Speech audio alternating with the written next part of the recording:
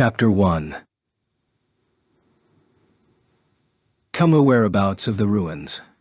July 3rd, in San Francisco. The local police conducted a raid on the headquarters of radical magic supremacist organization FAIR. The raid resulted in the arrest of countless members that refused to cooperate, as well as the seizing of several items of supposed illicit origin unlawfully obtained. Although the leader, Rocky Dean, and the sub-leader, Laura Simon, managed to escape, enough evidence was assembled to indicate the organization's engagement with organized crime. As such, the San Francisco judicial authorities have since issued arrest warrants for both Dean and Laura, with the police's attention now turned to catching the two suspects. The apprehended items, once their origin was established, were taken and stored as evidence to be used in their prosecution. When the DEA, Defense Intelligence Agency, stepped in on July 3rd and asked to borrow the Whitestone tablet, neither the police, the prosecutors, nor the court had any reason to refuse their request. An intelligence agency affiliated with USA's Department of Defense, tasked specifically with handling affairs pertaining to military intelligence. With that in mind, it would be fair to ask why such an organization would take interest in an unearthed object of unknown archaeological value. They had information suggesting that said artifacts were likely to be magical artifacts. The current existing modern magic has its roots of development as a military tool, and as far as contemporary society is concerned, magic is still deeply associated with its military usefulness, a view that was only reinforced with recent international disputes spanning from to how, and magic became increasingly more indispensable as a military resource. Added the emergence of the artificial relic, a replica of a magical relic, as the core of a promising new energy source. The stellar reactor, a stationary-type gravity-control magic sequence thermonuclear fusion reactor. The value of magic and associated relics has increased even further. Magic had its value amplified further beyond a direct equivalent to conventional military power, and is now being regarded as a possibly significant component in the underlying social infrastructure that supports it. With this in mind, it would come as no surprise any respectable military intelligence service would take notice of said artifacts, particularly when it's product of an illegal digging by a terrorist group with magician supremacist ideals no less. It was only natural the DIA would want to examine these white tablets in detail once they came into custody of the city police as evidence. Their aim was to determine the validity or otherwise of magical effects in the unearthed artifacts, and while the DIA has access to substantial magical expertise from its staff, to ensure a thorough analysis, they enlisted the help of the USNA's premier magician corps, the one reporting directly to the USNA Joint Chiefs of Staff, the STARS. Stone tablets in total, of which were seized by the San Francisco Police Department along with one previously submitted by FAIR as evidence, were temporarily loaned to STARS. The afternoon of July St. on Miyakishima.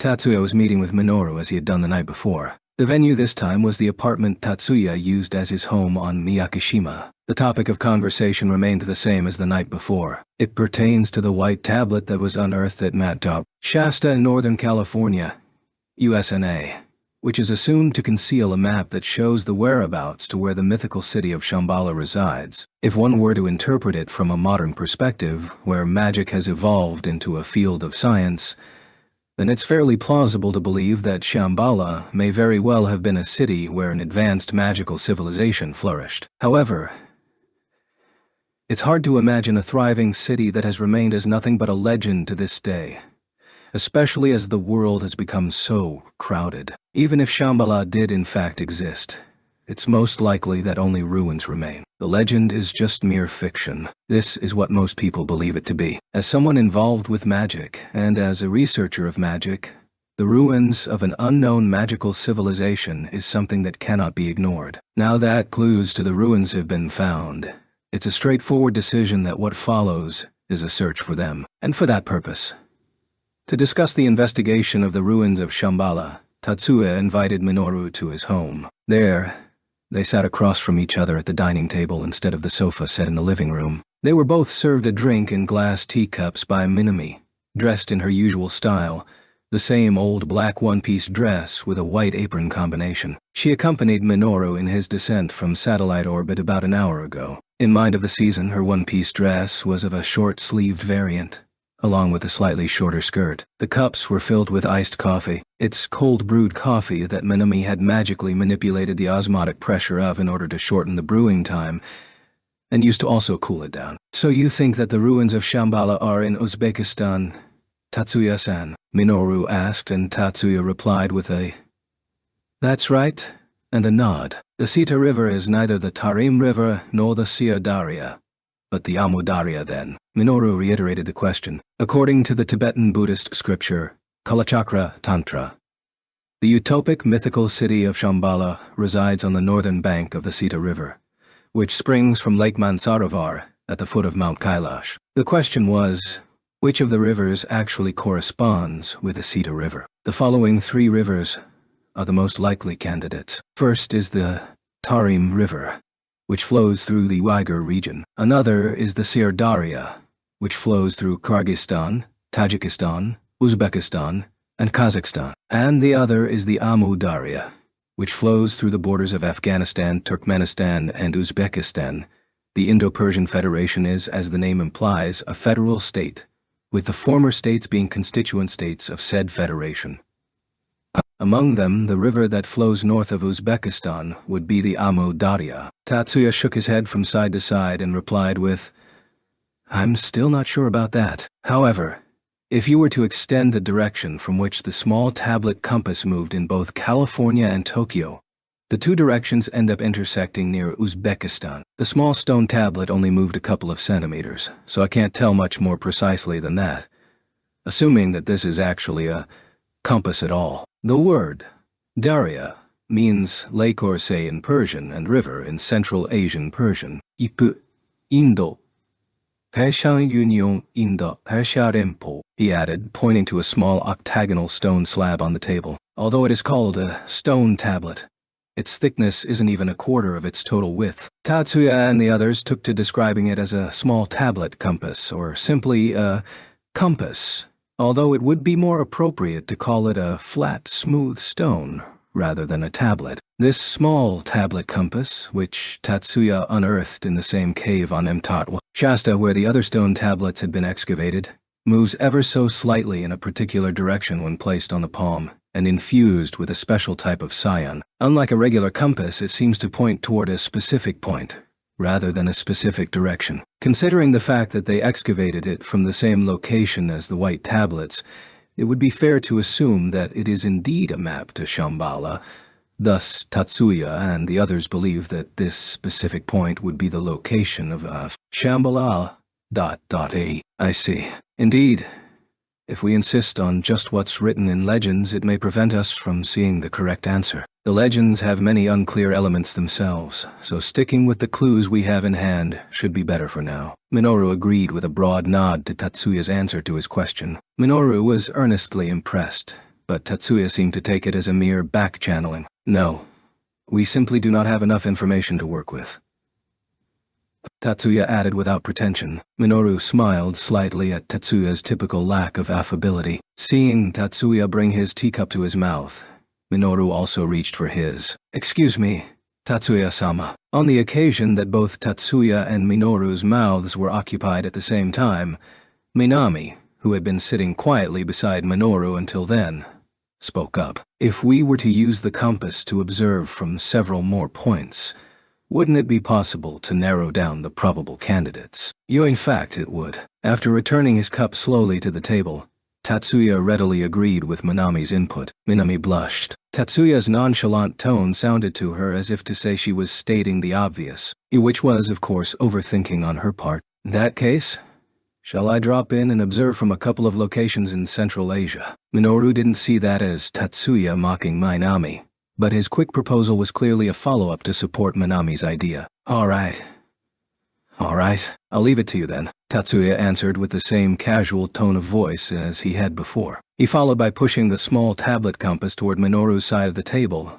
The surface of the small stone tablet was as smooth as glass. The translucent black resembled obsidian with a polished or glassy, glazed finish. With its small size and octagonal shape, the stone tablet slid smoothly across the tablecloth from Tatsuya's hand, until it came to rest in Minoru's. "I'll take care of it." Knowing his hands, Minoru picked up the compass and put it in his shirt pocket. The parasitized Minoru experimented before and can also use this magical relic. Minoru didn't falter, despite the fact that Tatsuya had entrusted him with such a precious relic without a second thought. The level of mutual trust between the both of them is unquestionable. Noticing that the teacups were empty, Minami hurriedly stood up. At a research institute affiliated with the STAR's headquarters, there was a battery of experiments being conducted on the white tablets on loan from the San Francisco Police Department. At the center of it is a young-year-old woman. Her name is Evelyn Taylor, a prodigy who graduated from a prestigious engineering college at the age of,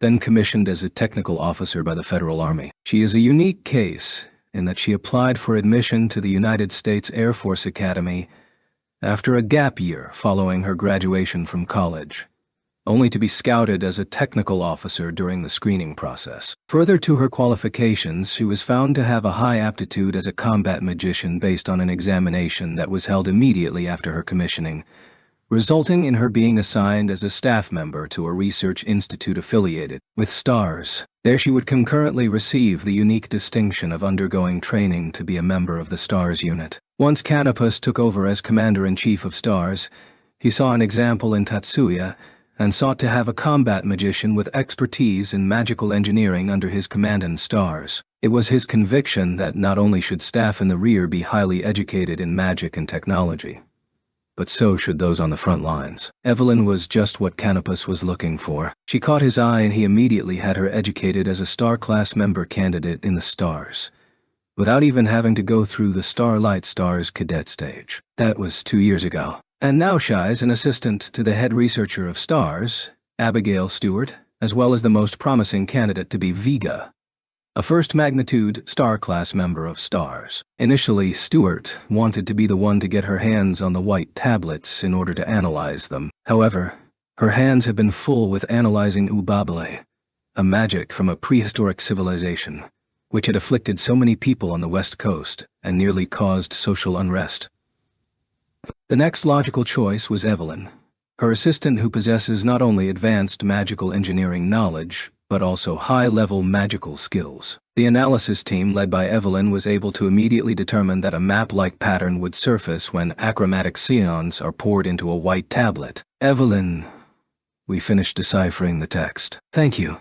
Evelyn replied amiably to the report from a researcher of the analysis team. She is the team leader, while also being the youngest on the team. She knows that, despite the organization's commitment to meritocracy, she still is in a position that makes others envious. As such, she knows it is in her best interest not to ruffle everyone's feathers. A bit of self-deprecation is nothing to her compared to any decline in the team's performance that could come from emotional friction. There is the underlying perception that Canopus and Stewart are partial toward her that has allowed for her to keep her assertiveness in check, without worrying that her subordinates would try to take the credit for her work. This strategy has proved effective so far. The writing on the stone tablet reads in an archaic Indian script. This male researcher's specialty is not magical engineering. If anything, he possesses little to no magic aptitude. He is an AI specialist. He isn't an engineer who creates AIs, but is an expert in using them. Since magic is not his specialty, he held little interest in the magical gimmicks of the white tablets. He concentrated on analyzing the information he had at hand without expecting any additional leads to appear through magical means. If this map is anything to go by, it seems to point to the location of Shambhala. Shambhala, the Tibetan Buddhist paradise that Germany's dictator from the last century was so obsessed with. I've heard that not only was Germany's dictator obsessed, but so was the dictator of the old Soviet Union. That aside, it is about that Shambhala, correct? The researcher nodded in response to Evelyn's question. The map marks an area between Samarkand and Bukhara, in central Uzbekistan in the Indo-Persian Federation. Unfortunately, we could not determine the location any further. He managed to narrow down the location without the help of the compass by means of a state-of-the-art supercomputer. The satellite orbital residence facility, Takachiho, orbits at an altitude of about kilometers. It was originally a large-sized NSU submarine that was sunk, then converted into a habitation satellite. Minoru-sama, thank you for your hard work. At the airlock, Minami acknowledged Minoru for his efforts upon returning from the ground. Yeah, thanks. May I ask how it went? Minami inquired, to which Minoru replied, I think I have a general idea. They then made their way to the information center, which had been converted from the submarine's command information center. While standing, he operated a console and brought up a map of Central Asia on the display. Minoru traced 2 straight lines on the screen with a stylus device. One line started from the southeastern shore of the Caspian Sea in Turkmenistan, while the other started from the northern shore of the Aral Sea in Kazakhstan. These are 2 locations which Minoru descended to investigate the location where the small tablet compass would point to. New Soviet Union. The location the compass is pointing to is probably here. Minoru zoomed in on the location where the 2 line extensions intersected. Bukhara, in Uzbekistan. It matches with the theories of scholars in the Kalachakra Tantra about the location of Shambhala. The Kalachakra Tantra is a Tibetan Buddhist scripture and one of the leading contemporary sources on the Shambhala legend. It is, in a sense, the original source of the Shambhala legend. Should we contact Tatsuya-sama right away then? The investigation using the compass was requested by Tatsuya. It was a reasonable assumption that Minami would ask, "Are you going to report to Tatsuya?" "No, not yet. But there is one more place I would like to check before that." But Minoru's answer was no. "Actually, I found that the closer you are to the destination, the more sensitive the small tablet compass becomes. When I used it at these 2 points, the response was much clearer than when I used it at Miyakishima. The movement wasn't considerable then." "Yeah, I thought that even if it weren't to point to the original destination, that the compass would respond more accurately when used in areas where relics from Shambhala may reside." Minoru's remark was met with surprise by Minami, who asked, "Then you have an idea where the ruins may be?" "Legends say that there is an underground passage leading to Shambhala in the Patala Palace in Lhasa. I think it is worth checking out." "Lhasa?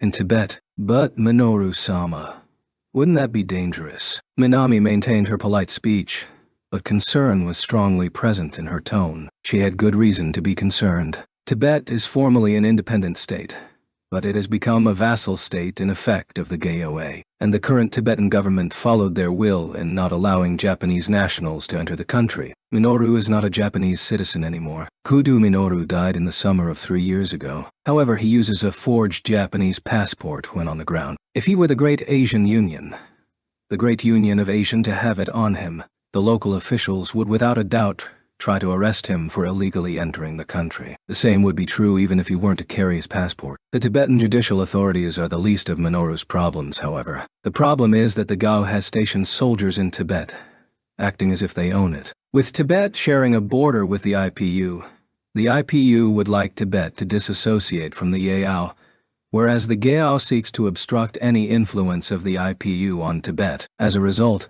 the region has become the stage for a secret dispute between the intelligence agencies of the 2 countries. It's likely that those among the most elite of the Gao's intelligence and espionage units have been sent into Tibet. Even for Minoru, they wouldn't be easy opponents to deal with. In light of this, he isn't optimistic about being able to infiltrate Tibet. "I'm not taking this lightly. It isn't like I'm going there to pick a fight, nor am I going to meddle with any critical facilities. Even if I get nothing done, I plan to be back in 4 hours. 4 hours is the time that Takachiho takes to complete a revolution around the Earth. However, since the Earth rotates on its own axis, it takes approximately hours for it to make a revolution. Therefore, the optimal time for a round trip to the ground and back is 1 hour. 2. Ignoring added degrees of difficulty. This means that Minoru intends to spend at least 2 hours in Tibet instead of descending and returning immediately. So if something were to go wrong, he then could not return to the Takachiho. Minami stared at Minoru with an expression of concern. "Don't worry, I'll be careful." But seeing the firm resolve behind Minoru's soft smile, Minami couldn't say a word to stop him. Built in the Thié century when Europe was being ravaged by the 30 Years' War, to cover a single hill, the Patala Palace is one of the largest standalone buildings in the world in terms of area. At the sight of its grandiose appearance, Minoru let out a sigh of admiration. He is currently in the guise of an ordinary tourist. In appearance, he should come off as an ordinary young man who cares about his looks. His clothes match the current trends in Hong Kong and Shanghai, thanks to his information body despite the eye-grabbing sight of the Patala Palace up close. Minoru had not forgotten the purpose of his visit. No response from the compass. While keeping a sharp eye out, he discreetly put the compass back in his pocket after using it. Next, he shifted his gaze to the base of the palace. To be more precise, he turned his eyes to the inside of the Marpori hill where the palace stands. Is it in a basement, or is it in the ground? There is definitely something there, but... There was no response from the small tablet compass, but Minoru could sense the existence of objects of magical power hidden beneath. In the palace, possibly an extensive collection of sacred relics. That would be impossible. Let's just not. It's undeniable that he had his finger on the trigger, but the risks were too great. Even if, for argument's sake, there is a hidden underground vault in the palace where sacred relics are stored, it would still be extremely difficult to gain access to it without causing a scene. Even with Minoru's capabilities into consideration, if there are any relics buried underground rather than stored in an underground vault, then the situation could be even worse. In any of those scenarios, it would also be necessary to account for a full-fledged response per part of the go. Minoru wasn't so obsessed with the sacred relics that he would go to such lengths. What is it? Magic. Suddenly, Minoru sensed he was about to be subject to magical interference. Is this... Marionette. A magic was activated seeking to seize control of his body from the outside, interacting with the fake information body, which is worn over his physical body with Deperidae and deployed to form an information body that covers his original body. The knowledge that Minoru inherited along with the residual thoughts of Zhou Gongjin informed him that this was a technique for manipulating other people's bodies based on the Taoist style of ancient magic of the East Asian continent. Where did it come from? How did they find out about me? Impatience threatened to take over Minoru's thoughts. I have to hide my presence before anything else. Getting a hold of himself, Minoru chose to escape. Minoru turned his back on the palace and headed off to a shopping area oriented toward tourists at a brisk pace. So far, there is only one set of eyes on him. It is likely that neither the authorities nor soldiers have received word about Minoru. He is being pursued by a single high-level magician. Suppressing the urge to make a run for it, Minoru headed for where the crowds were. He kept a parade to the bare minimum to maintain his disguise, and refrained from casting Kimon Tonku. He believed that the reason for being spotted was because someone noticed him using magic. There was no possibility that his appearance was the cause. If it was the case, that there was a problem with his Eparado disguise, he would have been questioned by the Tibetan government police, who are under the sway of the Gao, or by soldiers of the Gao, who are roaming about as if they own the place. Regarding the use of Huperidae, he took great care to make sure that his use of magic would pass unnoticed by others. In fact, the only person who had ever detected his use of Apparate in either Japan or the USNA, Awei, taking out certain users, owners of rare superpowers that can visually distinguish push-in patterns, Achkenbia, was Tatsuya. Could the person currently pursuing Minoru have a perceptive ability comparable to Tatsuya's, or could they be...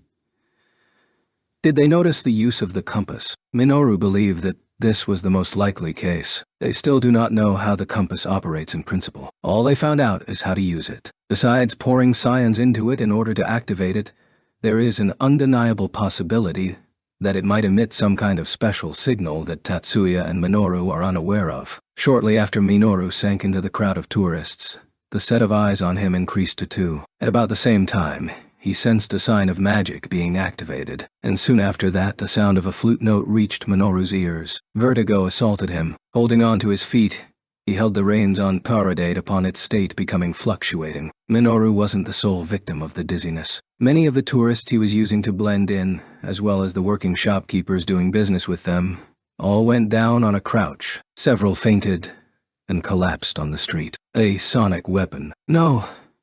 Minoru thought about it for a moment before dismissing the possibility of it being caused by a technological weapon. The sound he heard was no physical phenomenon, oscillating science. It's a magical sound. A magic that interferes with an unspecified number of people by making them hear scion waves. In magic, a particular target is determined, and the magic interferes with the corresponding phenomena. That's the norm in modern magical theory. This doesn't mean that there's no magic that interferes with an unspecified number of targets, which is the case for Aperde as well as Kimon Tonku. Minoru, who has mastered both of these, wasn't bound by the accepted notion that magic requires a specific target. Incidentally, there's a shared characteristic between Superede and Kimon Tonku, in that both are intrinsically ancient magic. Paradeo is a derivative of the Year-Road Mirage Matoi, from the ninjutsu style of ancient magic that incorporates contemporary concepts, while Kimontonku is itself but a refined version of the original of the Taoist style. Come to think of it,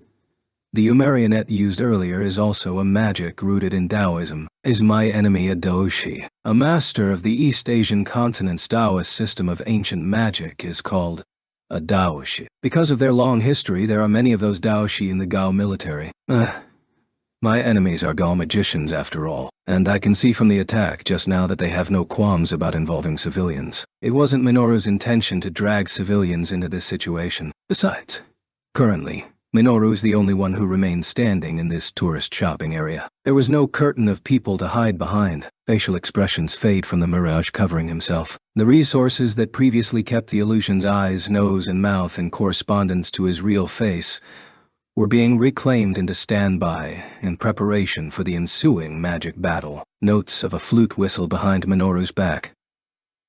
This time, a real sound. The air oscillates instead of the scion waves. Minoru's head swerves to look back. There he finds a small figure blowing a flute. A kid. He weighs around as tall as a Japanese elementary school boy. His limbs and head, however, were closer to those of an adult. Apart from his size, most of his features seemed to be of a man in his 30s. His clothing similarly reflected the choices of an adult male reduced to fit his body size. Yet, that's no reason to let one's guard down. It was undoubtedly the sound of this man's flute. J, the perceived sound given by the scion waves.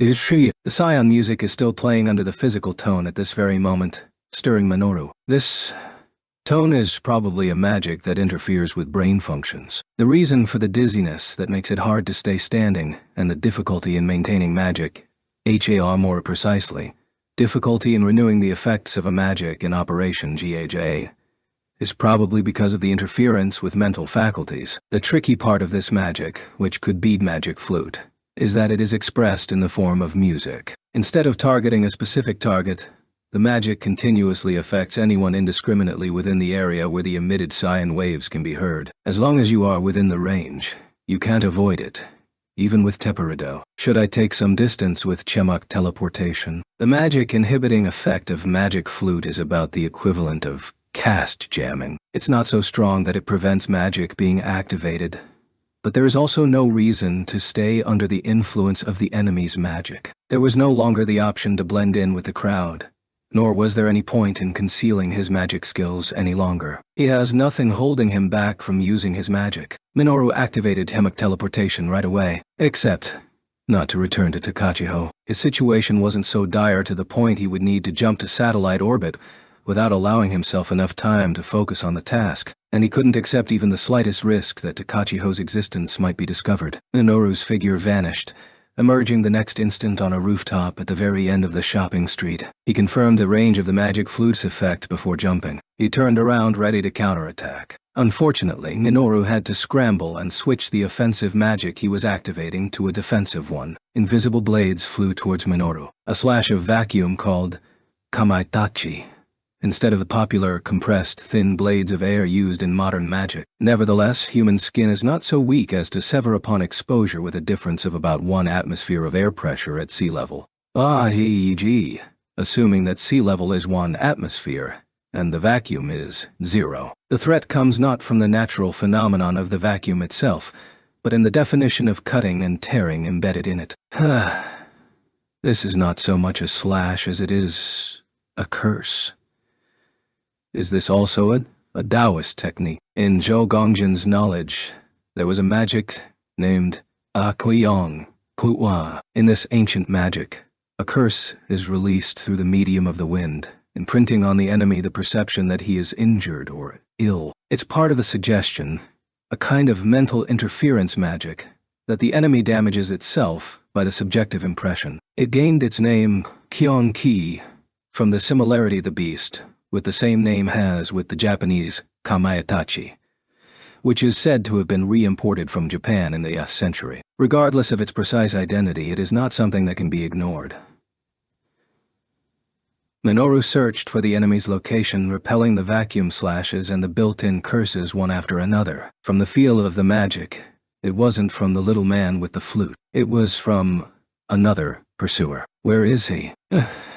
His enemy was right under him. Just below, by the building at whose roof Minoru was standing, stood his enemy, looking up at him. Minoru hastily jumped backwards. He appeared to be in his 40s, slightly taller than Minoru, but more than twice as broad and bulky. Although it could be said his overweight physique was fit for his middle age, he had enough muscles to account for the extra fat in his body. The man climbed up to the roof before Minoru could gauge his distance and immediately lunged at him. An iron fan was in his hands as his weapon of choice. Rather than an iron weapon in the shape of a fan, it was actually a fan with its frame and center pivot bone made of iron. Minoru deployed an anti-material shield, which, surely enough, intercepted the blow of the iron fan. Aga. In spite of this, severe pain struck Minoru. Although he had never experienced it before, Minoru thought, this must be how it feels to be hit by a baseball bat. Such violent pain bypassed his magic shield, directly striking Minoru. No, his enemy was moving to strike him in the side with his iron fan. Minoru attempted to blow the enemy away in an effort to gain distance. The magic used was simple acceleration-type magic that uses the parasite's event interference power.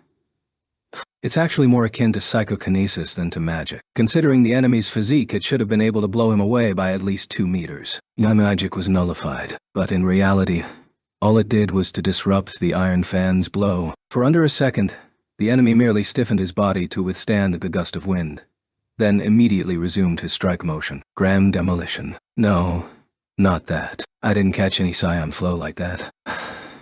What's up with this guy? Minoru used a movement and inertia control magic on his own body this time, leaping to the rooftop across the street. Right after landing, Minoru sent a ball lightning with emission-type magic toward the enemy. The ball lightning shot out at a speed of about kilometers per hour and successfully hit its target. The man attempted to swat away the ball lightning with his iron fan, in what was probably a reflexive defensive action, and it was through the metal frame of the fan that the enemy ancient-style magician, Icha the Daoshi, apparently received the electric shock. He crouched down atop the roof, holding his hand. He didn't have the chance to pin him down with another magic, however. As Minoru unleashed the ball lightning, the enemy also cast Kionki himself. Cursed winds swept over Minoru, forcing him to prioritize his magical defenses against them, at which point his ears caught the sound of the magic flute once again. The other Daoshi must have caught up with him. The wind user Daoshi alone was challenging enough. Minoru stood little chance if he had to face the flute-playing Daoshi at the same time. Maybe now is time for the smartest thing in a tight situation is retreat strategy. To begin with, he didn't come to Tibet to fight. Besides, he already got what he came for. Minoru shot up to meters in the sky using mock teleportation, and then searched for a suitable landing spot. Then, with a series of additional mock teleportation runs, he jumped out of Lhasa.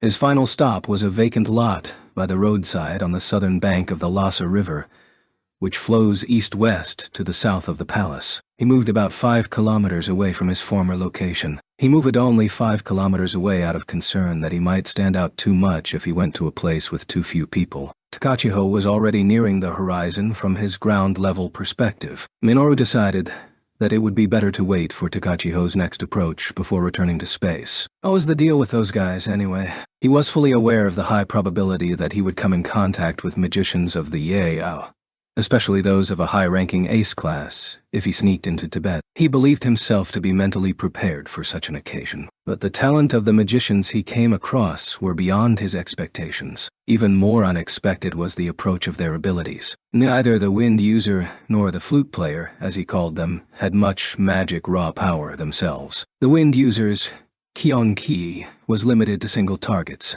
and since it probably uses air currents as its medium, its range was short and its speed was slow. And there was the flute player's magic flute, which was remarkable in terms of the number of targets it could affect. However, It left more people kneeling than it actually did rendered unconscious. Compared to Lu Ganggu, who was associated with Zhou Gongjin, it is fair to say that he is a lower rank in terms of battlefield performance. That said, Minoru never directly witnessed the power of Lu Ganggu himself, so this is only a guess based on hearsay. However, as anti-personnel combatants, their magic was a threat. The magic of those two bypassed Minoru's defenses and inflicted damage on him, despite the fact that Minoru had been prepared for an attack. Minoru has a high resistance to both physical and mental attacks, and it was no boasting of his. His battle record proved it.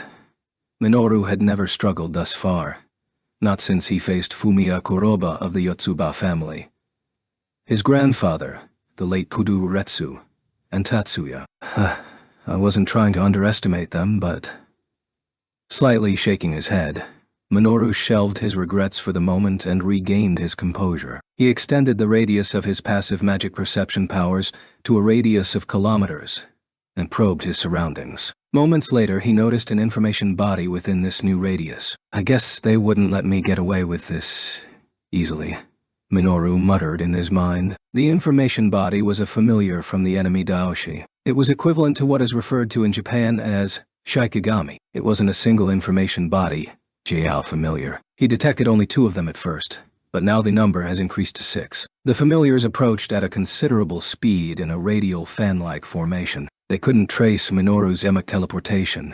Instead, they must have had a general idea and released many familiars to search in that general direction. This was an orthodox approach to scouting by systematically using numbers. Regardless of the fast approaching rate of the familiars, it was nothing that atomic teleportation couldn't outrun. But Minoru did not choose the escape option this time. Minoru has confidence in his ability to use mock teleportation in a normal capacity and leave no traces at all. In fact, when he responded to Tatsuya's call to a hotel in Berkeley, California, the other day, the USNA's authorities failed to detect any signs of his coming and going jail from Takachiho to the ground, vice versa.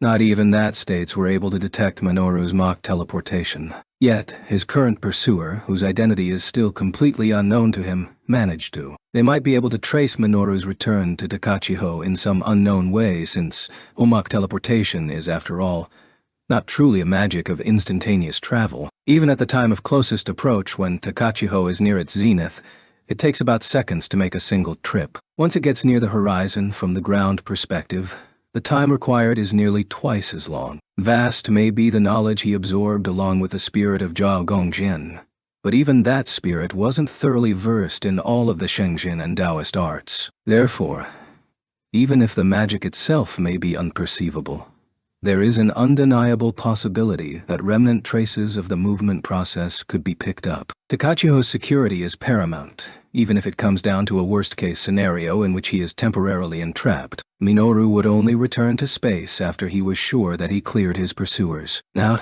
to shake them off, or to intercept them. Minoru chose to shake them off. He affixed the charms he had prepared in advance to both legs and took off running. Those are the Taoist techniques, Shinkonhu, appropriated from the knowledge in Zhou Gongjin's spirit. Since his opponents are also Daoshi who use the same system of ancient magic, they will most likely notice Minoru's flight attempt, but the odds of being caught in a pincer movement or ambush are nevertheless lower than if he stood still in the same place. He headed off the Riverside Road and into an undeveloped hilly area. Although he moved at speeds ranging from 2 kilometers per hour, the familiars flew much faster. Minoru attempted a course that avoided direct line of sight for the familiars, but they were still less than a minute behind him. But that ultimately only lasted less than a minute before they caught sight of him again. While running, Minoru tried to destroy the familiars that were getting too close. As it turned out, with a simple non-systematic type magic, a scion bullet, he was able to easily destroy the pursuing familiar. No particular special technique necessary. There wasn't even a trap built in that inflicts a curse upon destruction. Minoru felt dejected. That changed really fast in the next moment, as the enemy Daoshi with the iron fan suddenly appeared where the familiar disappeared, seemingly appearing where the familiar once vanished, through something similar to emic teleportation. Perhaps it was a built-in process in the familiar that emits a signal with its coordinates at the time of disappearance. He couldn't deny that he had been caught by surprise. And yet, both Minoru and the Iron Fan Daoshi launched their attacks at the same time. Minoru, Ball lightning. The Daoshi. A cursed wind blade. This time, the Daoshi didn't block the ball lightning with the iron fan in his right hand. Instead, he spread out a second, folding fan on his left hand, which then became his shield. It was large like the ones often used on stage or drama plays, with a usual bamboo frame surface made of paper. Certainly a fan made of paper and bamboo doesn't conduct electricity. But Minoru did not remember launching an attack that could be blocked by a mere piece of paper. As I thought, these guys... they are specialized in anti-personnel techniques, Minoru concluded. To add to the unspoken portion of his thoughts, Minoru surmised that the iron fan and the magic flute Daoshi were both specialists in interpersonal magic combat of the Gao's forces. The large fan in his left hand was most likely a magical tool that was given the properties of a shield against magical attacks. The surface of the fan is covered with minutely inscriptions, which means that the fan is probably a talisman in its own right. So, they have taken thorough precautions while still chasing me, Minoru mused as he repelled the enemy's Iquan-ki, cursed wind with his L-hex reversal barrier. Then, he gave a faint, ruthless smile. The enemy Daoshi couldn't hide his confusion. Maybe it was the curse process in the wind blade that was rebound, or perhaps it was surprising to see Minoru's use of the Taoist barrier. He wasn't the only one who made preparations against the opponent's attacks. Just as Daoshi had arranged a shield against the 4 systems and 8 types of modern magic mid-pursuit, so had Minoru against Taoist-based attacks. Unfortunately, the psychological impact was less than Minoru had hoped for. Soon the Iron Fan Daoshi got his nerves under control and charged at Minoru. His speed in his approach and the sharpness of his steps rivaled Tatsuya's as far as Minoru's experience. If it weren't for his previous fights with Tatsuya, Minoru would certainly not have been able to handle himself as well as he did, managing to deflect each blow from the Iron Fan as well as the accompanying shockwaves. Minoru realized that he had been lucky for the poor foothold on the roof earlier. His opponent was clearly superior in hand-to-hand combat. Any magic directly cast would be nullified by an unidentified counter-magic, and any magic attack using physical phenomena would be blocked by the fan acting as a shield. His only saving grace is that magic flute Daoshi didn't rush in with him. It was only a matter of time until it happened, however. Minoru's defeat would be inevitable if he continued to engage in an honest-to-a-fault head-to-head battle. Perhaps if Minoru had been still a human, the match would have already been long over. He sat through and took the Daoshi attack head-on. Thanks to his parasite's super recovery capabilities, Minoru came out still standing. But that would not hold forever. He felt that the ensuing shockwave, whose nature was as unclear as the counter-magic, was gradually dampening the parasite's regenerative power. Perhaps the enemy wasn't so much a specialist in anti-personnel magic combat as an expert in exterminating inhuman demons such as parasites. At any rate, it would only get worse if it continued like this. Minoru thought as much. There was never the need to defeat his pursuers to begin with. Escaping was the goal, not victory. His objective was simply to shake them off completely. In light of this, the current situation was undesirable. Continued hand-to-hand combat with the Iron Fan Daoshi, and sooner or later the Magic Flute Daoshi would eventually show up as well. That would pose some serious challenge to his escape. Drastic measures were necessary to break out from this situation. Unless he was willing to be a little risky, he would not be able to overcome this. So Minoru took the plunge. He erected a shield at an angle that would catch the next attack of the Iron Fan. Ignoring the incoming shockwave and the damage it would cause, he kept the magic shield in place and backtracked step by step. Magic that directly affected his enemy was still out of play. Magic shields, however, that blocked the physical attacks of the enemy, fulfilled their purpose without a hitch. Although the enemy Daoshi was able to nullify the magic acting on him, he could only do so to magics acting directly on him. Consequently, Daoshi couldn't get past the shield, and the distance between him and Minoru widened. Minoru didn't believe that he could keep his enemy pinned as is. All he needed was this 10 paces in between them. The accumulated damage from the shockwaves had entered the danger zone. There wasn't much room to spare. Aware of this, Minoru promptly activated the magic he had readied during his backward retreat. The target wasn't Iron Fan Daoshi. It was the ground under his feet. The ground exploded. The thick layer of earth,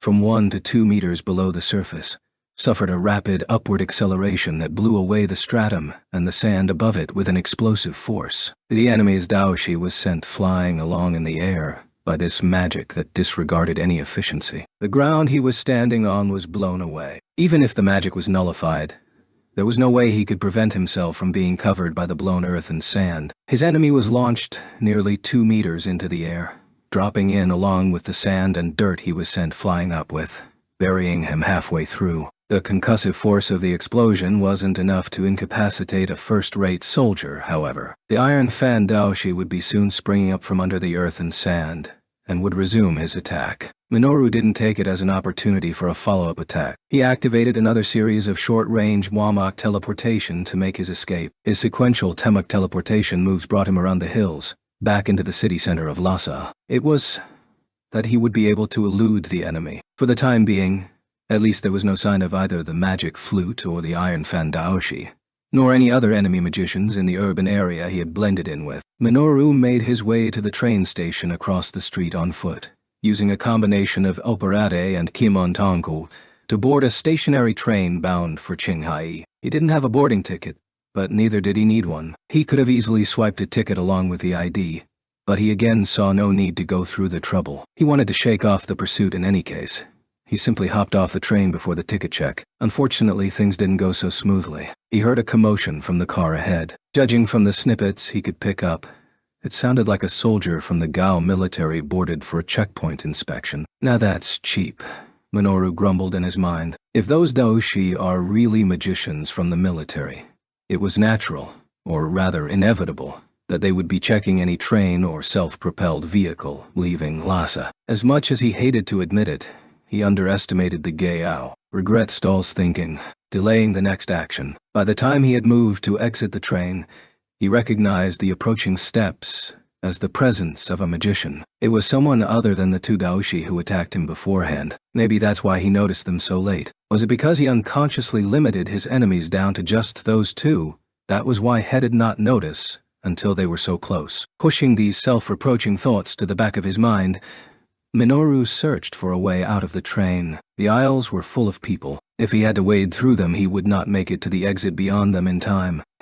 His only alternative was to jump out of the window. It didn't take him long to reach that conclusion. Ignoring the shouts of protest, Minoru shrugged off the hands that grabbed at him and moved towards the window. Out of the corner of his eye, he caught sight of another passenger heading for the adjacent car, probably to inform the soldiers at the checkpoint. He could no longer take the luxury of time. Minoru reached for the window frame. Fortunately, it wasn't a fixed shutter. He flung it all the way open at once. Just as he did so, footsteps thumped above his head. It was the sound of someone jumping onto the roof of the train. The next moment, the whistle of a flute resounded through the car, followed by the music.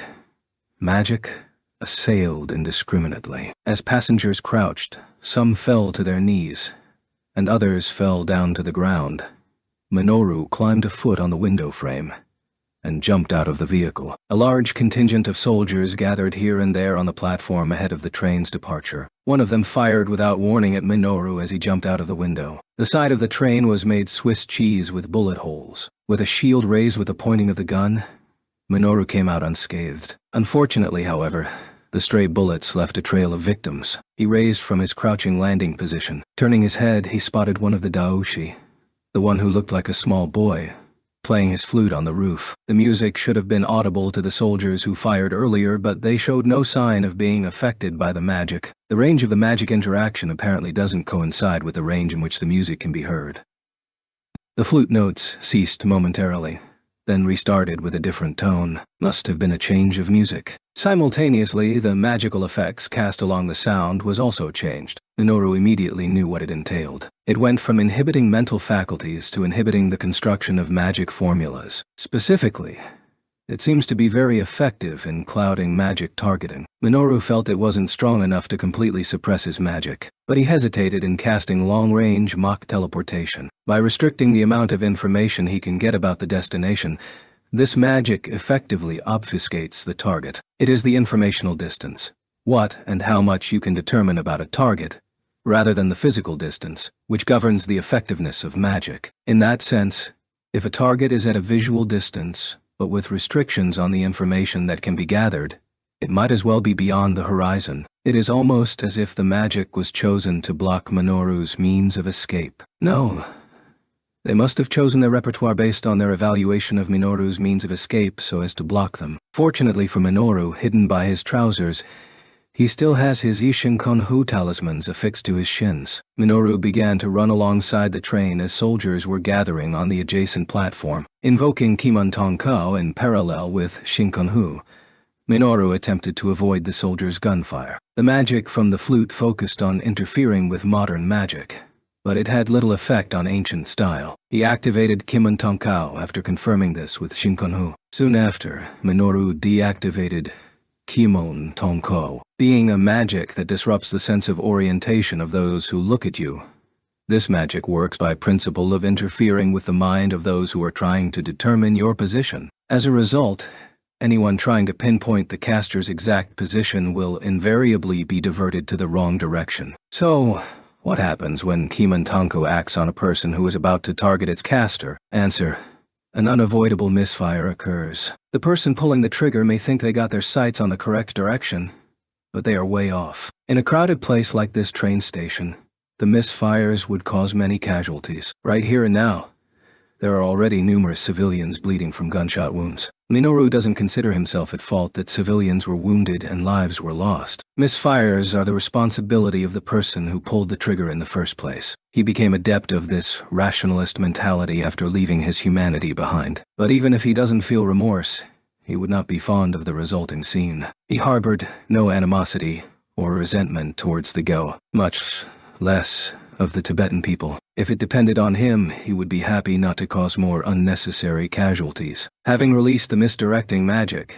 Minoru must have realized as he was running away in parallel with the train. The magician inside attacked him from behind with magic. 9 small, thin, handleless knives flew all at the same time at him, but neither reached Minoru. The magic of magic flute daoshi must have confused their aim. So it seems that the magician on the train was modern-based. A spark of inspiration crossed Minoru's mind. If the targeting of modern magic is distorted, then how about an attack with ancient magic? Would that daoshi also be expecting an attack with ancient-style magic? Although Minoru did not intend to use it, he pulled out a talisman from his waist pouch, which he had brought just in case. It was created with the accumulated knowledge of ancient magic from the former 9th Institute.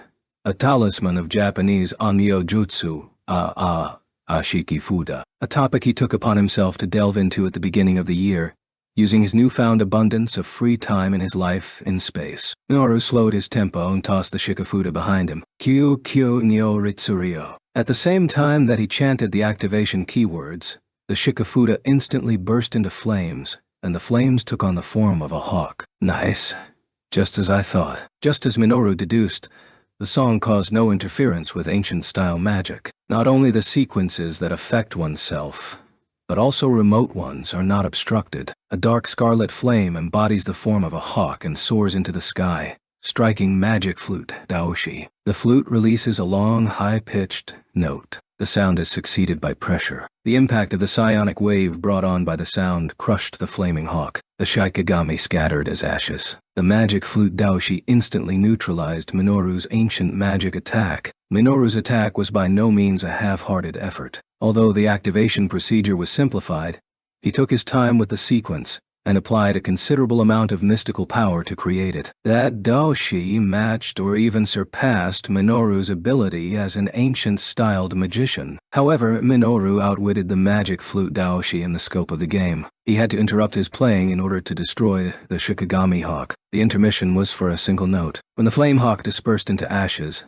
the flute resumed playing. That brief interval was still all that Minoru needed. In an instant, Temok teleportation was activated. Right before the resumption of the performance, his figure had already vanished from the scene. The magic flute daoshi stood there for a moment staring at the area where Minoru had just been. Seeing that he couldn't sense any trace of him, he gave up the pursuit. The daoshi jumps off the roof of the train. In front of his small frame, the magician who had attacked Minoru with the small knives kneeled down. That magician bore the insignia of a second lieutenant in the Gao forces. Han Daijin, my deepest apologies. It's not your fault that he escaped, Ensign. He also got me. The daoshi called Han Daijin had a low, deep voice that didn't quite fit his small stature. Should we proceed with the pursuit? Close all the roads for the time being. and have the drones patrol the area thoroughly. The Daoshi Han thought for a moment and then gave sensible instructions. It was also an admission that he was unable to track down Minoru's escape through magic. The ensign looked up from his kneeling position at the Daoshi Han with surprise in his eyes. Is there a problem? No, sir. I was just wondering who the hell was that magician just now. When asked by the Daoshi Han for the meaning of his gaze, the ensign hurriedly fumbled up a question. I don't know myself either. He used Taoism besides modern magic, but I don't think he is a Daoshi. Could he have been a Saptarishi? I don't think that's the case, but I suppose we can't rule out that possibility. Saptarishi, the code name for the special operative unit made up of Indo-Persian Federation most elite magicians. They have been in ongoing covert warfare against the Gaya magician units in Tibet, Uyghur, Mongolia, Kazakhstan, Kyrgyzstan, and other countries. Will we be contacting Zhongli Daijin? The ensign fearfully asked. Zhongli Daijin is the name of the Daoshi who used the iron fan, who worked alongside them in their pursuit of Minoru, and who is a competitor to the Daoshi Han in the organization they share. In response to the ensign's question, Daoshi Han broadly nodded his head. Yes, I suppose I have to. Finally, after a 3-hour escapade, Minoru finally was free from pursuit and back at Takachiho. One look was enough to tell how exhausted he was. Minoru-sama, are you all right? Minoru stopped the rushing Minami with a limp hand wave and proceeded to the living module, where he sank deeply into the sofa. Do you want me to ease the gravity? Minami suggested, in concern. The gravity in this residence was managed by artificial relic wa Magistora. The magic was renewed every 6 hours by Minoru or Minami, but it was within the specifications of the artificial relic system to stop the Magister mid-operation and redeploy it with a new magic in storage as needed. No, it's fine. I'd much prefer something to chew on if that's okay. At present, Minoru was suffering from a lack of energy rather than running out of stamina, and energy is derived from vital activity. To solve his problem of low vitality, he needed to stimulate his vital activities, and to stimulate his vital activities, he needed to replenish his physical body's energy. As you wish, Minami replied anxiously as she headed for the kitchen. Using the plentiful ingredients provided from the ground, Minami prepared a nourishing egg kanji, which immediately improved Minoru's complexion. Even so, Minoru's condition did not return to normal immediately, and it took more than an hour after the meal for him to recover in earnest. Minoru-sama, may I ask about what just happened? Minami's voice was equal parts worried and angry as she asked. I didn't mean to let my guard down, but I underestimated the Gayao. Minoru honestly admitted his fault, knowing that he had made her worried, even after he told her he wouldn't take it easy. There were some tough Daoshi in Tibet that exceeded my expectations. Starting with that, he proceeded to describe the long time it took him to shake off the pursuit of the unknown ancient-style magicians that used skills unknown to even Zhao Gongjin's knowledge. Were they such powerful enemies? They were. I spent those 3 hours trying to avoid a fight, but I don't think it would have been much easier even if I went in with the intention to kill from the get-go. Neither had much in terms of destructive power, but they were both very skilled in interpersonal combat. So they were ancient magicians who specialize in interpersonal combat. That's what it seems, especially with their counter-magic skills. They might even be part of some sort of counter-magist specialized unit. Shouldn't we inform Tatsuya-sama about this? Would you like me to report it to him? Minami offered mainly because the Tibetan incursion was carried out without Tatsuya's consultation, and though Minoru is not Tatsuya's subordinate, it is thanks to him that Minoru is able to enjoy his current life. She feared that Minoru might feel uncomfortable confessing his arbitrary actions. Oh no, I'll tell him myself. I'll be an adult and accept any flack I get, Minoru answered with a wry smile. He seemed to come into the picture of her assumptions. Minoru did not delay in acting on his words, and Tatsuya had no blame for Minoru at all. Those people are probably part of the Beishin. After listening to the report, Tatsuya named Minoru's opponents. Ishin. Is it? You don't mean those mythical scions from the East Asian continent, do you? The name comes from those Bexi, but their real existence is, naturally, different. The Tatsuya in the laser comm monitor chuckled and shook his head. There are 8 names handed down in Taoism for leading Xian in the tradition. They are Li Teguai, Zhonglikwan, Lu Dongbin, Lan Kaiye, Han Xiangzi, He Xianggu, Zhang Gulao, Anseoguju. The Oasis Special Operations Unit with code names after the legendary Beakshibbons. I was told they are composed of ancient-style magicians specialized in the Taoist system. I've never heard of such a unit existing. I'm not sure of the particulars either. I don't even think the NDF is privy to the details. Is it a secret unit? It has definitely been kept secret. But so far its activities seem to have been limited to the domestic and Central Asian areas. That's why it is probably not widely known in Japan or the USNA. Military officials of the IPU, however, would know far more about them. So their area of activity is different. Their conversation concluded at that point. Neither Tatsuya nor Minoru have any precognitive abilities. Neither of them had the faintest idea that Be Obscene would again be a part of a coming event involving them in the very near future. Chapter Secret Maneuvers. Anjali, Tav, Tatsuya, and Miyuki paid a visit to the Yotsuba main house. Given their prior appointment, they were immediately escorted to Maya's presence on arrival. When asked on what business brought him here, Tatsuya elaborated to Maya on his hypothesis derived from the U-White tablet and the U-Small tablet compassu, asking for permission to visit the IPU. So, you want to travel to search for Shambhala? Seriously? Maya showed a rare look of astonishment after hearing Tatsuya's proposal. I personally don't believe in the existence of Shambhala.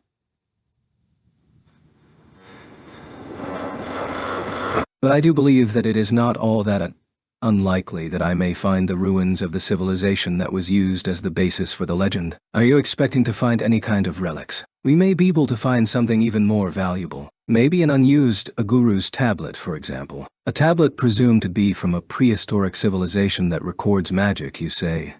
The prospect of unearthing a previously unheard-of magic was clearly an exciting thought for Maya. The established objective of the former Fourth Research Institute was the research of mental interference magic, as well as the enhancement of the magic calculation area itself. The Yotsuba family inherited their research, but apart from the ostensible duty of contributing to the nation, the family's underlying mission was the advancement and enhancement of magic itself. As the head of said Yotsuba family, it was impossible to ignore the potential offered by the discovery of magic from prehistoric civilizations, which had clear advantages over modern magic. What pretext do you intend to use for your departure? When Hen dispatched Mayumi to the USNA, Tatsuya used some rather rough methods to wrest some freedom for magicians to be able to travel abroad. That said, there must be a clear purpose for going out of the country. No claims of tourism by him would stick, of course, nor would the truthful declaration that he was going out to search for magical artifacts. I plan to take on the opportunity of the partnership between the Magian Society and Fair. Specifically, I will change the venue for the signing ceremony of the partnership from being in the high seas to Sri Lanka, and I would be traveling out to attend the ceremony. I thought it would be all done with electronic signatures. In this day and age, contracts frequently don't involve the paper version, just a digital, electronic one, and, as Maya pointed out, the partnership between the Society and Fair would follow the pattern. We changed it to a written document at the request of Fair's legal counsel. Was it really an initiative from the other side?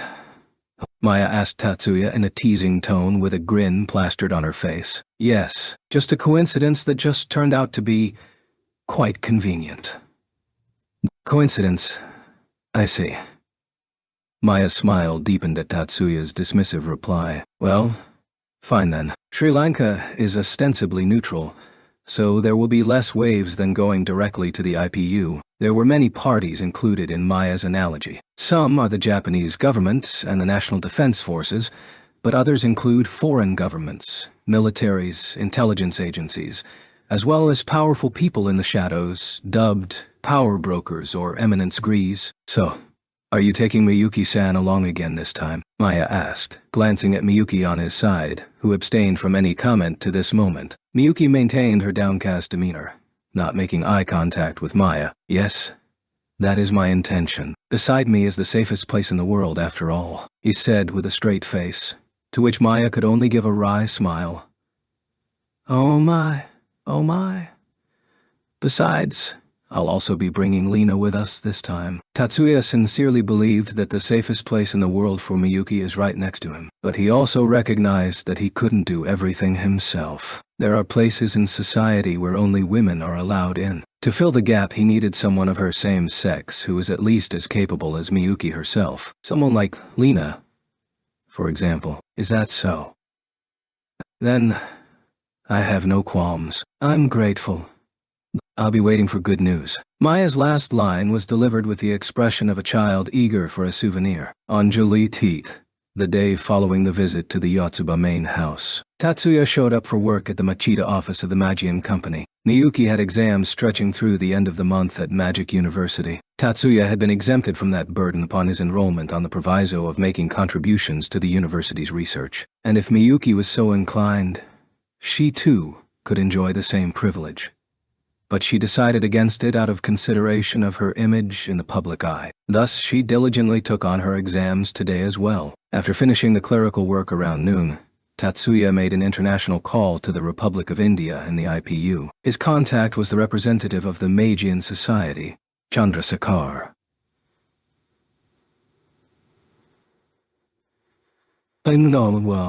I understand. I don't have any problems with that. Chandrasekhar agreed to Tatsuya's request to change the location of the partnership signing ceremony with Fair to the Society's headquarters in Sri Lanka.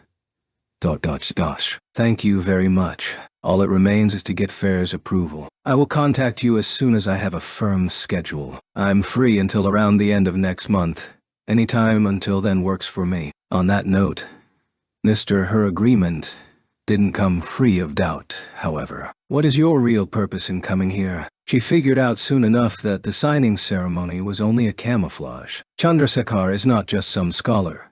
She is also an IPU stalwart with a prominent voice in national security. It was inconceivable that she wouldn't have known that much right from the start. I would very much like to visit your country. The Federation, not Sri Lanka. Chandrasekhar expressed a touch of surprise on her face. Any surprise contained in her voice was marginal. I would gladly discuss the details in person. Yeah?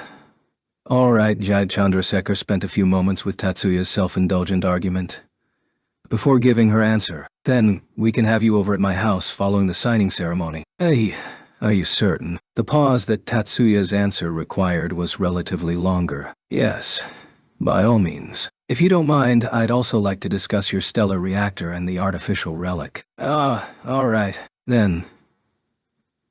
Let's go with that. Understanding Chandrasekhar's plan to invite him under the pretense of an exchange of their scientific ideas, Tatsuya agreed to oblige. It was the next morning when Tatsuya chose to call Lena. As if eager for the day, Lena consented on the change in the signing ceremony. When asked how many days she needed to prepare for her departure, she seemed inclined to go straight away. Tatsuya then suspected that Lena also had an ulterior motive to go to Sri Lanka, or the IPU in general. Perhaps it could be for the same reason as Tatsuya's party. The white tablet.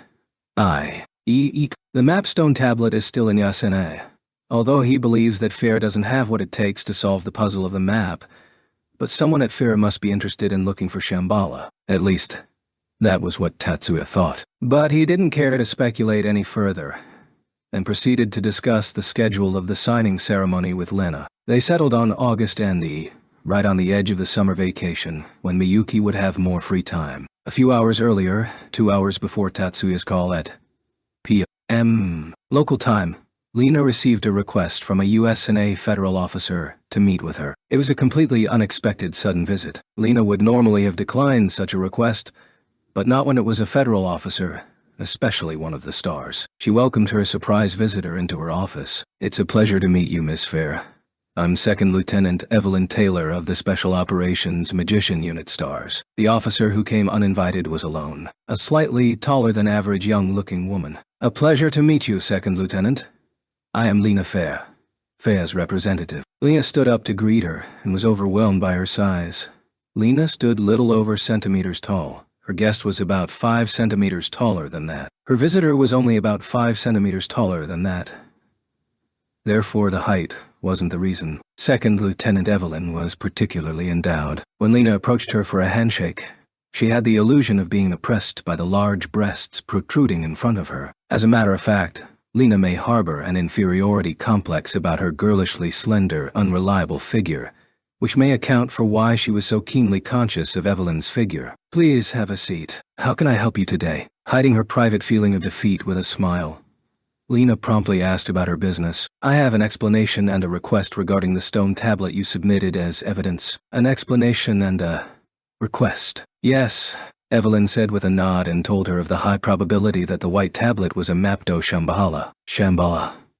With all due respect, isn't that just a legend? You can't believe it. At Lena's common-sense reaction, Evelyn smiled. "If I'm to be honest," Lena nodded hesitantly. "As a matter of fact, so do I." Evelyn's words, delivered without dropping her smile, took Lena by surprise. Evelyn's didn't stop there. "But please give it some thought. 100 years ago, magic was just another fairy tale. You think Shambhala also may turn out to exist?" "I do not actually expect said city of Shambhala to exist to this day. It existed at some point, you're suggesting?" "Yes, that's right." Evelyn nodded with apparent satisfaction. "We believe that the two-white tablet points to the ruins of Shambhala." "Like a treasure map, you mean?" Evelyn laughed out loud with a skeptical remark that escaped from Lena. "A treasure map? What? I couldn't have put it better myself." Evelyn's expression suddenly shifted. Her mouth remained upturned at the corners, but the rest of her face took on a serious aspect. "We are willing to provide aid to your organization." "Aid, you say?" Doubt manifested in Lena's expression rather than delight. "Financial aid is included, but there are also many other ways." "Are you suggesting bringing FAIR under the umbrella of STARS?" "Aid, that's all. No strings attached." Lena's penetrating gaze fixed on Evelyn. Unconsciously, her amber eyes took on a light golden hue. "May I ask what terms are involved?" Lena was by no means shouting. Nevertheless, her voice reverberated through the room, filling the space. She did not use magic. The color shift in her eyes indicated the activity of her power. But the voice that soaked into the heart, the ensuing solemn atmosphere that resembled the preaching of a virtuous eminent clergyman in a cathedral, was but one aspect of the charisma that Lena possessed. Evelyn expressed admiration, but that was all.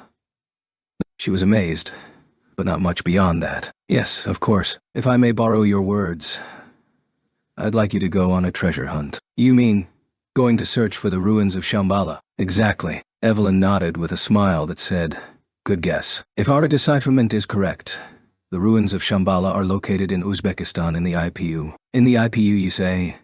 Lena's concern was less about the difficulties in leaving the country. USNA is relatively tolerant when it comes to magicians departing abroad, although high-level magicians, such as those listed as possible candidates for the stars, are subject to strict restrictions. Low-level ones only have to pass a rigorous screening process, but are not barred from leaving. Would the IPU even allow the excavation of archaeological sites? If we honestly declared your purpose, I doubt that they would give us a visa. You're asking us to illegally enter, something along those lines. Evelyn's matter-of-fact answer left Lena with a particularly uncomfortable feeling. "And you'll be coming as well, Second Lieutenant." At face value, it was an understandable question. A commissioner would likely want to be present for the excavation. But then, there would be no need to ask Lena in the first place. Then it struck Lena. While USNA military personnel were not welcome to roam freely in the IPU, the same was not true for a private organization, such as FAIR. "Here comes my second request. I'd like to ask to join FAIR." "Are you implying that you will use the FAIR as a cover?" "Yes."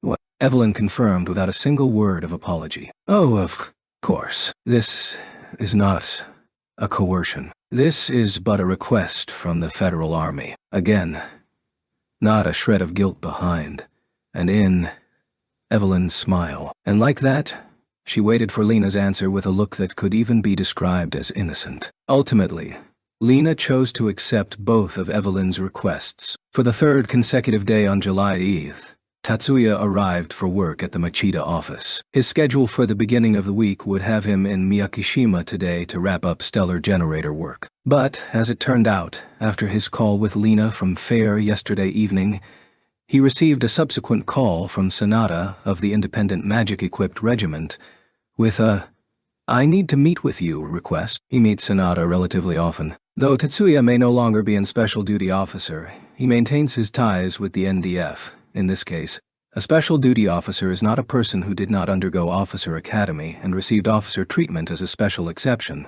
but a special exception. Instead, an individual that is granted formal combatant and officer status while retaining his civilian, non-volunteer status. From CADs to a range of other magic-related technology. Even today, the military was still the largest source of demand for that market. Although sales related to Stellar Reactor accounted for a significant percentage of FLT's sales, and even at a declining rate, the military continued to be a major source of revenue for the company. Even after dropping the Taurus Silver name, Tatsuya retained his position as a researcher at FLT. In that capacity, he regularly met with Sanada, a technical officer, at least once a month to discuss orders for his products. "How can I help you today?" Hence they skipped much of the greeting and Tatsuya immediately inquired about Sanada's business. "I came on behalf of my C.O. with a request from Director General Akiyama." "From the Director General, please.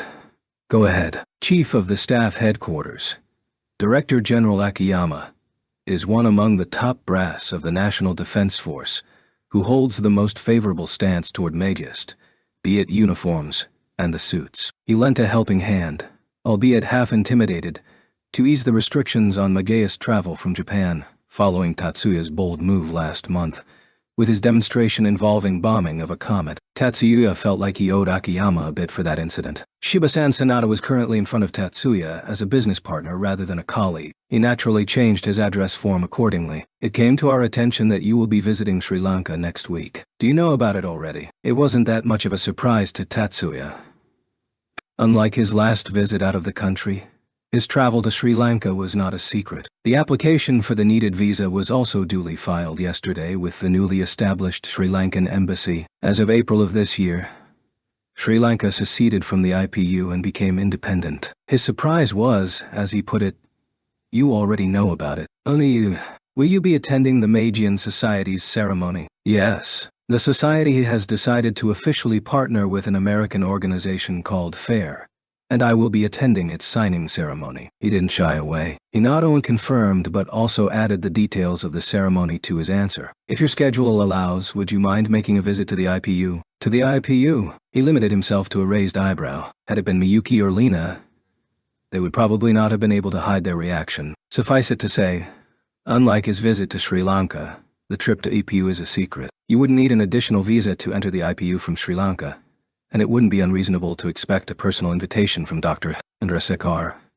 If it was for Shiba-san, this is to say that I must ask Dr. Chandrasekhar to invite me into the country. Oh no, there is no compulsion. It's just a request. If possible, to pass on a message to General Lars Singh over at the IPU. Lars Singh is the general in charge of what constitutes the army of the former India inside the IPU army. Although his rank may be that of a lieutenant general, he wields a reputation among military insiders of having more substantive power than the general with the supreme command of the Indo-Persian Union Army. Do you want me to pass a letter of intent to him? Wouldn't it be better to ask the doctor in Sri Lanka? Other rumors suggest that Lars Singh and Chandrasekhar have a specially close relationship. No. Verbally.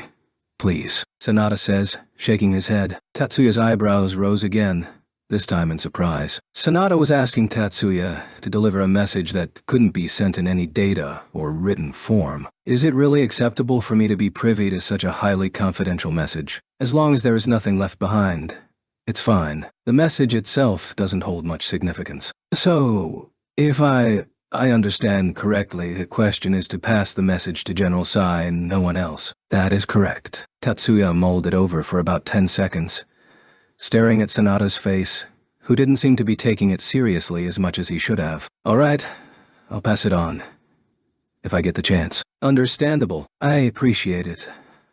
With that, Sanada got up from his chair, walked around the desk between them, and brought his mouth up to Tatsuya's ear. After successfully evading the police raid, the fair figurehead Dean and sub-leader Laura relocated from their headquarters in San Francisco, which was now relegated by the law enforcement authorities, to a safe house in Richmond. 1 week has passed. Dean had yet to come from his impasse. The raid of the headquarters was conducted by the San Francisco Metropolitan Police Department, but both Dean and Laura were now wanted nationwide by the federal authorities. That made for an exceptionally tight investigation. Laura picked up from an information broker that Dean and his group were listed as wanted terrorists for their test run of Ubabel in Oakland. While the police weren't made aware of Ubabeli by word of the federal military, they were informed of an attempted terrorist attack in which Dean was the prime instigator. The severity of the hunt for a terrorist is incomparable to that for an ordinary criminal. More so Weenid as the head figure. He could be shot dead even at the slightest gesture of fleeing. That was the reason for Dean's reluctance to venture out of the house. 8 days into that situation, Dean received a visit from a lone man. Although Rocky Dean's appearance was very much like that of the average Caucasian of Italian descent, he was of ethnic Chinese descent. It was thanks to his network of contacts among overseas Chinese, both public and underground, that he was able to stay hidden in America. The man who visited the Richmond's hideout came through a referral from the same network. The man introduced himself as Lu Dongbin. "If I'm not mistaken," present at the side, Laura interjected in a reserved but clear tone of voice. "Isn't Lu Dongbin the name of a Bishiyan? Lu Dongbin. Yes. One of the exemplary Xians of the East Asian continent." The year-old or so-looking man gave a faint smile at Laura's remark. "I am in fact one of the Bishiyan. The modern Bioxians, however." "And what's the difference?" Dean asked in a gruff voice. He knew at least the names of the legendary Xians, but modern Bishiyan didn't ring any bells. "Is an organization named as such within our military, sir," Lu Dongbin answered casually. But Dean, a major piece of information wasn't lost on Dean. "Our military. Are you a magician of the Gao military?" Lu Dongbin did not answer either yes or no, just kept smiling. "We are willing and ready to provide you with assistance." Instead of answering the question, Lu Dongbin made his offer. "You mean financial assistance? If funding is what you need, we are willing to be as generous as you need us to be. But is funding alone sufficient?" "What about sending troops then?" Dean asked back incredulously. "Let me first offer what my person can do." "You..." The suspicious look on Dean's face wasn't one of mistrust of Lu Dongbin or doubt of his ability. Lu Dongbin made no effort to conceal his power from the moment he entered the room. Any magician could tell at a glance that this man had substantial power. Dean's question was why such a powerful man? "Wait a minute. Why are you helping us in the first place?" Laura was of the same mind, but she explicitly asked. "Because Mr. Dean is a fellow compatriot." Lu Dongbin's following answer was as unabated as if the conversation had been thought out in advance. "Let us see. Shall I prove our commitment? How does retrieving the stone tablet stolen by the police sound?" He proceeded to make the suggestion. Laura glanced at Dean, inquiring about his decision. "Let's have a look at your performance, shall we?" Dean's demeanor and language shifted as he agreed to the proposition. The white tablet was returned to the San Francisco Police Department safekeeping after the deciphering was concluded. At the end of July, the 16 stone tablets were stolen. The police would only come to realize this fact 3 days later, during the evidence inspection day. Though surveillance cameras were installed throughout the station, none of them captured any images of the culprit. Chapter Traveling. On the morning of August ND, Tatsuya arrived at Hambantota International Airport in southern Sri Lanka. His flight was by no means an ordinary airliner or a military aircraft, but his own private jet, more precisely, a magic-aided hydrogen-fueled hypersonic aircraft with a top speed of Mach. Despite its civilian status, it was equipped with an air-to-air laser weapon and a radar capable of being used as a high-energy radio weapon. Not to mention, its pilot was a former fighter pilot of the NDF Air Force. Although its airframe performance would be put to shame by any fighter, with the help of the inertia control provided by the artificial relic Magister on board, the flight was far more pleasant. Passengers would presumably feel even less strain compared to a subsonic airliner. By taking advantage of this performance, the flight from Japan to Sri Lanka took a mere 2 hours. Accompanying him were Miyuki, Lina, and Hanabishi Hyogo. Fumiya and Ayako both expressed an interest in coming along, but important obligations of the Kuroba family forced them to reluctantly decline. There was some debate as to whether or not to take Hyogo with them. In terms of individual fighting capacity, Hyogo could be a liability in an emergency. That said, Hyogo had established a network of contacts during his training with a private military company. Since the destination this time was Central Asia, Tatsuya and Lina's USNA connections may not be of much use. And there was also the question of how far they could rely on Chandrasekhar. In the event of an emergency, Takachiho remained a viable escape route, but that was intended to be a last resort. There may come a time when they might find themselves in trouble outside of direct combat, and Hyogo's mercenary network might come in handy. With this in mind, Tatsuya ultimately chose Hyogo to be part of his retinue. A staff member of the Magian Society picked them up at the airport. Introducing himself, he stated that he was one of Chandrasekhar's disciples and had joined the society out of a lack of researcher positions available at his university. The SUV in his command drove the four of them to Gala, a city near the southern tip of Sri Lanka, where the headquarters of the Magian Society is situated. Once it delivered its passengers, the private jet flew back to Japan. In response to this, the staff member expressed surprise out of worry for how they would make their way back to Japan. When explained that the plane was a supersonic aircraft that could make the trip in only 2 hours each way, he seemed both satisfied and surprised. The signing ceremony was scheduled to take place the day after their arrival. Tatsuya's retinue was escorted to a hotel in Gala. The hotel's exterior reminded them of a classic palace. The rooms were furnished with the modern amenities, in contrast to the retro design motif of the interior and the furnishings. Of the 3 adjoining rooms arranged, 2 were single and 1 double. The double room was meant for Tatsuya and Miyuki, as they were already treated as a married couple. Whereas there was embarrassment on Miyuki's part, Tatsuya had already agreed to the room assignment arranged by Chandrasekhar beforehand. On their way back to their room after dinner, Tatsuya's group spotted Lena amidst her check-in process. Accompanying her were a man and a woman, a black male in his 30s and a Caucasian female in her early 20s. Although actual ages do not always correspond to appearances, Lena says, as one who remains looking around or years old, it is quite possible, if not as extreme as hers, that her attendants are older than they appear. Tatsuya would know for a fact if he used Gelemental sight. But he did not see the need to go that far. Other things were more of his concern than age. At some fairly high-level magist, she could easily be a member of the Stars like that.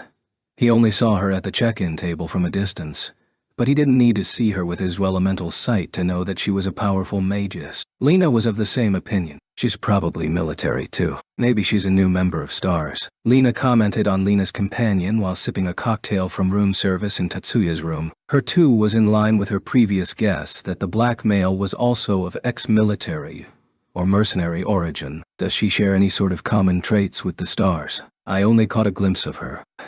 I can't tell you that much. Tatsuya's question was met with a defensive retort from Lena against any blame on her part. I just felt that she had the same vibe as some of my teammates back then. So, she concluded, the signing ceremony between the Magian Society and Fair proceeded without incident. At the dinner table following the event, one of Lena's delegates, who introduced herself as Evelyn Taylor, asked whether she could make a visit to Samarkand, a key region on the route of the Silk Road. Are you interested in the history of the Silk Road? Asked Chandrasekhar, in perhaps back-channeling, to which Evelyn proceeded to draw on her vast knowledge of the Silk Road. Perhaps overwhelmed by the vigor in display, Chandrasekhar felt pressured into promising Evelyn, I can arrange a sightseeing tour for you. Chandrasekhar was also accommodated at the same hotel on the day of the signing ceremony. The next day, Tatsuya and company along with Lena's group were invited to Chandrasekhar's estate in Hyderabad. The next day, Tatsuya and company along with Lena's group were invited to Chandrasekhar's mansion in Hyderabad.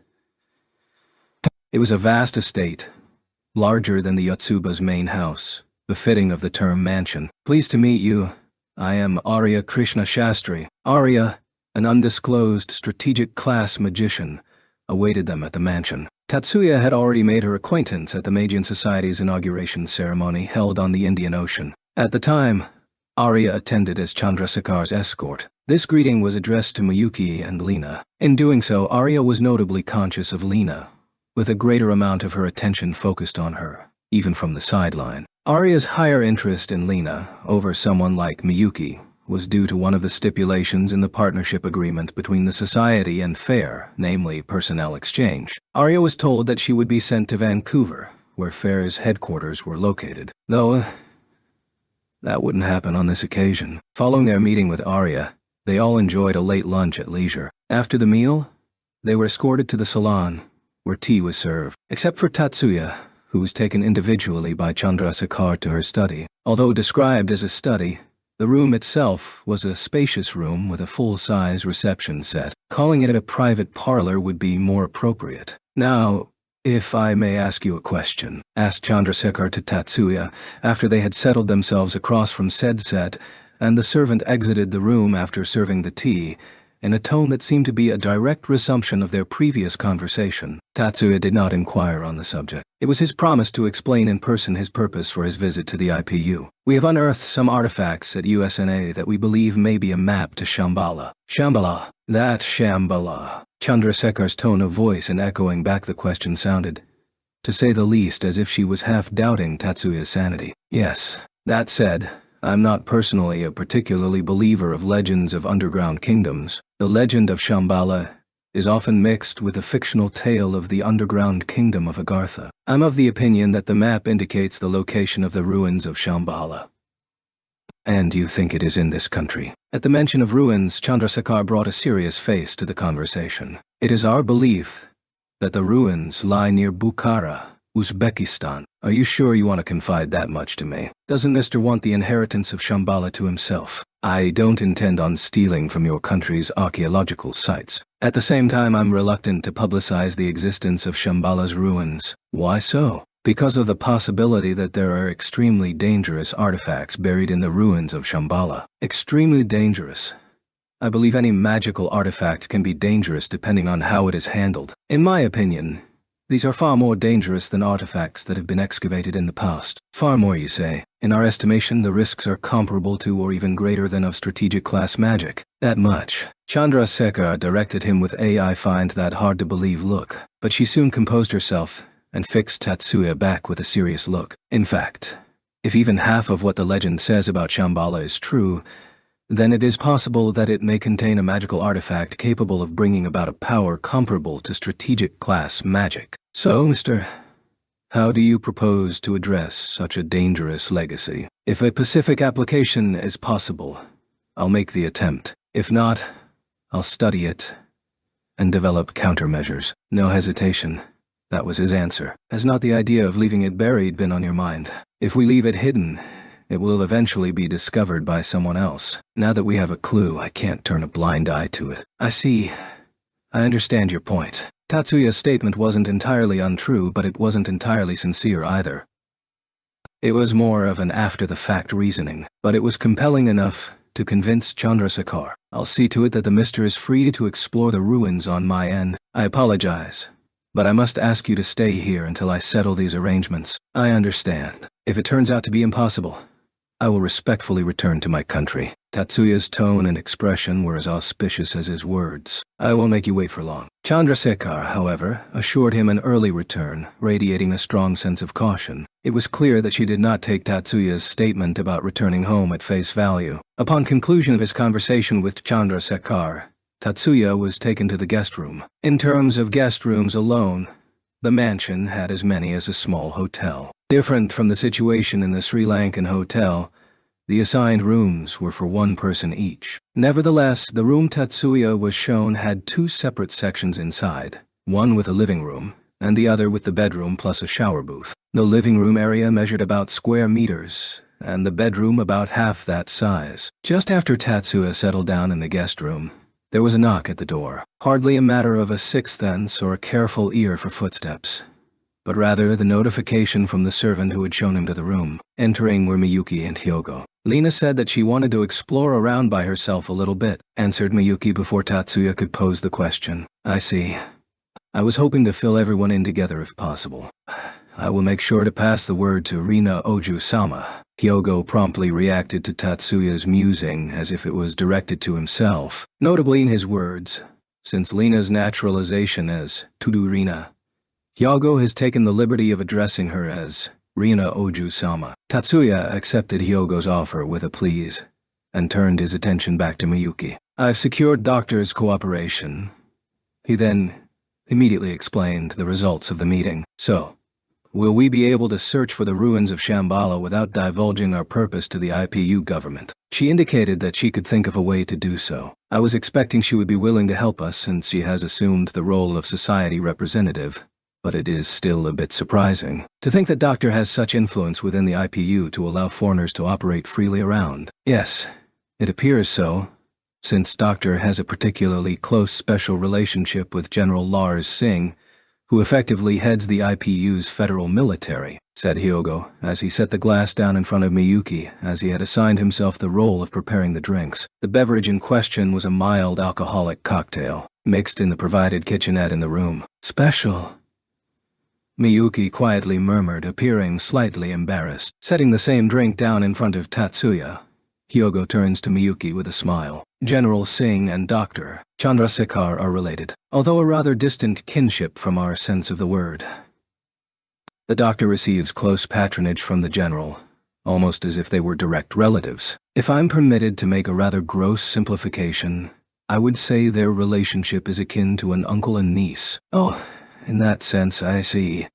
Miyuki's expression relaxed in relief. Blush lingered on her cheeks, however. It wasn't difficult to speculate on her misunderstanding, but neither Tatsuya nor Hyogo had the poor character to mention it. You seem to know quite a bit about it, Hyogo-san. I learned it from a mercenary from this country during my employment with Unseen Arms in the UK. Unseen Arms is a private military company, PNSC, with a large contingent of magician combatants. Right up until his service as Tatsuya's butler, Hyogo had been a member of this PNSC as a way of acquiring military skills and networking with military personnel.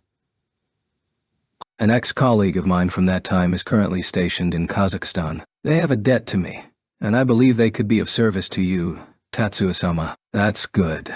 If we run into unforeseen circumstances, then we may count on their help. Tatsuya did not reject Hyogo's appeal outright. A large part of that may have been pure lip service, but Hyogo bowed contentedly to Tatsuya nevertheless. Moments after Miyuki and Hyogo went to meet Tatsuya, a figure approached his room. The figure in question was probably simply walking down the corridor. However, the guest rooms assigned to Tatsuya's and Lena's parties were in separate buildings. It was a bit of a stretch to pretend nonchalance. Miss Taylor. Evelyn, the suspicious figure, was called out from behind. Evelyn turned around in a panic. There she finds a beautiful blonde woman, hair gleaming brightly even under the dim lighting. The name of the woman who approached her was Lena. May I help you? Do you have any business with us here? No. You see? Miss Shields, right. Evelyn was shaken.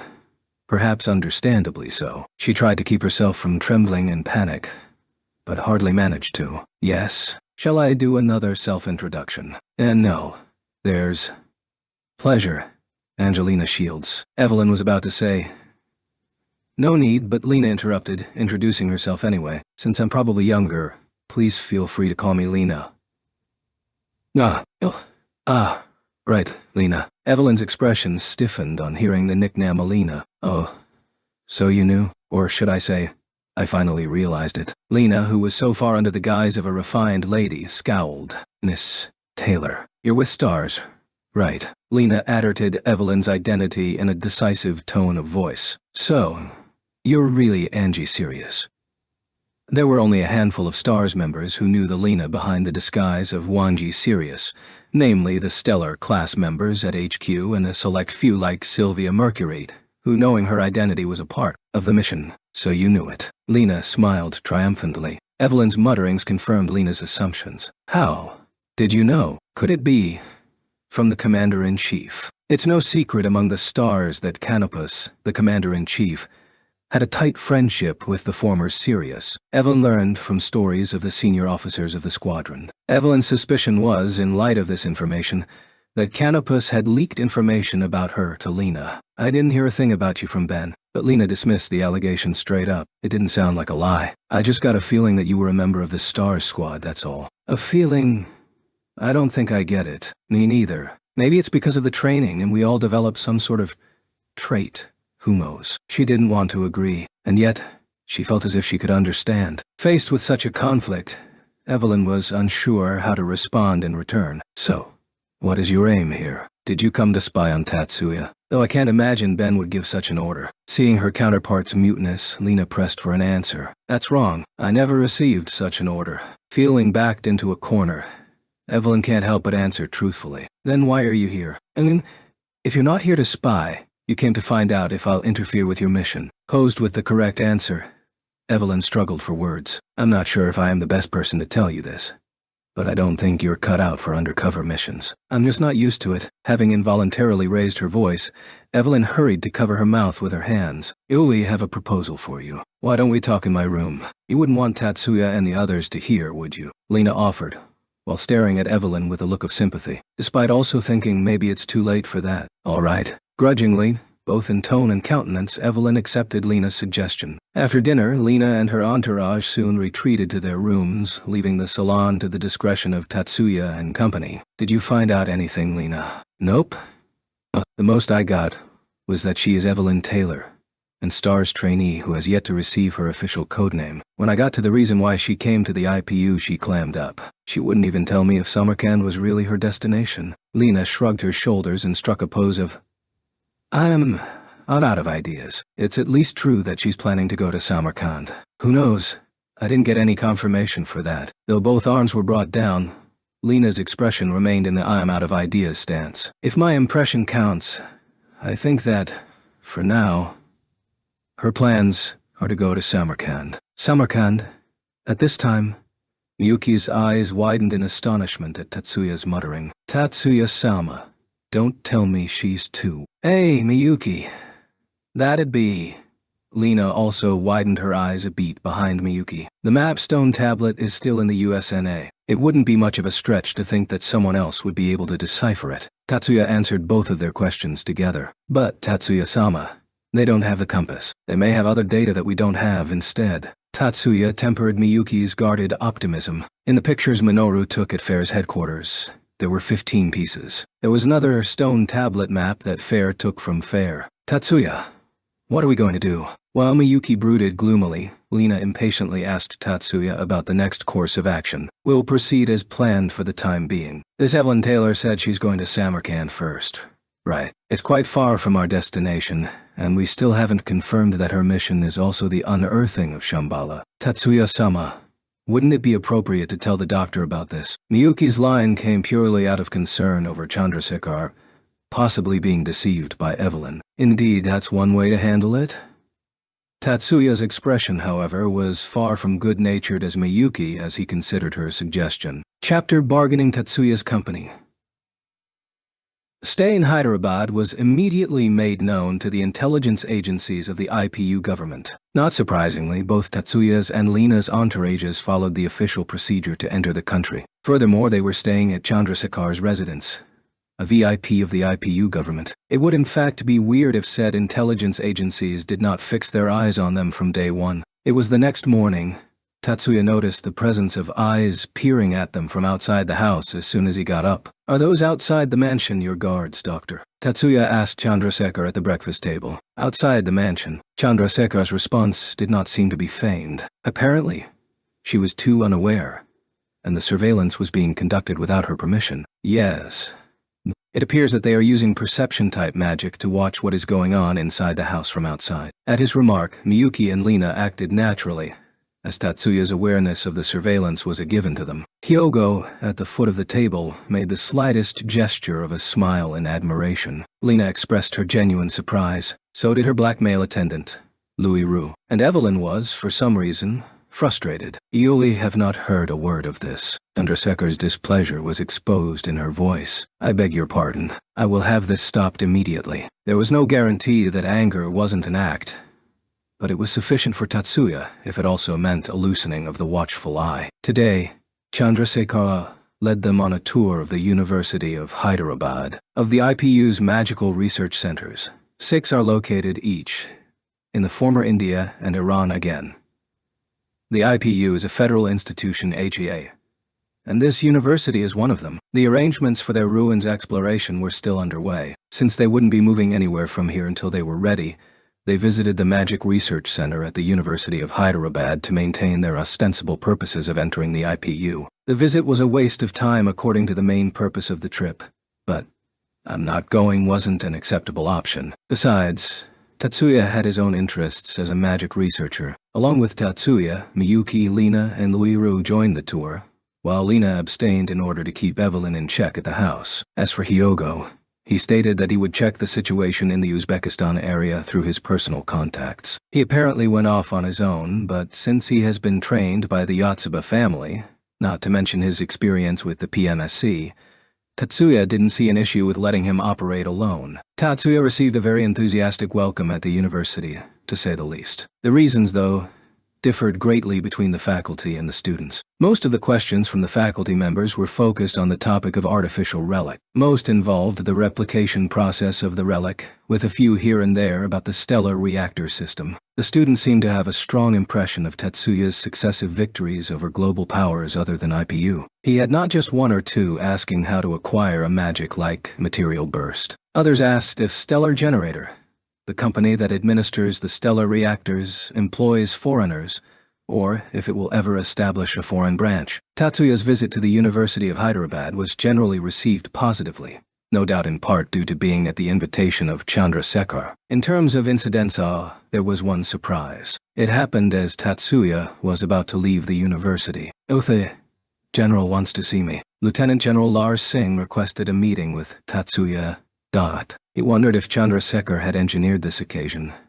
She herself claimed I wasn't aware. No matter the frankness or lack thereof, the most prominent figure in the Federal Army deliberately came to the site to meet him. It wasn't an option Tatsuya could refuse, so he apologized to Chandrasekhar and Lena for the delay caused, and then he, along with Miyuki, went to meet Lars Singh face-to-face. The meeting took place at the university in a reception room as opulent as a palace salon. After Tatsuya and Miyuki, respectively, introduced themselves, Tatsuya inquired of Singh about the purpose of the meeting. "I came to see you, that's all." "Yoi am honored." Unable to read Shin's intent, Tatsuya tried to play it safe. Unfortunately, he could not fully mask his confusion. "Surprising.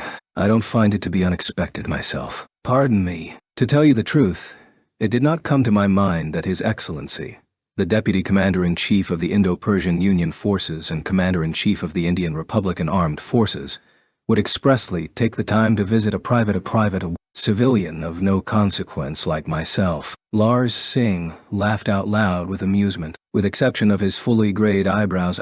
Given there was no hair, gray or not, in his bald head, Chaldi looked otherwise at least 10 years younger than his actual age of mid-60s. "Excuse me for my indiscretion, but, Mr. of no consequence, do you yourself believe in earnest that such words describe your worth?" "I don't think you do. You surely must know your value. There is no soul in this world nowadays who can afford to ignore your value as a military and national security asset. I would not be surprised if it was the President sitting in this room with you in my stead." "I'm flattered."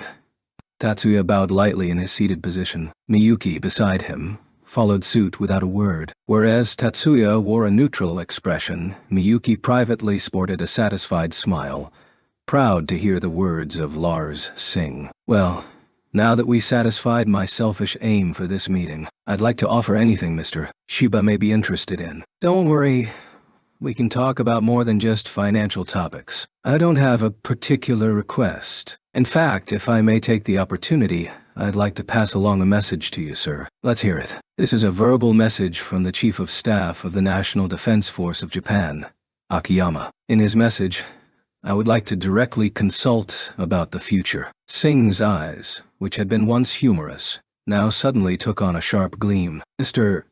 Shiba, have you received such a request directly from Mr. Akiyama?"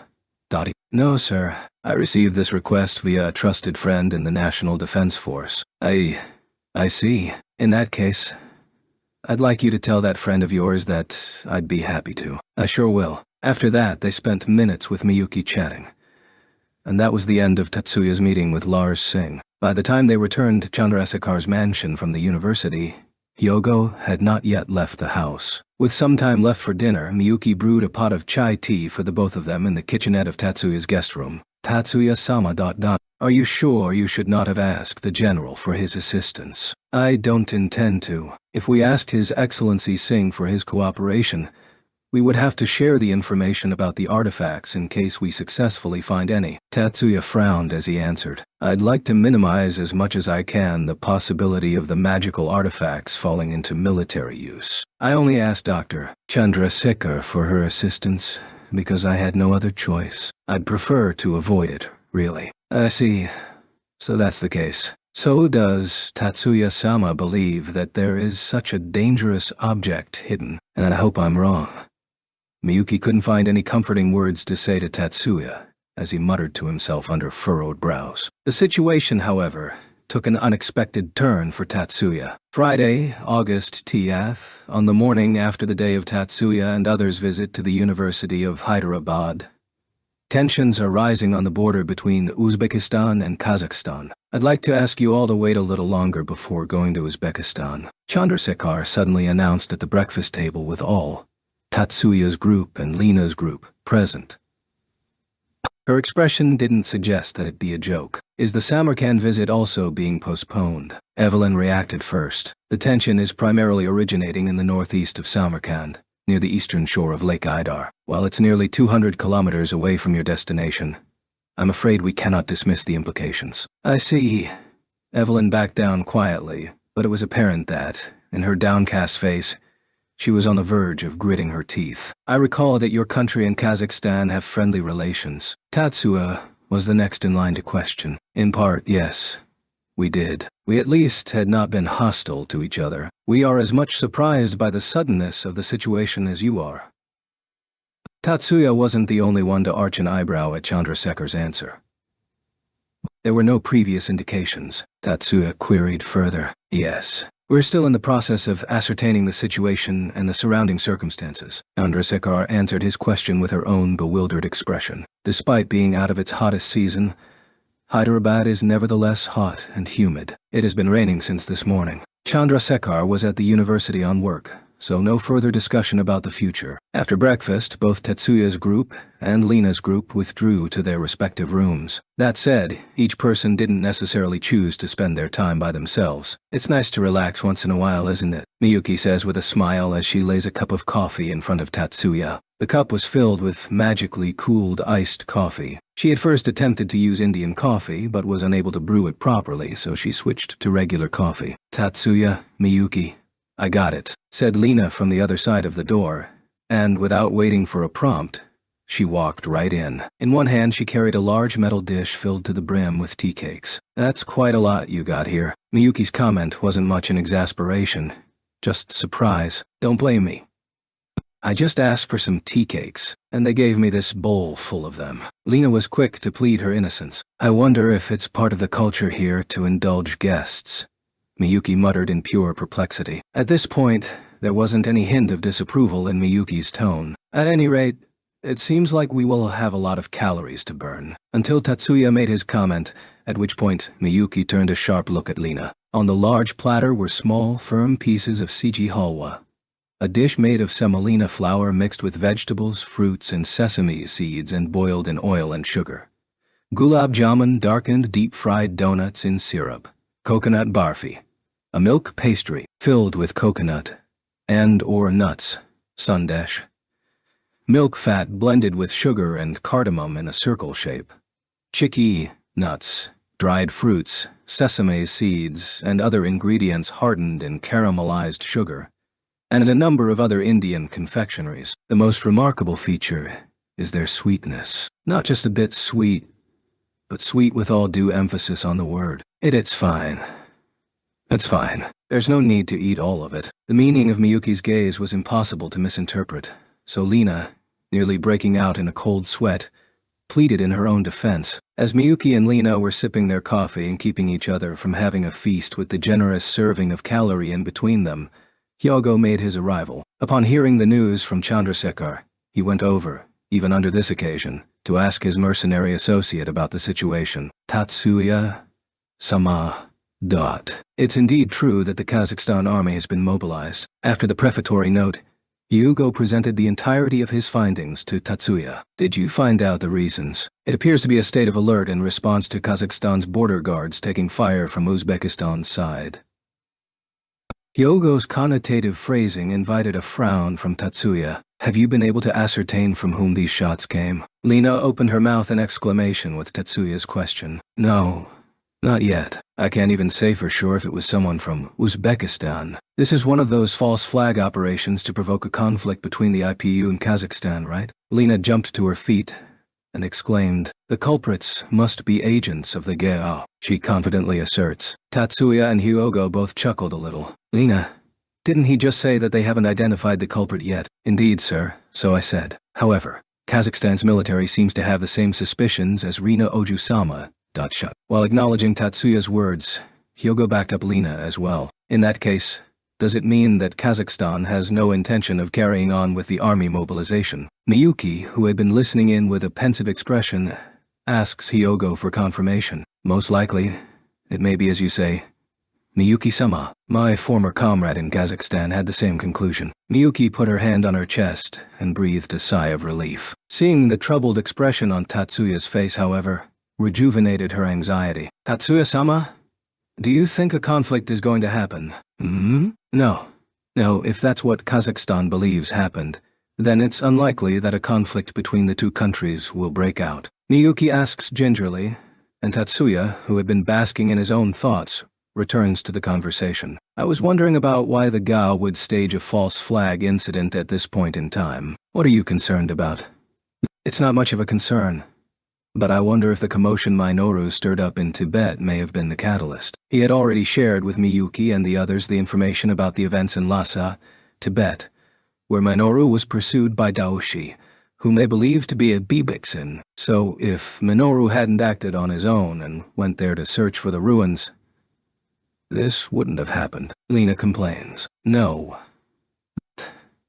That's not quite right, Lena." Tatsuya shook his head with an uncharitable smile. "If anything, now it's easier to look for the ruins." "What do you mean?" Now not only Lena, but also Miyuki, and even Hyogo, for that matter, looked at him as if they didn't follow what he was saying. Minoru confirmed that there are magical artifacts buried in Lhasa, in Tibet. So let's point the IPU to there, instead of the Shambhala ruins in Uzbekistan. Lena and Miyuki tilted their heads, still puzzled. Only Hyogo had an understanding smile. "Doctor, this is what we found out from our independent investigation." Tatsuya chose the diner table to bring up the matter, a surprise for both Miyuki and Lena, expressed by the same simultaneously. They weren't the only present at the dinner table. Lena's group was also in attendance. "We have evidence of a large quantity of relics and an even greater amount of artifacts buried in Lhasa. Lhasa, in Tibet. I certainly have heard rumors to that effect." Chandrasekhar casts a probing look at Tatsuya. Evelyn stared at Tatsuya with an avid gaze. It seems that this proved to be more than just a rumor. If Tibet were an independent country in the strictest sense of the word, it would have been possible to unearth a relic with your country's assistance. It's truly unfortunate. Tatsuya retained a dead serious expression. In this case, it only served to add to the suspicion. "Mister, is your wish for our country to obtain the relics on Lhasa? I wouldn't be able to do research if the relics are in the GO's hands." "Indeed they wouldn't." Chandrasekhar pauses in her meal and ponders. Tatsuya stopped speaking and resumed his meal. Miyuki, Lena, and Hyogo followed suit. Lena was at a loss for an acceptable reaction to the strange atmosphere at the table. Meanwhile, Evelyn's eyes were blatantly gleaming. After the meal, Chandrasekhar called Lars Singh, who was stationed in Karshi, a city in the southern part of Uzbekistan. His arrival in Uzbekistan was precisely in response to the tensions on the border. Yet, Uzbekistan's military is not under the control of the faction of the former India. The current situation saw that generals from the former Iranian faction were dispatched to bases near the border, while Singh remained on standby at a distance from the border. After a brief exchange of greetings, Chandrasekhar relayed to Lars Singh what Tatsuya had told her. "How credible is this information?" "Highly, I believe." Chandrasekhar answered Singh's question without delay. "So, his main reason was to study an unearthed relic." "I'm sure that's not the only reason. Mr. Shiba is hardly that simple-minded of a person." "I'm certain he's not." Singh nods on the videophone screen. "So he's setting Tibet as a stage for an engagement between us and the GAO." This time Chandrasekhar agreed with Singh's words. Interesting, is it not?" But his next words took Chandrasekhar by surprise. "Interesting, sir?" "Yes, very interesting. I'll play along." You'll intervene in Tibet. We've been putting up with a lot of crap from those bastards of the Gao with this whole Uzbekistan mess. General Singh's sentence reflected that it was his belief that opening fire on Kazakhstan's border guards was an act staged by the Gao. Yui was thinking to myself on how to pay them back. Hearing this, Chandrasekhar chuckles. He's already over his 60s, and is no less bloodthirsty, she thought, but didn't say it. She knew well not to say such things to the old general. She would be only inviting his ire into herself. Besides, Tibet's effective neutrality is in our national interest. This information about the large deposits of relics is just the excuse we need to kick the opportunists into taking action. I see. I'm an academic. I can't comment on military decisions. I know. I won't place any more burdens on you, Asha, said Lars Singh with the assurance of an elder, referring to Chandrasekhar by her name. Chandrasekhar, on her part, refers to him as Your Excellency. What if... Then a thought occurred to Chandrasekhar. Excuse me, sir. How long will you be in Karshi? I'm expecting to be here for a while. Then, why not have Mr. Shiba come over there and you can hear from him in person? Yes. If Mr. Shiba is available, would you do that? He understood. I'll confirm his availability and contact you again. After hanging up the phone, thoughts raced through Chandrasekhar's mind about the arrangements she had promised Tatsuya to make for the expedition to the ruins. A great number of American multinationals established themselves in Hyderabad before the global cooling earlier in this century. Some were never expropriated and are still in operation as USNA-owned entities. Although they were considered as USNA's agencies' foreign bases of operations and monitored as such, their presence was not restricted, presumably from employment reasons. After dinner, Evelyn snuck out of the mansion and broke into one of these companies. They are, as already mentioned, under USNA surveillance. But Evelyn is a magician committed to a first-class position at STARS. Evading the scrutiny wasn't that difficult for her. That office building is watched closely by the IPUU authorities, considered by them to be a USNA operation base. With that in mind, Evelyn took the risk and came here. Her business was to access a secure line to her home country. Evelyn asked the resident agent to patch her through to STARS HQ. What is the matter? Ensign Taylor. Is this an emergency? She couldn't see Canopus's face in this voice-only transmission, so she had to judge his humor only by his tone of voice. And from what she heard, it was one of blame. She had an idea as to why. She wasn't supposed to use this base for her current mission.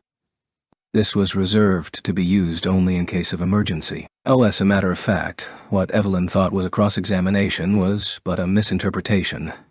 Canopus was merely concerned. I apologize for the disturbance, Colonel. I have determined that it's urgent that I bring this information to your attention. You may speak. Evelyn, sensing the immediacy of the response, reported what Tatsuya said about the relics in Lhasa. Joe, copy that. I will consult with the General Staff on this matter. You are to concentrate on your present task. Colonel, sir, the IPU is in a state of tension with Kazakhstan, making it difficult to get into Uzbekistan. I would suggest changing targets to the relics in Tibet. Evelyn appealed, indirectly asserting her desire to infiltrate Tibet herself. I am aware of the movement in Kazakhstan. However, I'm sure you are well aware that further action in Tibet would be far more difficult. Canopus's answer was curt. Don't worry.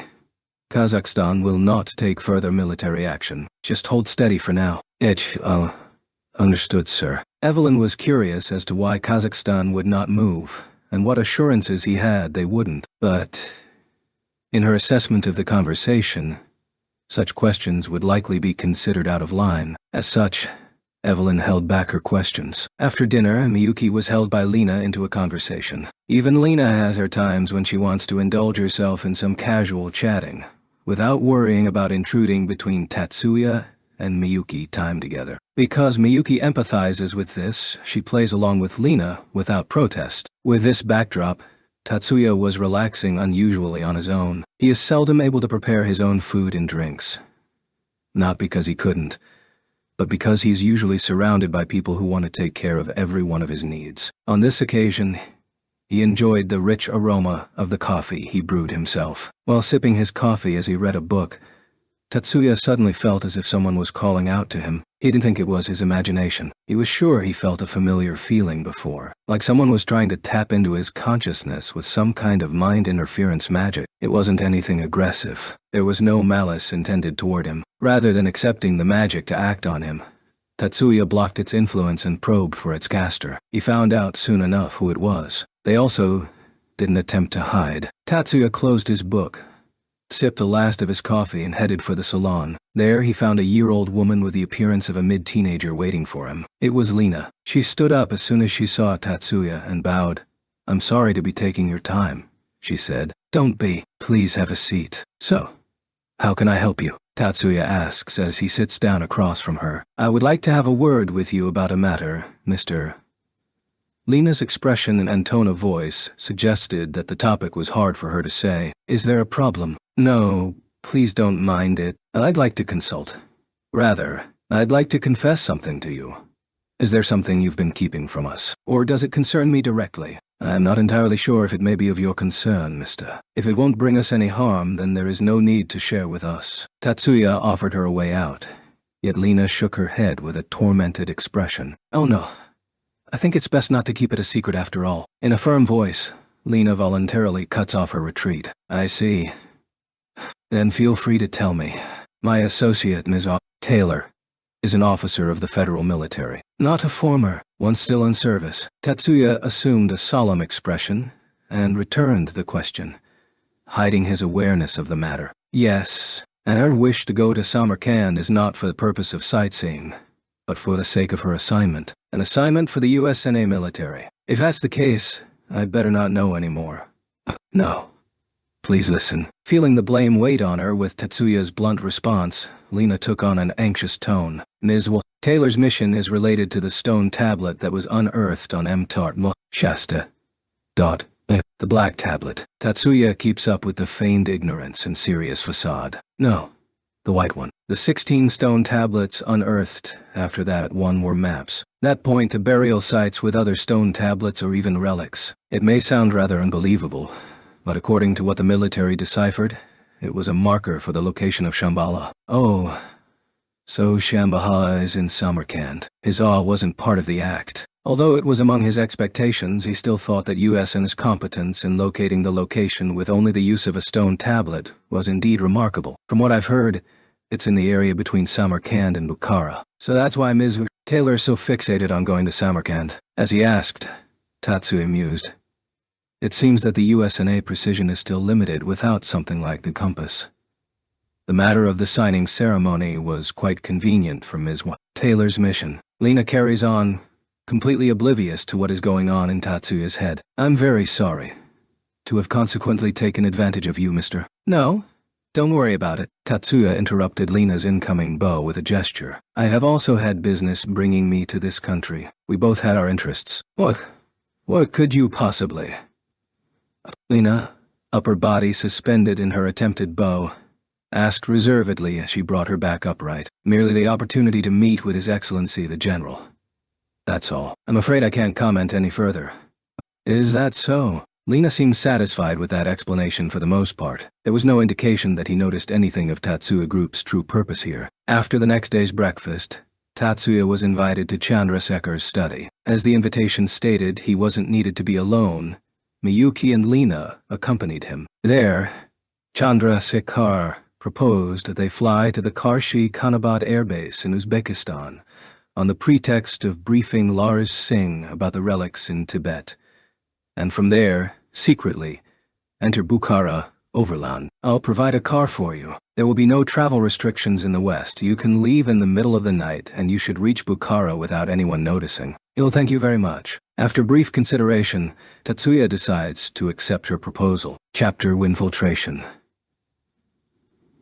"I have verified the situation. As long as you don't get too close to the Kazakhstan border, there should be no problems." August, Tiyate. Chandrasekhar informed so at the breakfast table. That information was apparently directed solely at Evelyn, so I'm free to head for Samarkand. Just as pretty much everyone present expected, Evelyn was the first to jump at the opportunity. "Yes, but Please let me hire a guide to accompany you. Will this accompaniment be someone from your military? Lena asked. I'll ask Arya. She has military training, although she's not an officer herself. Isn't Ms. Shastri your personal bodyguard, Doctor? Evelyn asked, unable to mask her wariness. Watching from the other end of the table, Tatsuya was mildly taken aback at how she appeared to be even more inexperienced than Lena when she showed up at first. Hi. Arya is just my student. I do have proper escorts. You do? Evelyn looks around in a hurry, probably trying to find said proper escorts. Do not worry. I have asked them to stay by the entrance. Evelyn stopped her scurrying around, looking understandably embarrassed. Hearing a muffled noise, she turned to see Lena holding her hand over her mouth, most likely trying to keep a boisterous laugh from escaping. Evelyn shot Lena a pointed glare. Lena played it cool. Tatsuya didn't hear how Lena's interrogation with Evelyn proceeded, but in his eyes, it was clear that there was an emotional conflict between the two. Now it was a question whether it was a lack of compatibility or simply disliking people similar to oneself. He was a bit worried that a new personal grudge might be brewing at this point. How does the earliest flight tomorrow sound to you? Chandrasekhar asked Lena. That will be perfect. But, as expected, it was Evelyn who responded at the moment's notice, without taking her eyes off of Lena. Even now, she hurried almost as if her life depended on it. After breakfast, Arya immediately paid a visit to Lena's room. I'll be a pleasure to accompany you. Please call me Arya. The pleasure is all mine, Arya. Lena stands with years of seniority over the year-old Arya. Her age showed in her receptive smile and in the manner she offered a handshake, without any signs of nervousness despite the clear gap in their apparent ages. Arya was unconsciously struck by the saintly smile flashed by Lena. Oh, duh. Lena tilts her head. With a gasp, Arya recomposed herself and hastily took Lena's right hand. How do you prefer to be called? Miss Fair, or, then she asked, me? Me. Lena saw she was about to complete with fine, stopping at the sound of a knock on the door. Milady, may I come in? The voice of Louis Roux came from the other side. I'm sorry, could you please come back in a moment? Lena broke the handshake and answered Louis behind the door. Even with a raised voice, she kept her delivery pleasant. It was not perfectly clear, but it was soft, like a woodwind instrument. Forgive me. Now where? Excuse me. Once she returned her attention to Arya, the same looked as if she had been convinced of something. I see, how about Milady then? Would that be fine if I called you that as well? Lena wondered, as Arya nodded her head in satisfaction, and gave her response. Please call me Lena. Lena appealed as she shook her head side to side in haste. Not unlike a young girl. This is Oju-sama. Onbyum, in the original text, with Milady, As furigana on the following day, Lena and her entourage plus Arya departed for Samarkand in the morning. Evelyn was in such high spirits that one could seriously believe her excuse of being there for pleasure. They left the house early in the morning, headed for the Hyderabad International Airport. After seeing them off, Tatsuya's group began their own flurry of packing. Their luggage consisted of not only what they had brought originally, but also some additional goods bought in Hyderabad by Hyogo to avoid notice from Lena's group. Along with the arrangements of the tickets to Samarkand for Lena, or rather for Evelyn, Chandrasekhar simultaneously worked on Tatsuya's trip to Bukhara. It would take the same air route to Uzbekistan as Lena's party, with the difference that Tatsuya would not be flying from Hyderabad International Airport, which is reserved for commercial flights, but from military-exclusive Begumpet Airport, which is reserved for military planes. Rather than a move to avoid crossing paths with Lena and Evelyn, it was the fact they are heading to an Air Force base. I'm very sorry, I wish I could accompany you. No, that's fine. I'm very grateful for your hospitality and your help to this point. Tatsuya thanked Chandrasekhar, who saw them off at the gate and departed from her mansion. The transport plane with Tatsuya and company on board arrived at the Karshi Khanabad Air Force Base that evening. Despite its designation, the place is reserved for use by high-ranking officers. Compared to the previous flight to USNA last month, the ride was much more comfortable. Upon arrival, Tatsuya and his group were taken to a hotel a short distance from the base. The excuse given was the fear of them becoming collateral damage in the event of a military attack in the area surrounding the base.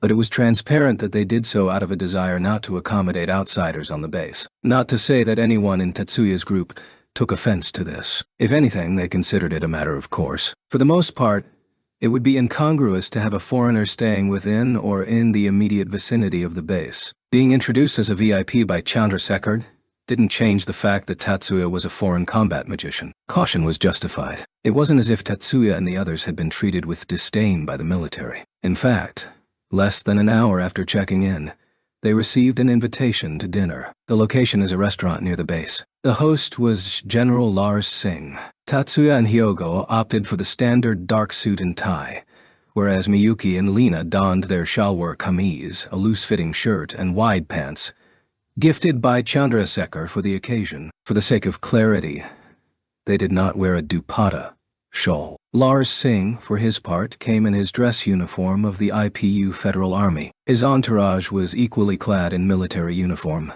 ready for dispatch at a moment's notice. The absence of alcoholic beverages on the table was probably a measure to ensure readiness. The religious precepts in Uzbekistan concerning alcohol consumption are traditionally not that strict. The subject of Tibet wasn't raised at the dinner table. The conversation centered on recent internal events within the IPU and complaints about warlords of the former Iranian military. A number of questions were also directed at Tatsuya concerning the battle that took place in Miyakishima 3 years ago. While he didn't consider that Miyakishima battle to be an appropriate aperitif, Tatsuya was gracious enough to share his side of the story with the table. Of course, the list of magics he used was omitted in his description. He instead focused on his use of the flying combat suit.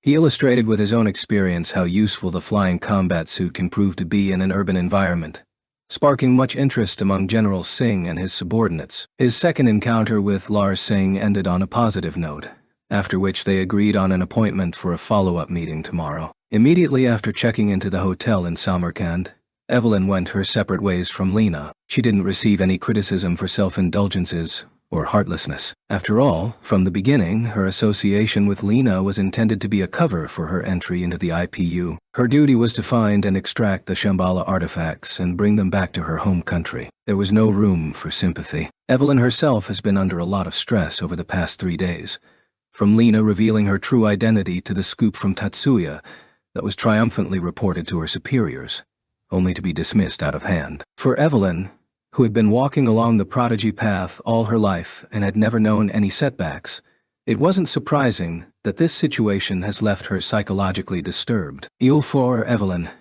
and for herself, that is. Perhaps, or rather definitely, Evelyn was in a hurry. She did not return to the hotel after sunset. As a result, Lena was unable to discuss with Evelyn about the course of action for the future. For her part, Lena would prefer not to be away from the Vancouver headquarters for too long with the fair leaders still missing. However, they couldn't return by their desire alone. If only Second Lieutenant Taylor would give us permission to go home. It would be best for both of us. She would also be free to move around. Lena, you seem to be troubled by something. Are you worried about Ms. Taylor? Those thoughts might have surfaced on her face as irritation, causing Arya to call out to her in concern. Lena knew the worry she was causing, but she couldn't simply reveal the truth. Although Chandrasekhar assured that military training was all the involvement Arya had, chances were good that she was a military officer of the IPU. There was no way she could confess to helping a USNA magician officer gain unauthorized entry into the country. Well, yes, in a way. Lena tries to cover up with a fake smile. She wasn't sure how Arya took that, but her expression took on an increasingly worried look. Lena, I don't believe we should be worried about Miss Taylor. I'm not sure if she has an official military background or not, but she is a combat magician with formal military training, right? From Arya's perspective, even if you took her age and inexperience out of the equation, there are still too many flaws in Evelyn's game. That's why, although unsure of whether she has official military background or not, it was still obvious to her that Evelyn was a talented combat magician. I choose not to pry into the profession or background of the magicians who ask to join us, but of course, I do not welcome active criminals. Arya's suggestion of she might be a combat magician had the effect of a question, to which Lena responded deliberately and slowly, with a clear pronunciation accompanied by an archaic smile. To tell the truth, there was great consternation behind that smile. As a result, the final product barely had any depth to it. Thus, her false smile came out as an archaic smile. Furthermore, her overly conscious efforts to keep her tone of voice from being affected by her turmoil produced a more flat delivery than necessary. Furthermore, her overly conscious efforts to keep her tone of voice from being affected by her turmoil produced a more calm and measured delivery than necessary. This scene reflected in Arya's eyes was that of an embodiment of the safeguarding of the magician's human rights as ideology. To put it bluntly, a gross misinterpretation. However, Arya did not have the insight or the incentive to rectify it herself at this time. In the eastern Mexican state of USNA in the pre-Great War area of Central America, spanning from the Isthmus of Tehuantepec to the Yucatan Peninsula, it was almost lunchtime, and so lunch was being served to both crew and passengers aboard the small cargo ship departing from Richmond, California. Said passenger, in spite of being a cargo ship, means that she is a stowaway. Laura Simon, sub-leader of fare, came aboard under the auspices of Lu Dongbin, a member of Bexon Special Magician Operations Unit of the Gao military, to travel this far south along the western coast of the continent. The leader, Rocky Dean, remains in hiding in Richmond. Required funds for the hiding have been provided by the Gao through Lu Dongbin. As the saying goes, money is the key that opens all doors, and with sufficient capital, one can get by with almost anything. This is especially true in societies where the rights of citizens are so heavily protected. Laura's choice of transport has to do with the warrant on her head, which makes it difficult for her to take an airplane. Even with the help of Beachichilan, it would have been difficult to get a wanted person out of the country without causing a commotion. The course would take Laura through the Tehuantepec Canal, Chage, the so-called Second Panama Canal, that was dug not in Nicaragua, but in the Isthmus of Tehuantepec into the Gulf of Mexico, and then to the Caribbean Sea. Her destination is the Maiquetía Airport on the Caribbean coast of the former Venezuela, officially known as Simón Bolívar International Airport prior to W.D. Dachu. The local government that administers the area and waters north of Caracas, the capital of the former Venezuela,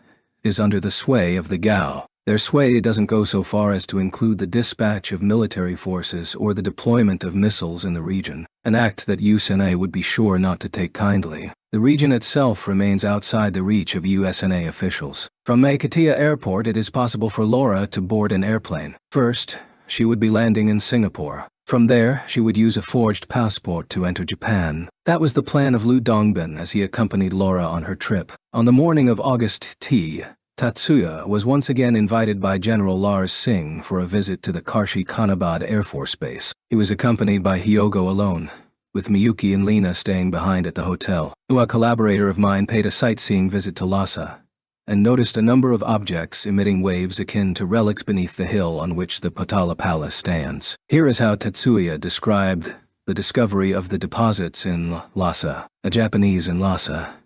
General Singh makes no attempt to hide his surprise, not due to an inability to play the game of masks. Probably just a negotiating maneuver. At least, that's how Tatsuya interpreted it. He's not Japanese, so the Otsuba reach extends to more than just Japan. Was tourism really their only interest? I admit that the intention was to gather information, but not regarding relics, so it was by chance that he found it. That is correct, sir. Singh didn't push the issue any further since he couldn't find any falsehood in Tatsuya's words. Strictly speaking, Tatsuya did not lie. Minoru is presumed dead and had lost his Japanese citizenship, and his purpose in descending to Tibet was to find the ruins of the Shambhala. There might be relics in said Shambhala, but he wasn't looking for relics in Tibet. Details were left unspoken, as Tatsuya didn't find them necessary to make his point. This is how you play your hands in the bargaining game. How credible is this theory of numerous relics buried under the Potala Palace? I cannot tell if they are buried or in storage, but I don't doubt their existence. So, your collaborator of yours who infiltrated in Lhasa is that good. Their overall magical skills are certainly greater than mine. This was also Tatsuya's honest opinion. His only argument for his victory over Minoru was that he was more adept and experienced in combat beyond magic. If you say so much, you have a strong point in these relics being there, and you are willing to let us have a monopoly on it. Lars Singh's question made Tatsuya smile, as it sounded that his proposal baffled him as unthinkable. There is virtually no hope of me obtaining it, and I would much prefer in your hands than it to fall into the hands of the Gao. In that, I must agree. The veteran general, who physically looked no worse for wear, broke into a broad smile, but that smile faded shortly after, replaced by a penetrating gaze at Tatsuya. "One last thing. I'd like you to answer me frankly." "What is it, sir?" Of course, that charm did nothing to disarm Tatsuya in any way. He looked straight back into Lar Singh's eyes. "Is it your plan to have us bash our heads against the Gayo over Tibet?" Tatsuya's expression took on a puzzled tone, but without the smile. "I'm aware that your country and the Gao have been fighting over Tibet for a long time now, but it's not like you were retreating from Tibet at this point. Is that correct?" Yes, that's true. Forgive me. That was an inadequate question." General Singh let out a wry smile at Tatsuya's rebuttal. Since the hotel where Tatsuya and entourage were lodging was frequented by many wealthy foreigners, the military seemed to be very considerate about protecting the privacy of its guests. The IPU claims to be the liberal movement as opposed to the Yaoe, a move most likely to avoid accusations of a surveillance society from foreign countries. Thanks to this, Tatsuya's group was able to slip out of the hotel, as planned. Early in the morning of the next day, after the smooth conclusion of the meeting with General Lars Singh, Tatsuya, accompanied by Miyuki, Lina, and Hyogo, left the city of Kashi in a self-driving car that Chandrasekhar had arranged for them at the hotel. Driving on without stopping, they arrived at Kaigan, shortly prior to Bukhara, before daybreak. "What now?" "Tatsuya, should we get a hotel for now?" Lina asked Tatsuya as the car with Hyogo behind the wheel pulled up on the outskirts of Kagan. The self-drive car Chandrasekhar had arranged was a wagon-type camper, but it was too small to accommodate 2 women and 2 men. It would be fine if it were just Tatsuya and Miyuki, but not with Lina and Hyogo also riding along. The hotel was the most sensible option. "First, we need to get what we need." "What we need?" "Tatsuya-sama, even if you say so, how would we?" Lina and Miyuki asked respectively. Tatsuya took out a device about the size of a small comms unit from his luggage and got out of the car. Everyone followed. Tatsuya had the car parked next to a flat open space. It looked like a suitable camping spot. But camping was naturally not on Tatsuya's mind.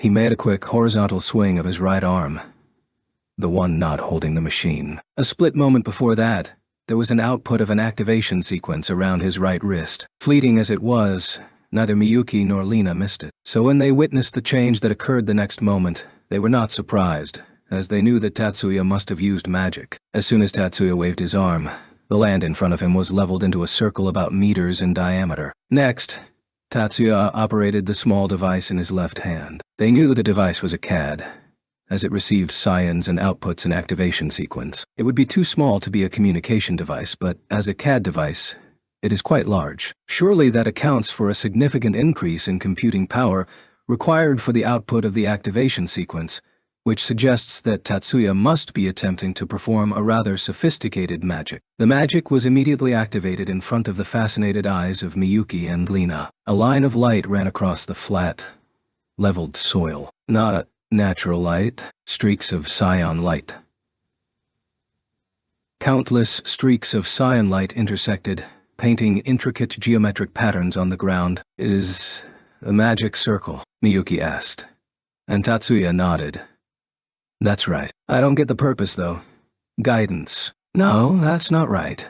Lina mumbles, unclear as to whether this is a question or a soliloquy. "Good guess."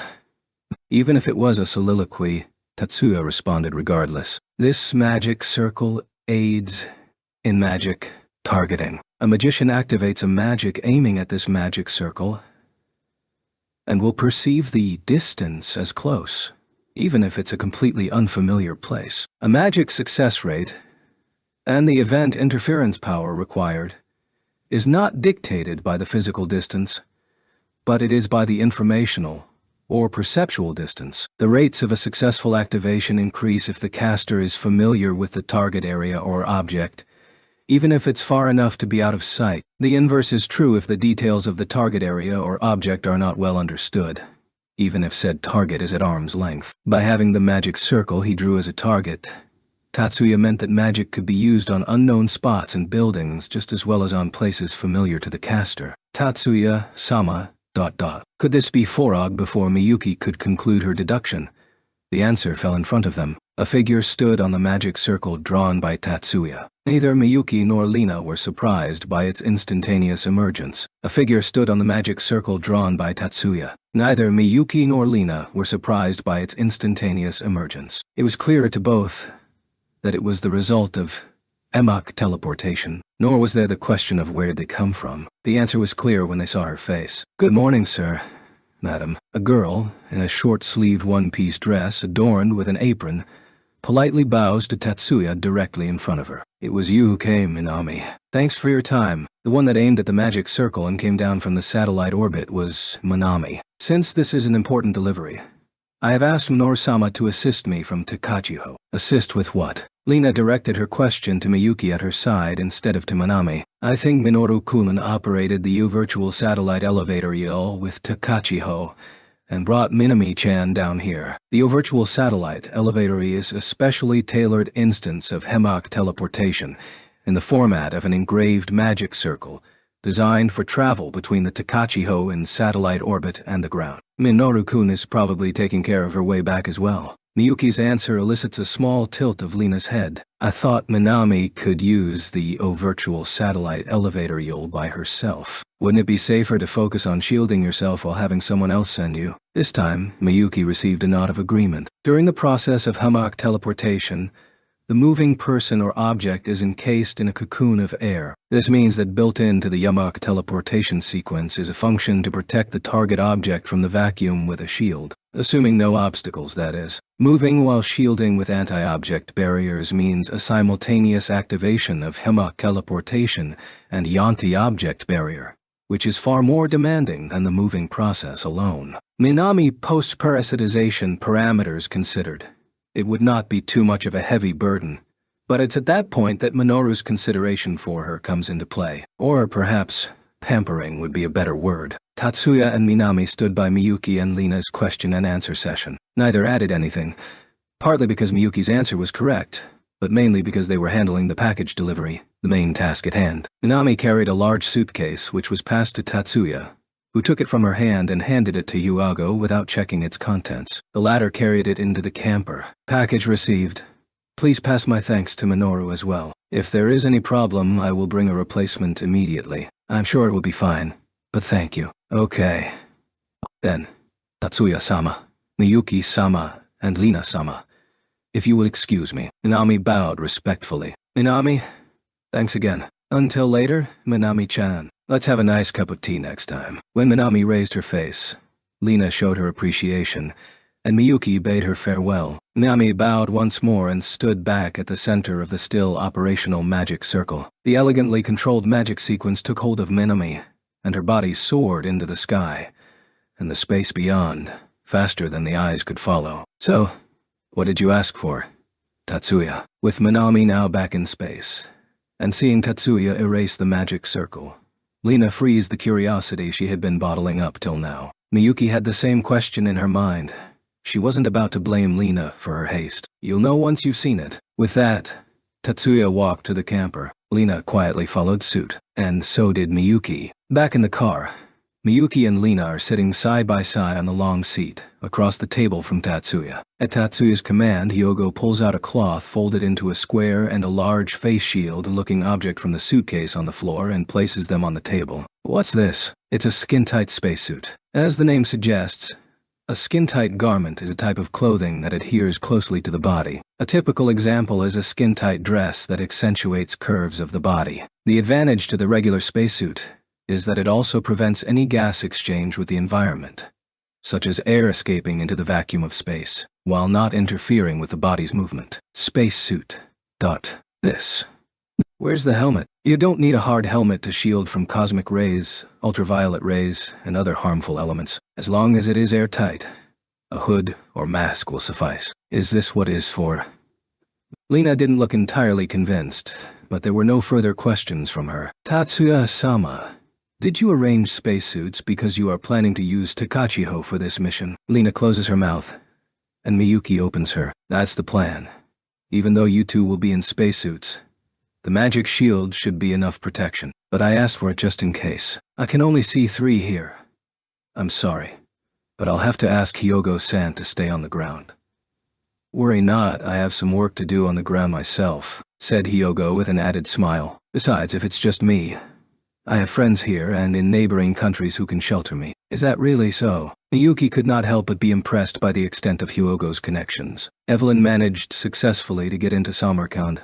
Finding ruins she had no clue where they were by herself was another thing. Neither Canopus, who sent her here, or Evelyn herself believed from the start that such a thing was conceivable. Once she reached Samarkand, the first thing she had to do was to make contact with a USNA informant who was working in Uzbekistan. There is a USNA legation in the former capital of Tashkent, which is linked to Samarkand by a high-speed rail line. Therefore, it wasn't difficult for the USNA to get an informant to Samarkand. In fact, Canopus, the commander-in-chief of the Stars, has no serious intention of looking for the ruins of Shambhala. In his pragmatic view, even in the scenario of finding relic or superior artifacts, it was simply not worth risking friction between the friendly relationship with the IPU and the USNA by trying to bring them back to the USNA. Moreover, Evelyn did not have any special abilities suited to searching for archaeological sites. She wasn't even particularly well suited for ordinary search missions.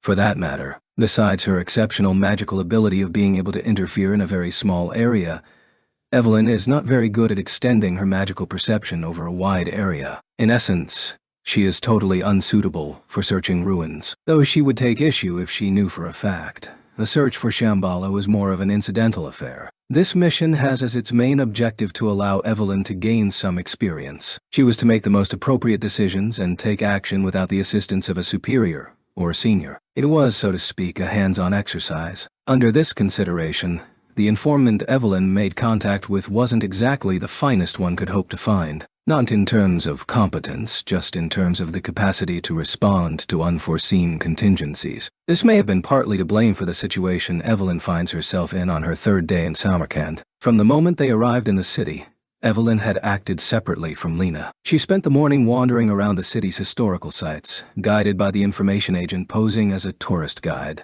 Many of Samarkand's historic landmarks have a post-Islamic influence. Evelyn felt that it was unlikely that the structures on the surface would contain any clues to Shambhala. Nevertheless, religious constructions are often built on top of ones related to pagan religions HA, or simply preceding religions HA, in a way to discredit the previous religion in favor of the new one. Even if there were no remaining clues on the surface, she thought that by standing in the place she might be able to learn something. She was aware that this was grasping at straws, but she couldn't extract anything more than the area between Samarkand and Bukhara from the analysis of the white tablet alone, and she had no other ideas on where to look for it. It was while she was waiting for her meal at a restaurant that she noticed something unusual. "Doesn't it feel like we're being watched?" Evelyn asked in a whisper to the information officer seated across from her. "It seems like we're being monitored. I'm not sure if Americans stand out that much here for that."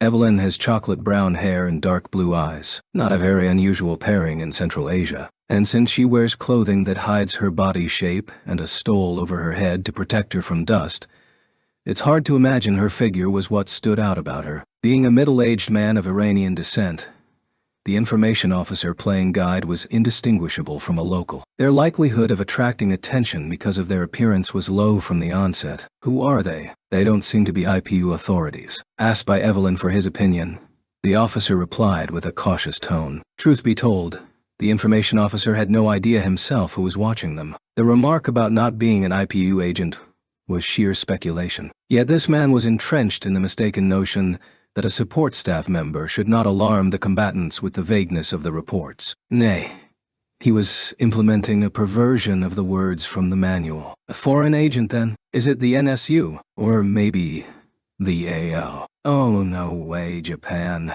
Please calm down, Second Lieutenant. We don't want to make a scene here. Evelyn shut her mouth after being chided in a low voice. Anyway, for now, let's get over our meal, like there is nothing wrong, and get out of this place. Evelyn nodded her head in agreement with the man's words. After finishing lunch at a slower pace than usual to work on the illusion that she wasn't panicking, Evelyn left the restaurant. She followed the guidance of the information officer to a minor historical landmark that wasn't so popular, i.e. Isom, with not many people around. Are they tagging along? Evelyn asks the informant if they are still on their tail. There are more of them now. His answer was blunt. We will intercept them. What about the location? With that, Evelyn pulls a tablet-shaped CAD from her shoulder pouch, turns it on, and tucks it into a hidden pocket she's created in the left side of her poncho-like loose-fitting shirt. While doing so, she switched the pouch that was previously hanging on one side back to a diagonal sling. The CAD she took out of the pouch is fully thought-operated. She could use it with no problem even if it was tucked away in her pocket. Mind you, there may be some I missed. The ones you know are good enough. At the informant's weak reply, in what reeks like an attempt to evade responsibility, Evelyn suppresses her irritation and exempts them from the blame. Behind the second building on the right rear, behind the third monument on the left rear. Like that, the informant relied on the position of a total of 4 pursuers. Evelyn fired her magic at all 4 of them at once. "Sir, may I have a word?" On the commander's desk, in the commander's office of the Karshi Kanabat Air Base, he was assigned command. General Lars Singh received the message in a whisper from one of his staff members. "What magician combatants do we have available and ready to move immediately?" asked the general in a strong tone, his adjutant, after hearing the staff officer. "Alioth and Fekta of the Saptarishi are on standby at the base." Saptarishi, the name of the Special Operations Magician Unit in the IPU Federal Army, a name that is also a reference to the 7 rishis, 7 sages, in Hindu mythology, similar to the Edibigikshilgan of the Gao, with the difference that, whereas Chibikshimi uses the name of the individuals of the legendary Sions as their codenames, the Saptarishi takes on the Western designations of the bodies, composing the Big Dipper as its codenames. For one thing, in the legend, Saptarishi was originally identified with the stars of the Big Dipper, which is also known as the Plough, or the Saptarishi. But a more important Saptarishi Wikipedia reason is the fact that the IPU consists of India and Iran simultaneously as a federal state. The 7 members that make up the Saptarishi are magicians from the Indian region, and, as their prime objective is to be ready for what comes from the East Yod, that is, the Gao, inevitably their area of operation will almost always be in India and its vicinity. As such, the naming of the unit is based on Hindu mythology, not without some strong opposition from the faction of the former Iranian government. Send the 2 of them immediately to Samarkand. Some idiot from who knows where is carrying out a magical battle in the middle of the city. Suppress it before any civilian is harmed. Understood, sir. As Saptarishi's primary area of operations is in India, it is effectively under the command of the same Lars Singh who is in control of the former Indian Army. It's still under the direct control of the Commander-in-Chief of the Federal Army. To official capacity, however, a request for mobilization has to be made at least as a formality. It was to make one, if not just for the sake of appearances, that the adjutant left the commander's office at a brisk pace. Evelyn fired a volley of high-pressure bullets at the pitch-black 4-legged beast, which looked like a 3-dimensional shadow dog. It was her original's E-pressure bullet magic, a high-pressure version of the cardinal code discovered by Kichijuji Shinkuru of Japan. It is basically the same magic as Kichijuji Shinkuru, invisible bullet, except that the U-pressure bullet is made for rapid fire in its design. It is not a full automatic continuous fire, but it's able to fire in semi-automatic fashion. It takes on a type of delayed activation system, in which several bullets are held on standby, ready to be fired upon any target at any given time. Hit by the pressure bullets, the shadow beast faded and disappeared. She is immediately exposed to the next attack, however. This time, a shadow of a crow. "How long do we have to run?" whined Evelyn, shooting down the shadow crow as they ran. She had been on the run for more than 30 minutes already. If she was in a movie or show, she would have a vehicle conveniently set up, but they had to run the opposite direction, losing their own vehicle as a result of the enemy's attack. It was becoming impossible to ignore the physical exhaustion. Attacks with chemical simulacrum. This can only be the Gao's operatives. Entrusting to Evelyn the task of intercepting the attacks, the intelligence officer explained with a knowing look. "I can tell that. Can you forget that, and please tell me where the real one is?" "I'm sorry, I can't. The enemy is moving too fast for me to be able to track it. Useless machine. Are they on bikes or something?" "I hope they crash and die." Evelyn swore at the portable cyan detector and cursed at her enemies who, unlike her, were having an easy time with their vehicles. She had been limiting herself to using only less powerful magic ever since she had commenced her escape. She had to be careful not to cause damage to civilians or buildings owing to the nature of this mission. Although Evelyn cannot use strategic class magic, She has a good repertoire of magic of the tactical level. Among them was an augmented version of active air mine, able to destroy solid matter in a 1-kilometer radius. Her version was even more powerful and far-reaching than the active air mine used 3 years earlier in the shore region of the Gulf of Guinea in Africa. If she used it, she could probably catch all the magicians in hiding. On the downside, the city and its inhabitants will be caught up in the process. The reality of having no choice but to run away, despite having a surefire solution, made Evelyn even more frustrated. Arya was with Lena at the hotel when they heard the news of an altercation between magicians taking place in Samarkand. Being an enlisted magician in the reserves of the Federal Army, Arya received a message warning her to stay out of it. Firstly, it should be stressed her status as a reserve, and not an active member of the military, but there is also great merit in the fact of the large magnitude and power of the magics that she is able to use.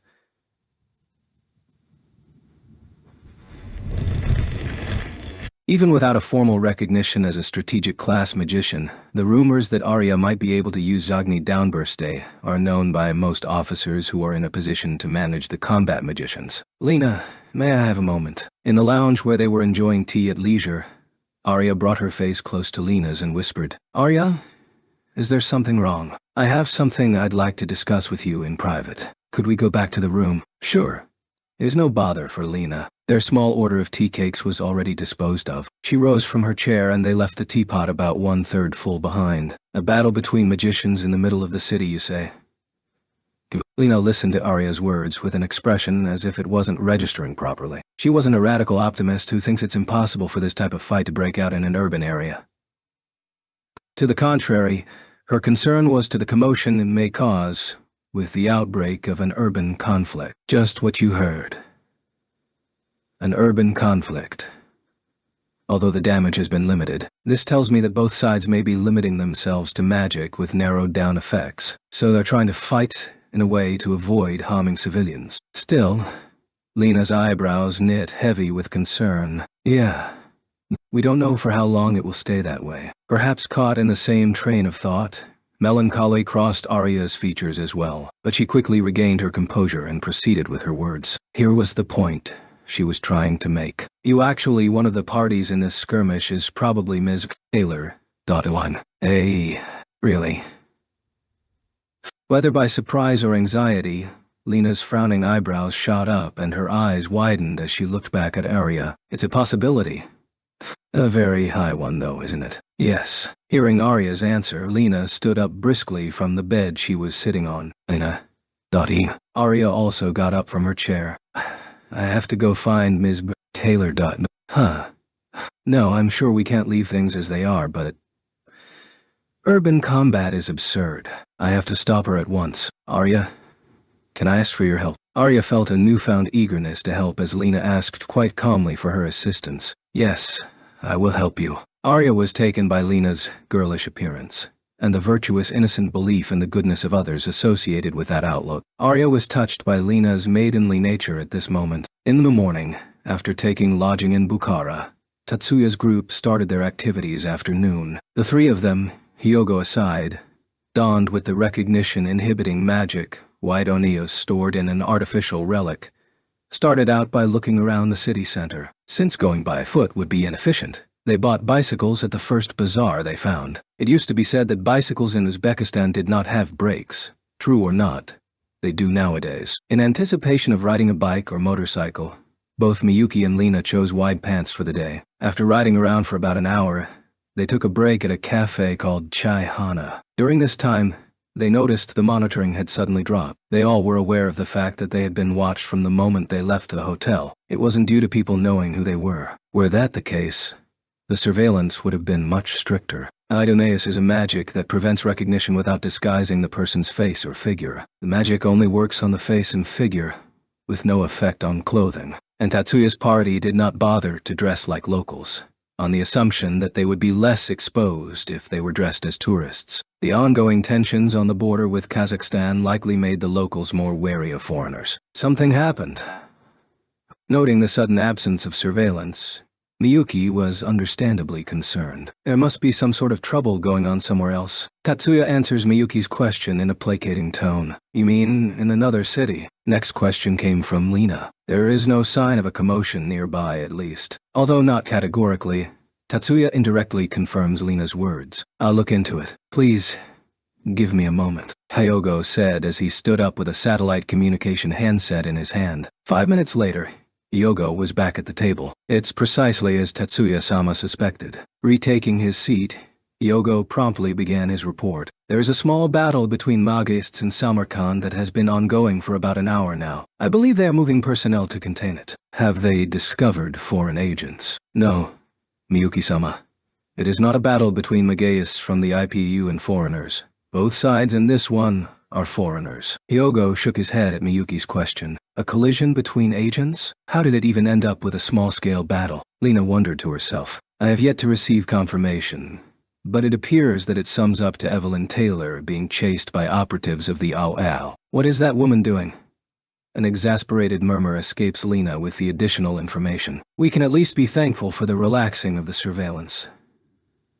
That's good for us. That's right. Makes it easier on our investigation. Tatsuya coldly pointed out the pros for them, gaining a nod of agreement from Miyuki. Lina left the hotel accompanied by Arya and Louis Rue. There was a car rental about 5 minutes away, where Arya rented a small car. Arya took the wheel of the car. Samarkand is reasonably urbanized, but it has yet to implement an automatic driving control system, so they needed a driver. And while Arya was not familiar with Uzbekistan, she was used to the IPU's traffic rules and regulations. Louis was in the front passenger seat. Lina had wanted that seat but had to relent on objections from both Arya and Louis. In the back seat, Lina is sitting with her eyelids half closed and her hands interlocked in front of her waist in what could be described as a prayer posture. Head towards about degrees to the right. From there, hold on for about a mile, Lina informs while keeping her eyes half closed. Following her directions, Arya stepped on the gas pedal. With each of the 3 next directions from Lina, Arya respectively shifted her route. About 5 minutes and a half after the 3rd course change, the small car with these 3 people on board plunged right into the middle of the magical battle. A pack of black dog-like figures approached from the left side of the car. Seeing their close approach, Louis, in the passenger seat, exclaimed in his mind, "I'll not make it in time." But the pack of black beasts vanished into dust by shots fired from the right side of the car. There's Miss Taylor. Lina shouted, pointing to the corner of the building where the magic bullets came from. Seeing it in her rearview mirror, Arya swerved sharply to the right. At the same time, she enveloped the self-propelled vehicle in zone interference. The strategic class magician's event interference forces the shadow swarm of horseflies back into nothingness. The self-propelled vehicle comes to a grinding halt. Beside it is the building Evelyn was hiding behind. She was alone. No sign of the intelligence officer who accompanied her. Did they get separated in the process of escaping? Or did they deliberately choose to split up? Or, perhaps, was she Joe left behind? Ms. Taylor, please get in, Lina shouts out as she opens the door. A hesitant expression takes over Evelyn's face. The enemy magician commanding the simulacrum familiars did not miss the opportunity. A small hawk, made of paper instead of shadow, attacks Evelyn. Lina was the first to notice it. She uses magic to diffuse the focus in the consciousness on the part of the magic that moves the bird of prey. Mental interference magic. A diffuser. It targets an individual. This magic relaxes mental tension through the mediation of the subject the target is concentrating on. Lina's magic is by nature benevolent to people. Kindness, however, can sometimes be a great hindrance in some occasions.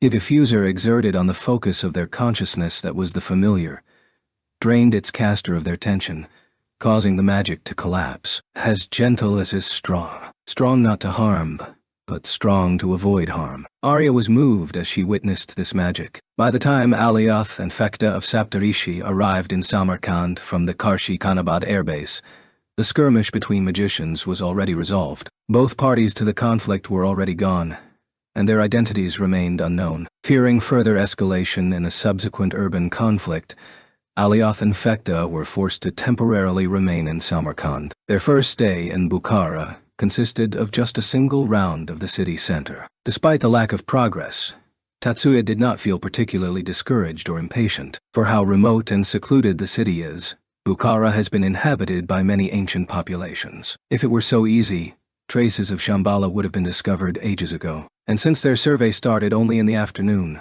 their first goal was to get a rough grasp of the geography of the area. The full-scale investigation will start tomorrow. At the hotel, they took 2 twin rooms, Tatsuya and Hyogo with one, and Miyuki and Lina with the other. There were no particular complaints from Miyuki about this arrangement. Returning to their room soon after dinner at the hotel restaurant, they received a call on their satellite phone. A signal relay has been left by the window in case of an urgent call from Japan. The caller was Fujibayashi. Laura Simon of Fair smuggled into Japan today. This was the subject of the sudden report. They found her pretty quick for someone who isn't on the international wanted list. Fair's Rocky Dean and Laura Simon's nationwide wanted by the USNA, but their names have yet to make it into the international list. They may have committed illegal immigration because they have not gone through the proper exit procedures, but it still wasn't at the stage where it would be relevant for the Japanese judicial authorities to make any effort to find them. He added the Laura Simon's data to the facial recognition system just in case, and it ended up with a hit. The image is unclear, so I can't say for certain, but I can place the match rate at over 80%. We can assume she at least took some minimal measures, so percent is pretty certain. Unclear images may not necessarily mean out of focus. That would be unthinkable with today's imaging technology. And if yet, it is. It either means that she is using an electronic device that interferes with the capture, or she is using some kind of makeup with a paint that confuses the image sensor, or she may have other means of disrupting the facial recognition process. So, where was she found? Eita Kansai International Airport, the Makinohara service area in the Tokyo-Nagoya Expressway, and then at the Atsugi interchange exit. So Atsugi, not Machida. If she went to Machida, she could be aiming at the FLT lab where the artificial relic is produced. But in Atsugi, there is the undeniable possibility that the target is the Makuin in Aizu. She may have taken into account the possibility of being spotted and is trying to obscure objective. Tatsuya concurred with Fujibayashi's reasoning. I agree. I am of the opinion that the target is, regardless, the FLT 3rd Development Division's lab. I would like to suggest concentrating our security on that side. I agree, that's the appropriate response. In that case, please tell Hiroto-san to join Takara-san's personal security. Understood. Fujibayashi Hiroto, Tatsuya's own subordinate, and half-brother of Fujibayashi Kyoko's late father, Fujibayashi Nagamasa, Dr. Masa, making him Kyoko's uncle, even if he is only 2 years older than Kyoko. 3 years ago, during Tatsuya and Minoru's rivalry over Minami, Nagamasa committed a betrayal of trust against Tatsuya during his pursuit of Minoru. In atonement for his treachery, Hiroto's individual was surrendered to Tatsuya. The Makuin is scheduled to open next month with Takara, the brother of the head of the Yatsushiro family of the 10 master clans, as the institute's dean. If something were to happen to Takara, the brunt of the responsibility would not be confined to Tatsuya alone. It could lead to friction between the Yotsuba and Yatsushiro families. In the event of Makuin becoming a target, measures to ensure Takara's safety are imperative. As for the RD development section, let's have Segusa-san and Tukami-san join the security detail. Instruct both of them to please station in the Machida office. The Meijian Company's headquarters is in Machida, right beside the FLT development section building. If they are at the headquarters, they will be able to respond quickly in the event of an attack to the lab. Tatsuya would preferably leave the task to Fumiya and Ayako. Unfortunately, the Kuroba family had their hands full with other important matters at the moment. Matters that have been occupying them both since the beginning of the summer vacation. Understood. I'll ask them to help with the piled-up work at the headquarters. The Meijian Company headquarters, established in April, has a permanent office staff. As a result of Tatsuya and Miyuki's constant absence, however, the progress of the work has been slow. Despite Fujibayashi's repeated attempts to remind Tatsuya of this issue, he had made no effort to take the matter at heart, preferring to continue with his own research. Please do so. One wonders if at that moment, any feelings of remorse over his negligence passed through Tatsuya's mind, or perhaps it was relief he felt from having his pendings forced upon him. Surely, even the man himself couldn't tell. Mayumi and Ryosuke are both employees working for Meijian Company, both with similar circumstances involving earnestly requesting to be hired. Although not quite in line with the salaryman's woes, they were both on assignment in Aizu today, only to be suddenly asked to be in Machida the next day, leaving them with no choice but to comply. They had been given a good reason to do so. It was highly likely that the same criminal Mageist syndicate that attempted to steal artificial relic in April would be having another attempt. "Tuakami-san, are you familiar with Laura Simons from Fair?" asked Mayumi, while making a list of office automation equipment that needed to be replenished to Ryosuke, who was on the other side of the low partition. "I know her. Not to say we are particularly in the friendliest of terms, though," answered Ryosuke as he operated the office layout software. Mayumi didn't come to learn about his recent venture to Mount Shasta to save his fellow Fair member. "I heard she's one of the leaders of Fair." "What kind of Mageist is she?" "She's not just one of them. She's the sub-leader. I hear she's also the lover of the leader, Rocky Dean." Ryosuke began by correcting part of Mayumi's understanding. "Lover." There was no blush from Mayumi. Instead, a light frown. Not responding to that in particular, Ryosuke continues his answer. "Laura Simons is a type of ancient-style magician. The ones we call witches, just as magician has been given Magiist as an alternative. There are also new names for the terms ancient-style magician and modern magician. But since it's English-based and a bit lengthy and unwieldy, it's rarely used in Japanese conversation. Speaking of witches, don't they specialize in interfering with human-related phenomena?" Mayumi pulls out her knowledge of witches that she learned in college. Her major at the University of Magical Sciences was in the typology and characteristics of magicians. "I don't know the details of her skills, I just know she's one tough person to go up against." There was real substance behind his voice as he replied with a stern expression. "If you don't mind me asking, have you fought her before?" With that, Mayumi couldn't help but ask. No. There's no way. This is just something that is well known in the Vancouver magician community." Ryosuke's excuse was far from smooth. Mayumi gives him a skeptical look. "So there is such a community of magicians over there too." She eventually let it go and muttered to herself in self-admonishment. "The FLT lab was attacked that night. It came as a surprise to them that she took action the day after she was spotted.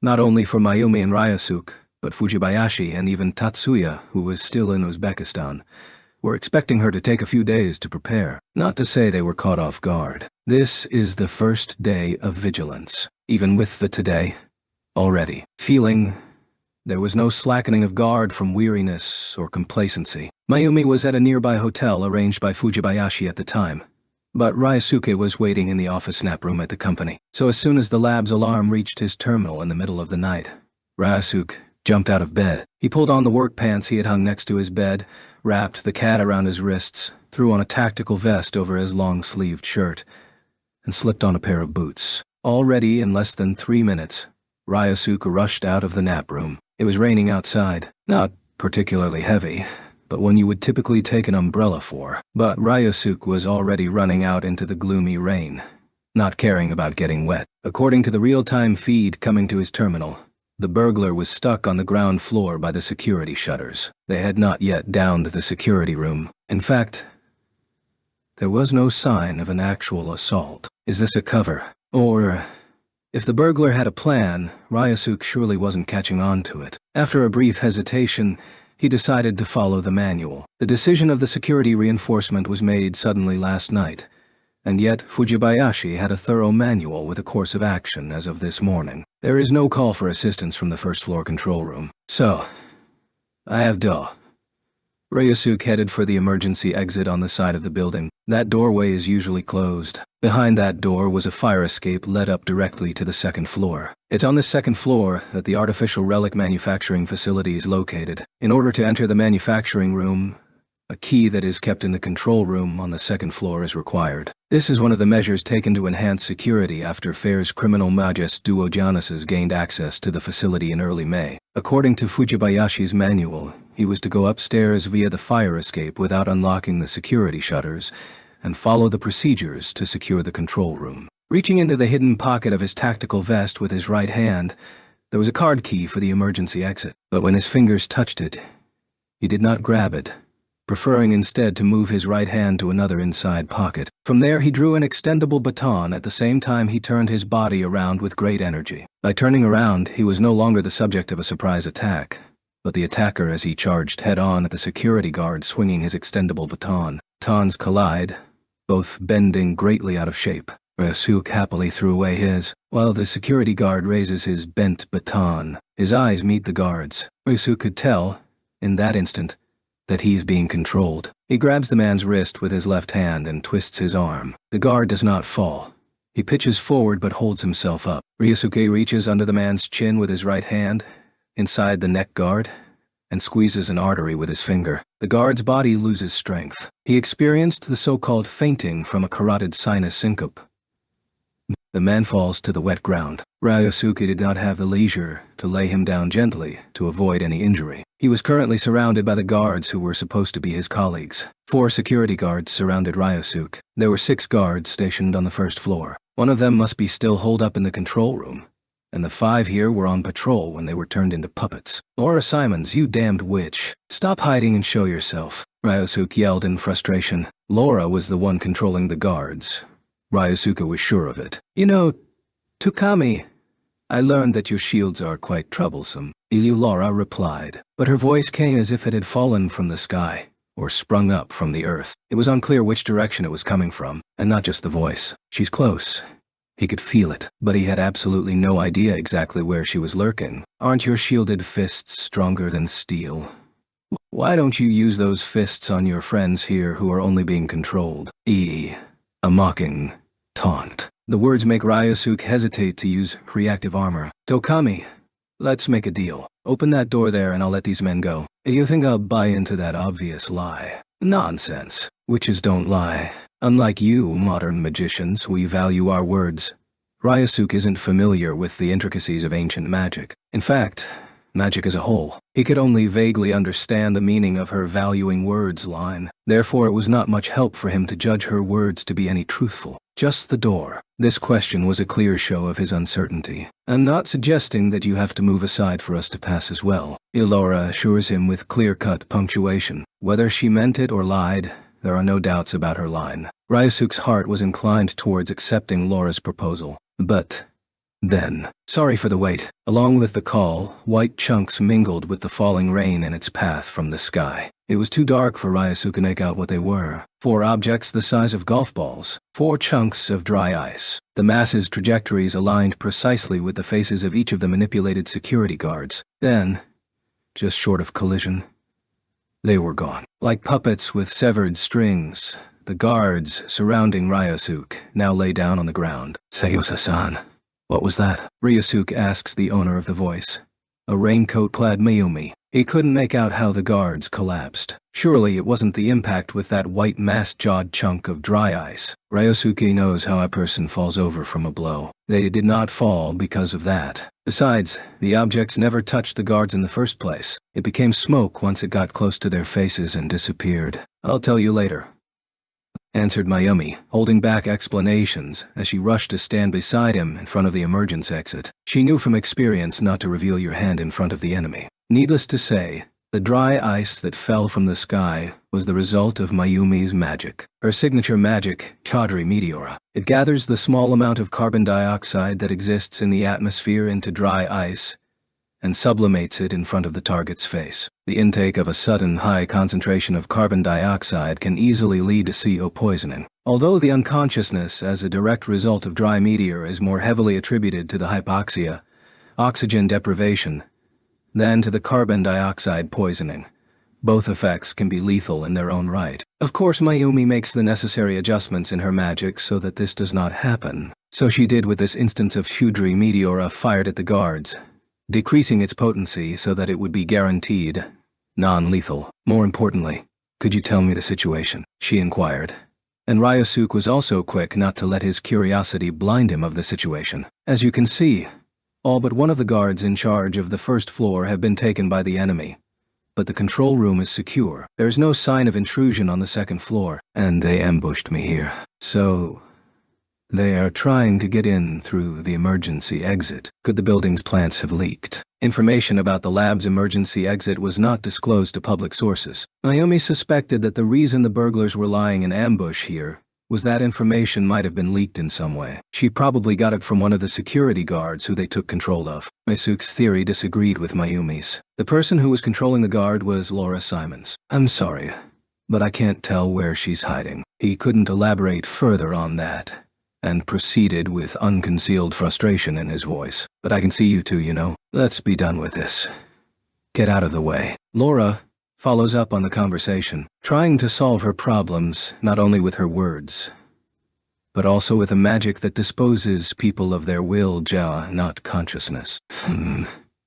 Some sort of gas attack then. Unfortunately for Laura, her attempt with the magically conveyed disarming scent was blocked by the magic shield Mayumi had deployed. Learning from the hard experience of the attack by the New Humanity Front, Mayumi came with a previously deployed magic shield that selectively blocks gases not contained in normal breathing air. A gust of wind sweeps in. Mayumi's downdraft magic, casted in parallel with her magic shield, blows away the scent sent by Laura along with the raindrops. "Ill found you." Shortly after Mayumi's mutter, the rainwater pooling on the road surface coalesces into icicles floating in the air. It is much easier to make ice bullets in an environment with water in abundance than it is to scrape up carbon dioxide into dry ice. Besides, carbon dioxide is soluble in water. Technically, the amount of carbon dioxide that reacts with the raindrops is negligible. But the notion that carbon dioxide dissolves in water nevertheless reduces the effectiveness of the magic. The reduced effect of the earlier Audrey Meteora on the guards was convenient for its intended purpose. The target changed, and the situation changed. Now ice will replace dry ice as a purely offensive tool. Hailstone barrage magic. View hailstorm. Ice crystals, each roughly 1 centimeter in diameter, fly up in a cluster at a roadside Zelkova tree reaching over meters high. The hailstorm permeated its treetops. Like rain falling on water, the hail left ripples where it struck. The haze that had assimilated with the black clouds in the night sky cleared. 2 figures appeared, floating beyond the treetops. "A Mananda woman, Laura Simons," Ryosuke exclaims at the sight of the woman. "So that's Fair's sub-leader." Ryosuke's exclamation tells Mayumi who the woman is. But who is that man? A middle-aged man floats in the air, holding her beside him with an arm around Laura's waist. A first guess would put him as a member of Fair under Laura's command, but to Mayumi's eyes, that didn't look to be the case. What is this? Is this like the presence of a powerful person, as they say? Laura certainly had an aura of eeriness about her as well, but to Mayumi's intuition, the man was much more threatening. "I will deal with the guy. Segusa, you take Laura Simons." Ryosuke glares at the man, who releases his arms from around Laura's waist. She too untangles her hands from around the man's neck and moves away from him. "Oh, young lady, I wonder if you, not Kami, will be able to accommodate me," said Laura, casting a clear derisive undertone at Mayumi. "Oh my, I'm afraid I have no duty to welcome an uninvited guest. If I would, I'd rather have you leave." Mayumi was not so bellicose to bite in every opportunity of a dispute. Perhaps it was the condescension in Laura's attitude that did it for her. Mayumi was more than happy to oblige, and she responded in matching contempt for her counterpart. "Let's hear your name, my lass. Feel honored that I may remember if I am so inclined. I'm hardly the age of being called a lass. I wonder if I could say the same about you. You do certainly look good for a woman of your age." Drop dead a high-pitched, shrill sound that could neither be described as a song nor a prayer wrenched out of Laura's throat. Witches interfere with human phenomena. This includes skills to alter one's own body. The sound that Laura has just emitted was a contracted chanting skill that she and other witches have developed in recent years to compensate for the shortcomings of spell chanting, namely the time required to bring about an effect. Via modification of their own throats, they can vocalize multiple sounds at the same time. The compounded, superimposed phonemes form signs of magical value, fulfilling much of the same function as an activation sequence issued by a CAD. Reconstructing the essence of the sound she emitted into words, it says, "Descend from heavenly scorpion, O messenger of Pluto, O exalted one, with whom wrath, lamentation, and resentment are written in fresh blood. Grant those who have wronged and shamed thy servant retribution by thy authority." The name of the magic is Sazrael, the angel of death. It brings about the paralysis of the heart of a single person within range of the sound. A hex that interferes with human phenomena to induce a heart attack. Its name and incantation would probably be frowned upon by the followers of what Europeans call paganism. It evidences the true wickedness witches possess and how willing they are to commit such sacrilege to others. Too bad. too late. But even with all her ingenuity, it still cannot keep up with the speed of modern magic. Mayumi simultaneously activated ozone interference and Aditya fortification at the same time as she whispered. Simultaneous activation of different types of magic is still a major focus at the still operational 3rd Research Institute, same institute the Segusa family came from.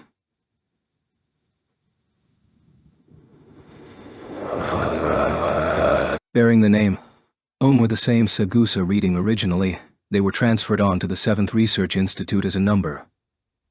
The ease of the Segusa's ability to quickly and smoothly invoke the two contrasting magics was due to the magical skills the family acquired from their time at the 3rd Institute. Even if it's magic from a witch, the principle of action remains the same. It doesn't matter if it's a person or an employed information body who constructs the magic sequence. Magic is still a temporary overriding of the eidos, be it witches or any other.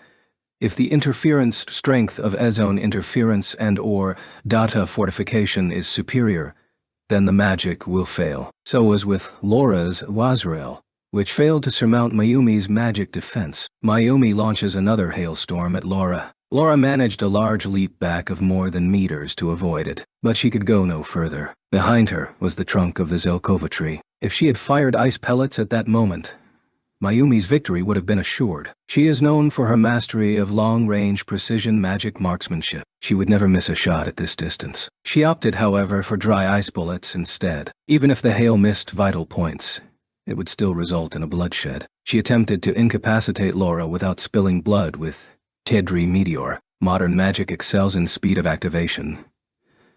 But the time it took to switch magics, the time it took to decide which magic, a window of opportunity Laura took to fight back. The product of this equation was enough for Laura to activate the slower ancient-style magic. Laura's body shook, dimmed, and assimilated into the bark of the Zelkova tree. That is, but an effect brought about by magic to look as if so. A fact that Mayumi was quick to catch on to, resulting in no surprise. But she could not avoid feeling upset. Her own naivete allowed her victory to tumble out of her grasp, and the regret of this caused a stir in Mayumi's heart. She hurriedly looked for Laura. Mayumi also had a remote perception ability of her own, called simultascopy, ability that allows its user to observe a given scene in real time from multiple viewpoints, unimpeded by physical obstacles. With this agility, she attempted to locate Laura. Multiscopy, however, is limited to seeing what would be visible in the presence of light, regardless of distance or obstructions. You could not use it to see what cannot be seen even with the presence of light. Less so with the magic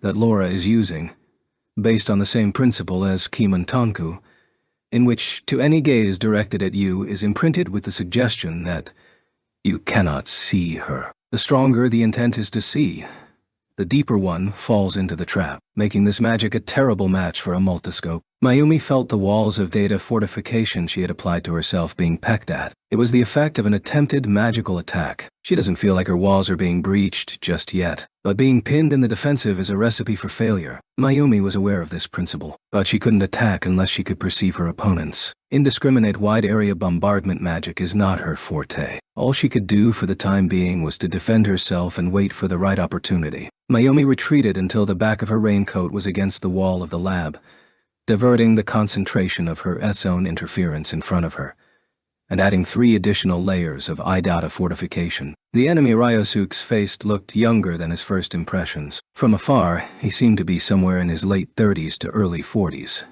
But now, face to face, he appears to be only around 30 years old. His physique reflected more of the younger alternative. Differences in physical fitness will result in different ways of fighting, although the differences between that of a man in his 30s and one older than that are not so great of a miscalculation. Ryosuke chose to recompose himself. The man brings out a knife from inside a gray summer jacket he is wearing. Lu Dongbin Donk Kos was the words the man muttered as he switched the knife into an overhand grip. Ryosuke didn't catch what it meant at first. Your name. This next question, in English, helped him understand that it was the man's name. He didn't immediately connect it with an introduction due to his unfamiliarity with Chinese people's names. He never knew any Chinese when he was in Hokkaido or in Vancouver. The people in Vancouver of Han Chinese and Chinese descent usually use naturalized names. So naturally, Ryosuke had no idea that Lu Dongbin was a reading of View, the name of a legendary Sion. Tukami Ryosuke. Ryosuke's concession to the request was inconsequential in his opinion. It was just his name. Unbeknownst to him, Ryosuke did not know that one's name was enough of a means of attack for some ancient-style magicians. Lu Dongbin was not very good at hexes using names. Deadly curses is actually more of a specialty of the IPU's Saptarishi, whom Bibsin is up against. Bowing a person's name is a key that helps to locate him or her more easily. By giving his code name and asking Ryosuke his name, Lu Dongbin was following his practice when it comes to melee combat. Seeing the knife ready with Lu Dongbin, Ryosuke adopts a stance with his fist raised in front of the right side of his body. Unfortunately, the extendable baton he ruined earlier was the only weapon he had prepared. Instead, he activates reactive armor at this stage, knowing from the sensation in his skin that Lu Dongbin is not someone he can let his guard down even for a moment. Ryosuke and Lu Dongbin glared at each other. Beside them, Laura and Mayumi were facing each other at a short distance. The exchange of verbal barbs turned into an exchange of magical attacks as Laura's hexes bounced off Mayumi and Mayumi's ice bullets pounded the pavement. That was the cue. Lu Dongbin closed the gap, knife drawn. The speed was alarming, but still not so fast to lose sight. The knife was held in the right hand. Ryosuke tried to swing it outward with his left hand, but Lu Dongbin retracted his hand just prior, and Ryosuke sliced through the air. Lu Dongbin angled the withdrawn knife and thrust it out. A stab to the stomach.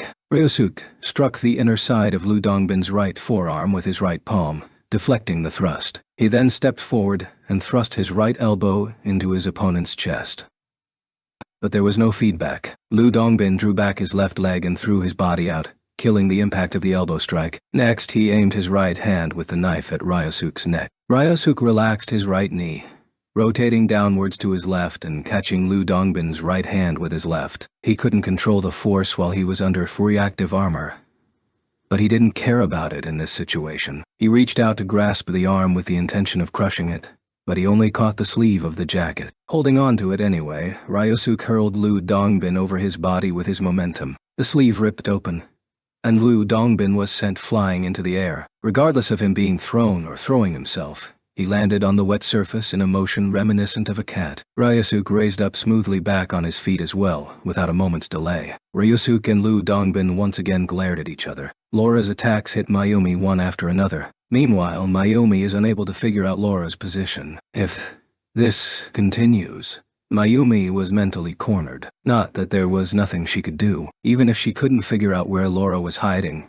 she could still find a way to attack her. Just because wide-area offensive magic is not Mayumi's forte, does not mean that she cannot use it. Damn. Again, Laura's attacks are gradually increasing in strength. The intervals between attacks are growing, but this also indicates that the opponent is confident enough to take the time to prepare for the attack. Mayumi does not have any techniques to shield specifically against mental interference magic or hexes. She could only use heavy-handed tactics such as zone interference and data fortification to get the job done. It is, so to speak, a feat of strength. Since they are not very efficient in comparison, the wear and tear is very acute. The power of the enemy's magic is increasing, and she is getting exhausted. It's clear how it will end if things continue as they are now, and Mayumi couldn't just take that kind of outcome in stride. Tukami-san, are you using that shield of yours? Mayumi shouted without turning to look at Ryosuke. Yes,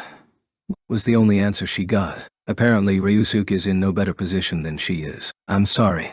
You're struggling there too, Mayumi thought, but she had already made up her mind. I'll say it up front. I'm sorry. So Mayumi loudly apologized for what she was about to do. Mayumi out of nowhere asked if he had his reactive armor shield on, but Ryosuke didn't even have the leisure to turn and look at her. He was too busy trying to fend off Lu Dongbin's 4 blades. He could not take his eyes off for even a second. Lu Dongbin throws a dagger. Ryosuke swings his neck to avoid the blade flying toward his face, but he did not stop there. He backsteps to dodge the knife swinging horizontally and jumps sideways with the foot he landed on. The dagger he had just avoided went backwards and passed right where his neck was. With that one's miss, another blade attempts at Ryosuke's chest. He swatted it away with his left hand, covered in individual armor magic. Just as the blade is about to hit the ground, it leaps back up, aiming for Ryusuke's throat. Lu Dongbin's magic was controlling knives and daggers remotely. He did not just send the blades flying, but coordinated them in tandem with his technique with the knives in his hands. Ryusuke noticed that the knives were controlled remotely via a virtual string, and that Lu Dongbin's technique was a magical equivalent of rope dart wielding. This weaponry technique from the East Asia continent involves the use of a rope attached to the base of a throwable blade, or dart. In this case, a magical thread was playing the role of the rope. Since the string doesn't physically exist, the trajectory of the blade cannot be disrupted by twisting or cutting the rope, as is the case with a normal rope dart. The fact the tip of the blade can be turned in any direction is also inherent to this version with magic. Although it may be less flexible than the flying knives freely with psychokinesis, it is definitely more troublesome when used in conjunction with a proper knife-wielding technique. So far, none of the blades had the power to pierce reactive armor, but there is no guarantee that nothing will happen, even if it hits. He can't also ignore the possibility it was a feint to make him let his guard down. It was at that point he couldn't turn around at that time, even if someone called out to him. Yes, was all he could manage, and it seems to have sufficed for Mayumi, too. Just after his reply,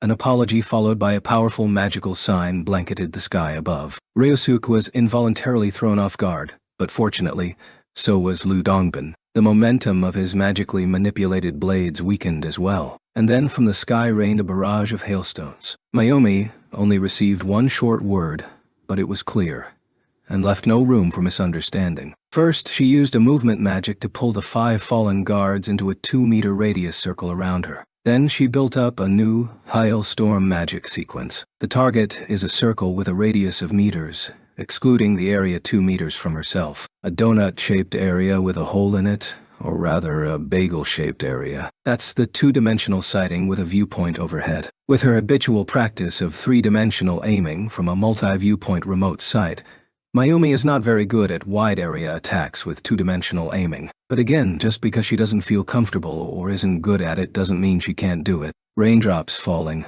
moisture fills the air, and water soaks the pavement, from all which ice bullets form and shoot down from the sky. Not only did the hailstones pound the pavement, they punched shallow holes all over the place. The resulting collateral damage is another reason why Mayumi hesitates to use wide-area indiscriminate magic. Ryusuke's whole body also got caught in the hailstorm, yet he does not seem to be in any particular pain. The ice bullets drilling into the road's pavement are probably no match for his reactive armor. His opponent, Lu Dongbin, sheltered under the Zelkova tree, but the hail also covered the shade of the Zelkova tree. They didn't come from just the sky above, but also from the water pooling on the ground. So too from the dew dripping from the leaves of the trees. No shelter from the rain will help against you hailstorm. From a distance, Lu Dongbin appears unharmed. The holes in his clothes suggest that he may have used some kind of magic to harden his skin. And then there was a scream from behind the Zelkova where Lu Dongbin was sheltering. Mayumi pointed her multiscope at the backside of the tree. There she found Laura crouched down,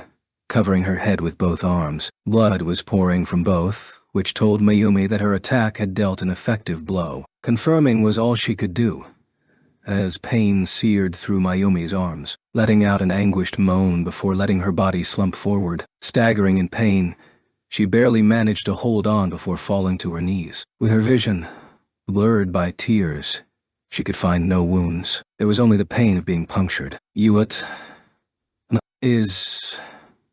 She could guess it was some kind of counterattack by Laura, but couldn't muster what exactly. This is a witch's auto-retaliatory magic Uranus. It works much like an older form of hex reversal, in which a magic sequence is projected outwards, reflecting back pain inflicted on the user. By default, this magic would inflict pain, Joa phantom pain, that would actually manifest wounds of the same degree, RJX equivalent to those experienced by the user's own body. Fortunately for Mayumi, in this case, given the wide area and indiscriminate nature of Hailstorm, Laura was not directly targeted by the magic. As a result, the pain was only partially transmitted to Mayumi. It was still enough pain to prevent Mayumi from pushing her offensive. A staggering Laura stumbled away. There wasn't energy left in Mayumi to try to track her whereabouts with the multiscope. The hail descended like bullets in what was less a hailstorm and more a barrage of ice bullets. It lasted for no more than 10 seconds. To Ryosuke it felt like he was being sprayed with gunfire for over 100 times longer than that. The road left scattered with broken branches and strewn with countless small holes along the road surface. No doubt this area will need a total repaving job. No doubt the aftermath of the vertical barrage of ice. The barks of the roadside trees had been scrapped, but not a single one had fallen. Ryosuke himself was not damaged at all. His reactive armor completely covered him from the barrage of ice. He reflexively stopped at the time, but he would be able to move without hindrance even under that hailstorm, if he had the mind to do so. Frustration overcame Ryosuke at the late realization. He was completely distracted from his enemy in the hailstorm. The enemy's blade could be reaching him right at this very moment. The realization of such danger shot through Ryosuke's mind. He frantically searched for Lu Dongbin. Fortunately, less than half of the street lights had been broken by the hailstorm. The light was sparse, but there was still some dim visibility. Lu Dongbin was in a defensive posture with his back against a roadside tree, his face shielded by his arms and his body curled up. It was too dark to make out the details, but he could see him. That was his chance. His body was already moving as soon as he felt that. With a single breath, Ryosuke closed the 7 or 8 meters distance from the tree to which Lu Dongbin had his back on. He must have sensed it, because Lu Dongbin dropped his defensive posture and raised his head. He then threw his knife, as well as his dagger at Ryosuke. Ryosuke didn't dodge. Ryosuke's magic shield bounced back the 2 blades thrown at close range. Perhaps Lu Dongbin was expecting that Ryosuke would continue the usual evasive maneuvers. When Ryosuke pressed forward, his reaction was delayed for a moment. Lu Dongbin still managed to thrust the knife in his right hand at Ryosuke's right arm as he lunged forward. Ryosuke interrupted his thrust and opened his right fist to knock Lu Dongbin's right hand away. Lu Dongbin responded immediately with a knife attack with his left hand. Ryosuke backslapped Lu Dongbin's left arm with his right hand, while planting his outstretched right foot even harder on the ground. He then jabbed his left fist out. He aimed at the Dancho pressure point in the center of the chest. His enemy didn't let him get to the vital point so easily. As a result of Lu Dongbin's evasive action of twisting his upper body,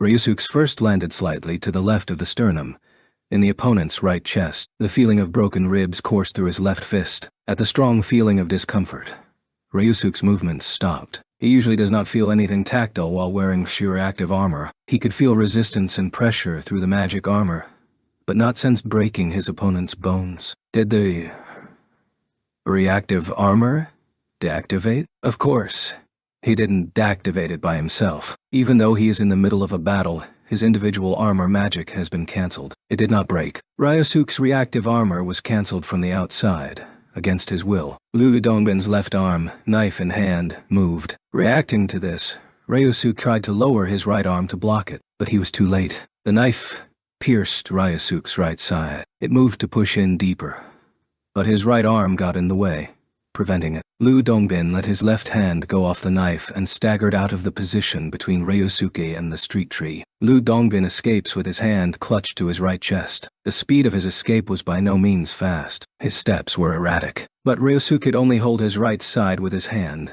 unable to move from his position. Illustrative E-Chapter. Interruption. Evening of August 10th. Local time, Uzbekistan. Tatsuya receives a call from Fujibayashi on the satellite phone. Without so much as a word of greeting, Fujibayashi's first words were the news of the attack on the FLT labs. Are there any casualties? Wounded. Fortunately, no fatalities. But Tukami-san sustained a serious puncture wound in his side. Tukami-san, you say? Was his magical armor broken? Tatsuya couldn't hold back his surprise as he asked back. Despite much of Ryosuke's efforts to keep it a secret, Tatsuya had elemental sight. He knew of Ryosuke's reactive armor ability, and that it originated from the former 10th Research Institute. That individual armor magic is not something so easily broken. Noted for its defensive power against all forms of physical attacks, it should also have impermeable resistance against magic attacks that are mediated by physical phenomena. Sure, it may have some structural vulnerability in the magic. Tatsuya knows Ryosuke is an extra, and for the number to be stripped of his family, there had to be some inherent flaw in the reactive armor that Tatsuya is unaware of. That, or perhaps the enemy may have employed a special technique to break through the magic shield. That seemed the most likely of the two. Details are unknown. He is still undergoing treatment, so we haven't been able to hear any details from him yet. I see. Is there anyone else injured? How is Segusa-san? As their de facto employer, it was the next natural question to ask about the person Ryosuke was paired with, Mayumi. His concern about her well-being was more than just out of a sense of responsibility as her employer. An injury to Mayumi meant a disservice to the Segusa family by the Yotsuba family. Tatsuya questioned himself if it was poor judgment on his part to assign Mayumi in guard duties. Mayumi-san is unharmed. Therefore, hearing this answer, Tatsuya felt relieved as any other person would. However, besides Tukami-san, there were also 5 security guards who were in serious condition. By serious, you mean life-threatening. In inquiring, there wasn't much of a hint of concern in his tone. The same could be said for the calmness of Fujibayashi's voice over the phone. All 5 appear to have lost the ability to communicate. Not only are they unable to speak, but they are also unable to read and write. There are no signs of physical trauma or brain hemorrhage from the exams, so I assume it must be the result of magic. Fujibayashi's first sentence was enough for Tatsuya to understand what had happened to the guards. That seems to be the symptom caused by the magic of a prehistoric civilization. Tobable.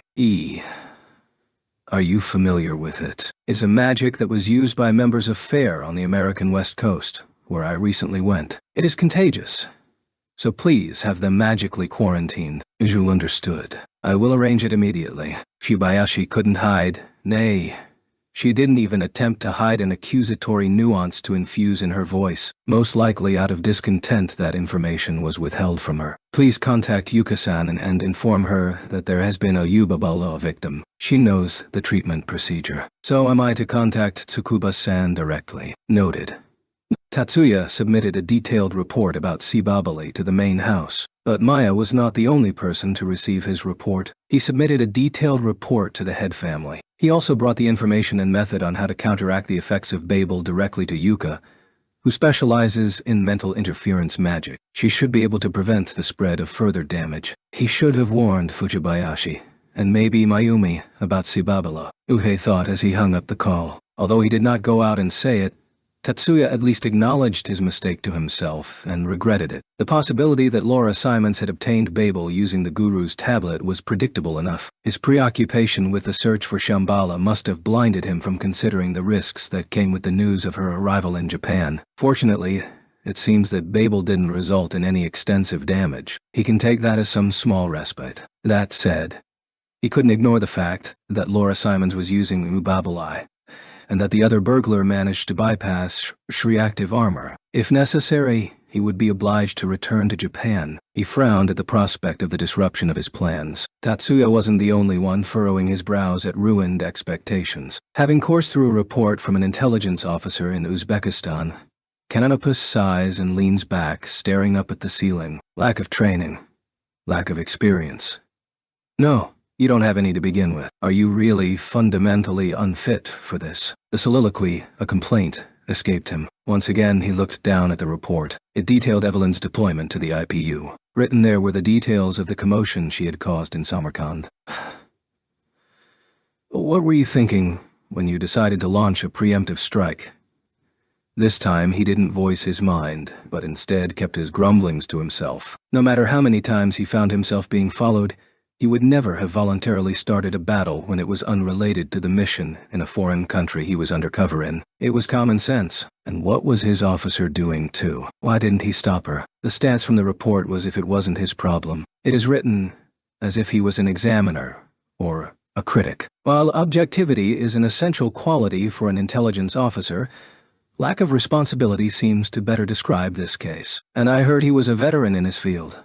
More of a veteran in avoiding responsibility, it seems. He was a poor choice to work with someone new to foreign missions like Evelyn. In fact, selection of personnel appears to be the issue with this operation.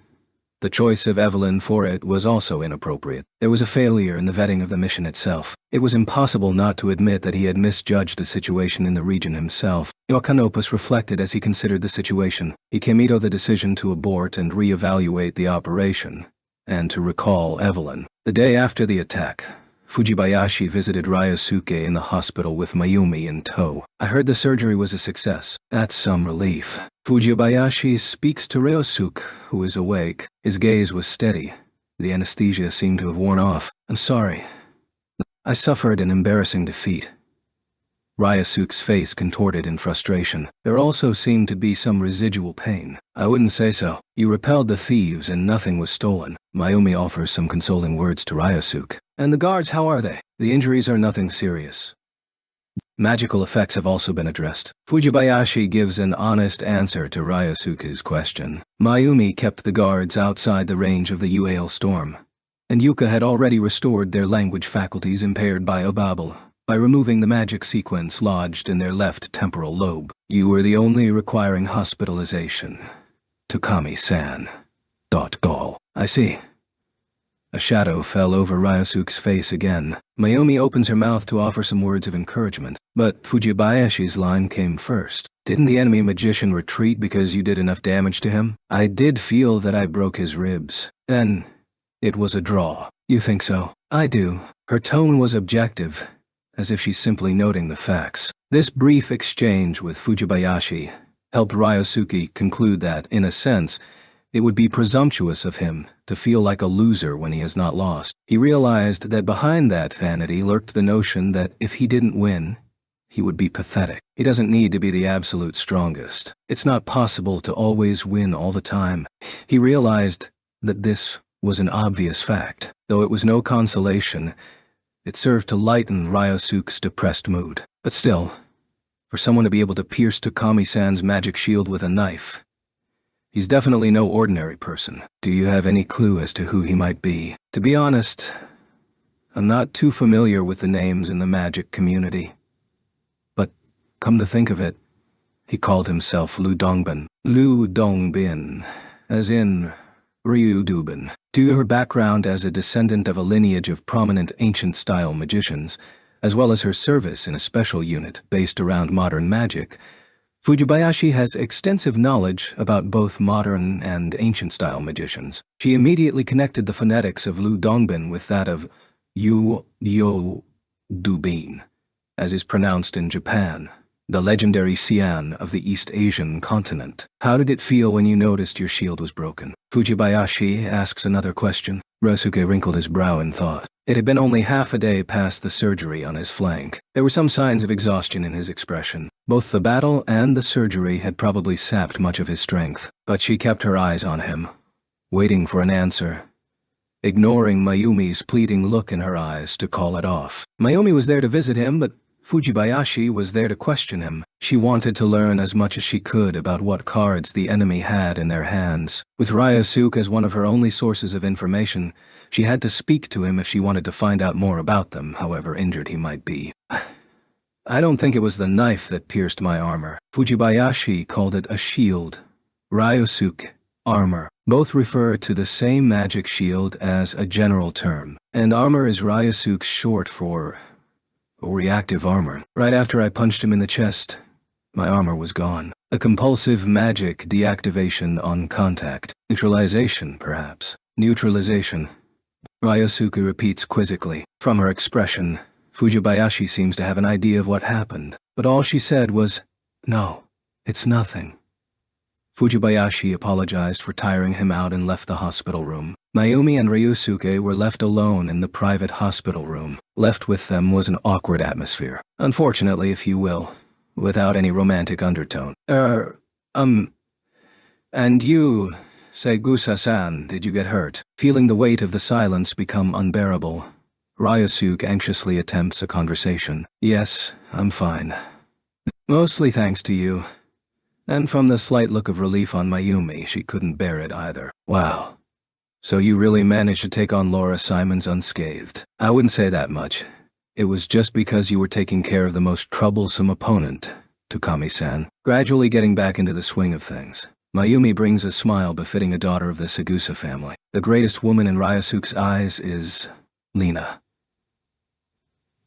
But his feelings for her go beyond love, into worship. He sanctifies her so profoundly, in such a high regard that he does not even recognize her as a fellow person of flesh and blood, let alone as an object of love. Mayumi's elegant forged smile has a certain calculated charm, an alluring effect that Lena's gracious yet simple, genuine smile does not have. Is not Mayumi's designed to seduce Ryosuke? Her forged smile was perfected to the extent she could create one without consciously trying to do so. With Ryosuke at an abrupt loss of words, Mayumi tilts her head to the side without dropping her smile. Even that seemingly innocuous gesture was similarly crafted over the years to evoke the goodwill of the other. While head-tilting training was certainly not among Mayumi's etiquette curriculum, it was but a minor detail she developed over the course of her lessons in dance and etiquette. Are you perhaps not feeling well? Saying this, Mayumi bends over to meet Ryosuke's eyes, most likely simply to assure he was not masking his pain. But having someone who,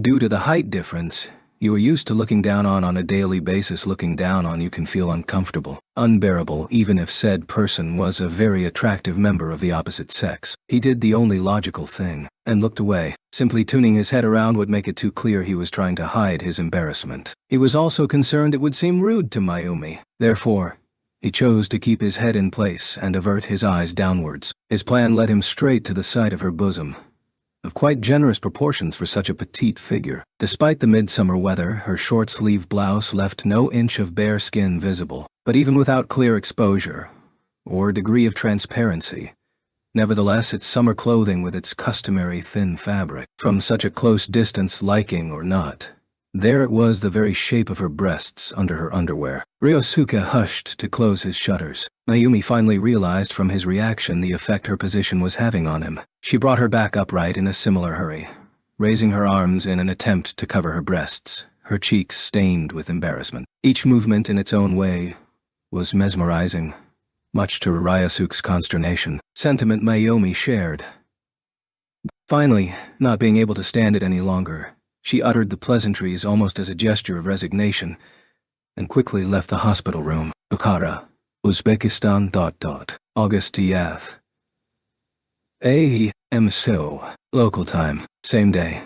P.M. Japan time. Tatsuya received the report from Fujibayashi via satellite phone. I see. So he made the shield disappear on contact. The contents of the report discussed the results of the investigation conducted with Ryosuke at the hospital. I suspect it was neutralized by emitting sine waves of the inverse phase. Tatsuya nodded with a, I concur with Fujibayashi's speculation. About the name the enemy gave.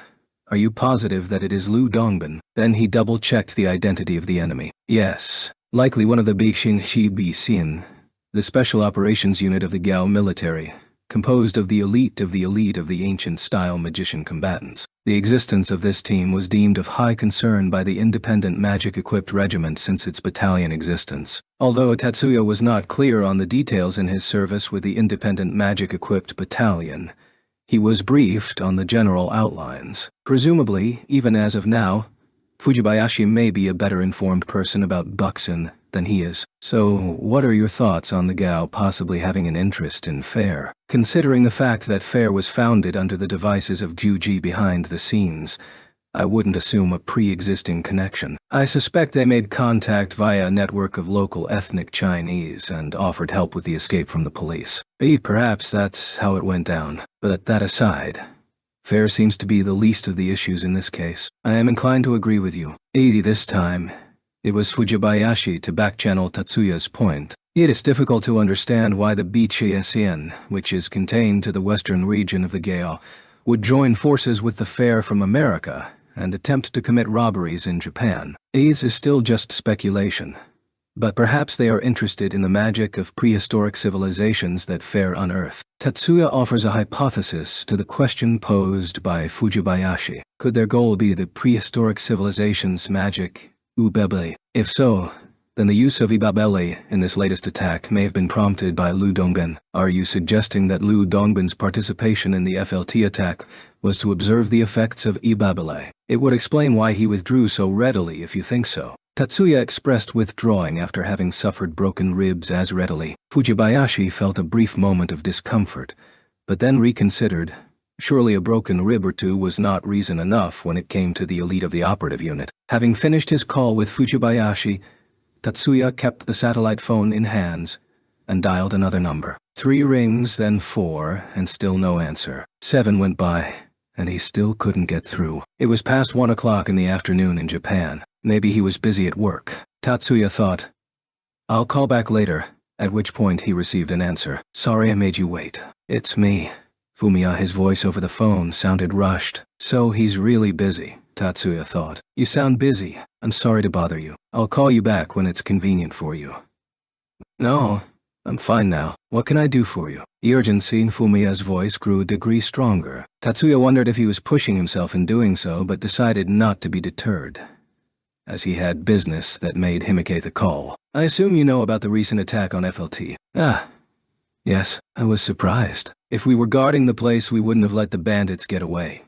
I need your help to clean up that mess. I'm sorry you may be in the middle of another case, but I have to ask. There is an agent from the Gao military involved, isn't there? If so, this has a higher priority. So, should we catch the culprit? Fumiya sounded enthusiastic, so eager to almost seem like he was looking forward to the task. Fumiya sounded enthusiastic, so eager to almost the level of impulsiveness. No need, I'll catch them myself. I have something I'd like to verify. Understood.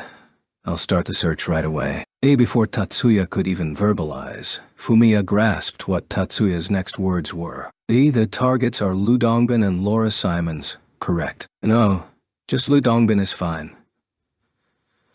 Laura Simons is fine as an afterthought, but alas, there seems to be the limit to their synchronicity. Do you believe that Laura Simons and Lu Dongbin are acting separately? I'd bet % she is. But Laura Simons can't afford to leave the ancient master of the art alone, even if we don't make a move, says Tatsuya, in ridicule. Yes, that's right. Witches are a noxious invasive species to any kind of traditionalists. Fumiya responded in a deadly serious tone. Both then broke into a laugh in unison across the satellite phone line. Tatsuya was using the satellite phone from the balcony of his hotel room. When he returned to his room after the 2 calls, he found not only Hyogo, but also Miyuki and Lina there. Tatsuya-sama, was it Fujibayashi-san? That's right. Tatsuya answered Miyuki. She was reporting to me what she learned from Tukami about yesterday's attack. He then added, so the culprits were fair people after all. Lina takes her turn to ask impatiently. There were 2 individuals. One was Laura Simons of Fair, and the other one called himself Lu Dongbin. Lu Dongbin. Is he Chinese? He is presumably a magician operative of the Gao military. Fair is working with the Gao military. Miyuki expresses her surprise. Presumably. How on earth? Lina seems outraged by the prospect. The reason for her indignation was made clear in her next line. How'd they allow an operative to infiltrate the West Coast? It is unlikely that Fair was the one to reach out to the Gao military for help, so it is reasonable to assume that it was an agent or an operative of the Gao military that reached for Rocky Dean or Laura Simons, since both are on the run. This would mean that an agent of the Gao military had infiltrated the west coast of the USNA. They must have used local Chinese connections. USNA is not a particularly strict or isolationist nation. You have to account for the fact that infiltrations will happen, eventually. You're right, but still. Appeased by Tatsuya, Lina settles down for the time being. In regards to this Lu Dongbin, he possesses a magic skill that cannot be dismissed. Is it a special magic? Miyuki asked in a calm tone, already having regained her composure. It nullified Tukami's individual armor magic. And what's bothering you about that? Lina wondered, not sure what Tatsuya's issue on the matter was. Tukami's individual armor magic was developed by the former 10th Research Institute. In terms of strength alone, it is comparable to Phalanx. So, the Jumonji family Phalanx is the strongest defensive magic in the 10 master clans. The fact that Tukami's individual armor magic, which is comparable to that, was nullified means, in other words, that there is no magic from 10 master clans that can prevent an attack by this Lu Dongbin. Was that what you were thinking, Tatsuya-sama? Miyuki guessed his answer to Lina's question before Tatsuya had the chance to respond. I get it.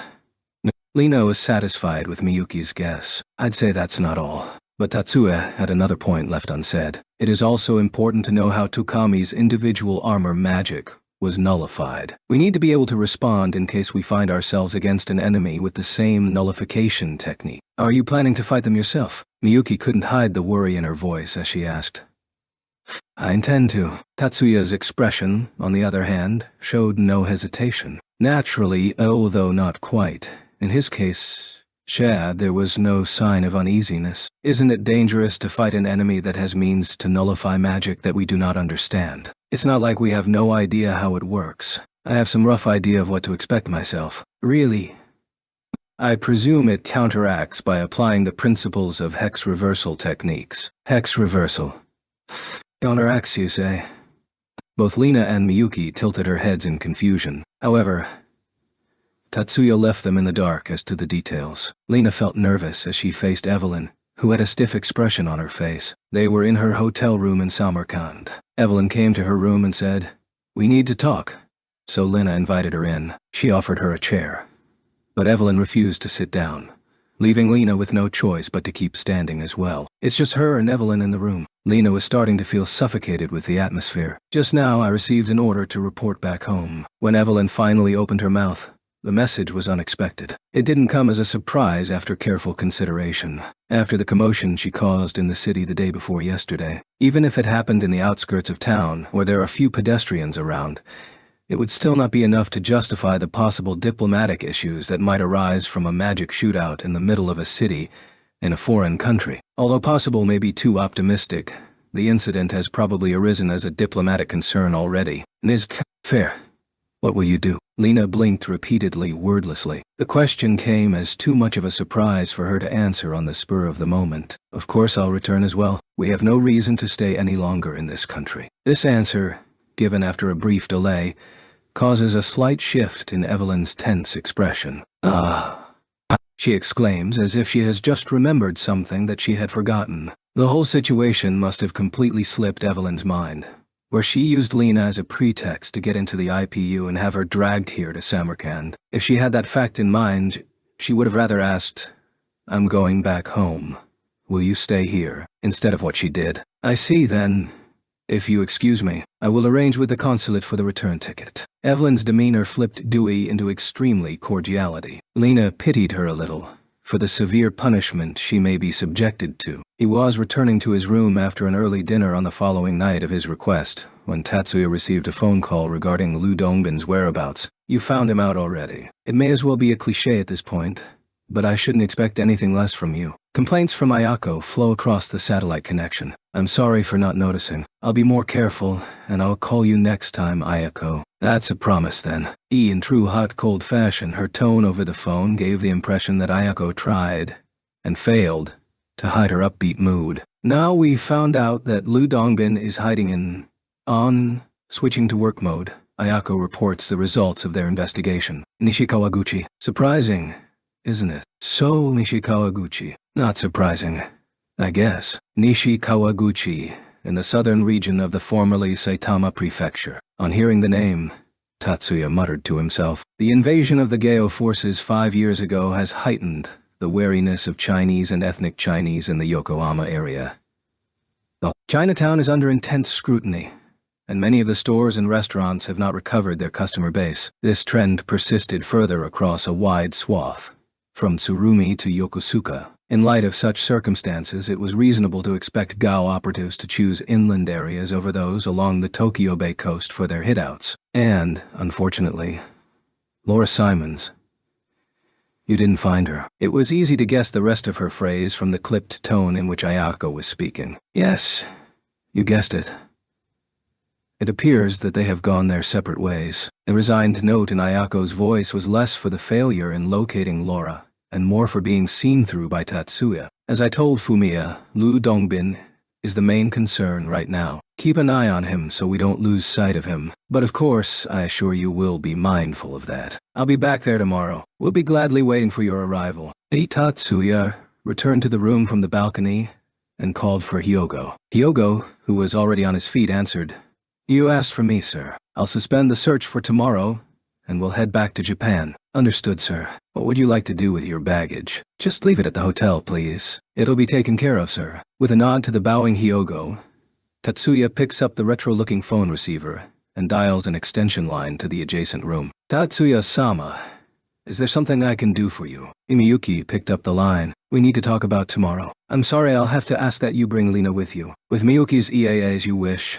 Tatsuya hung up the receiver. Nearly 5 minutes later, Miyuki and Lena came to the room. The reason why it took so long was immediately apparent. They evidently were fixing their makeup. Tatsuya was not about to blame the girls for just 5 minutes. He had them both sit down at a table and asked Hyogo for drinks. "We have info on Lu Dongbin's whereabouts. We'll suspend tomorrow's search." Neither seemed surprised. The search for the Shambhala had been scheduled to be suspended. "Are you going back to Japan?" Miyuki was mostly asking for confirmation with that question. "I'll be landing at Miyakishima via Takachiho." As he answered, Hyogo set a cup of green tea in front of each of the three. "Hyogo-san."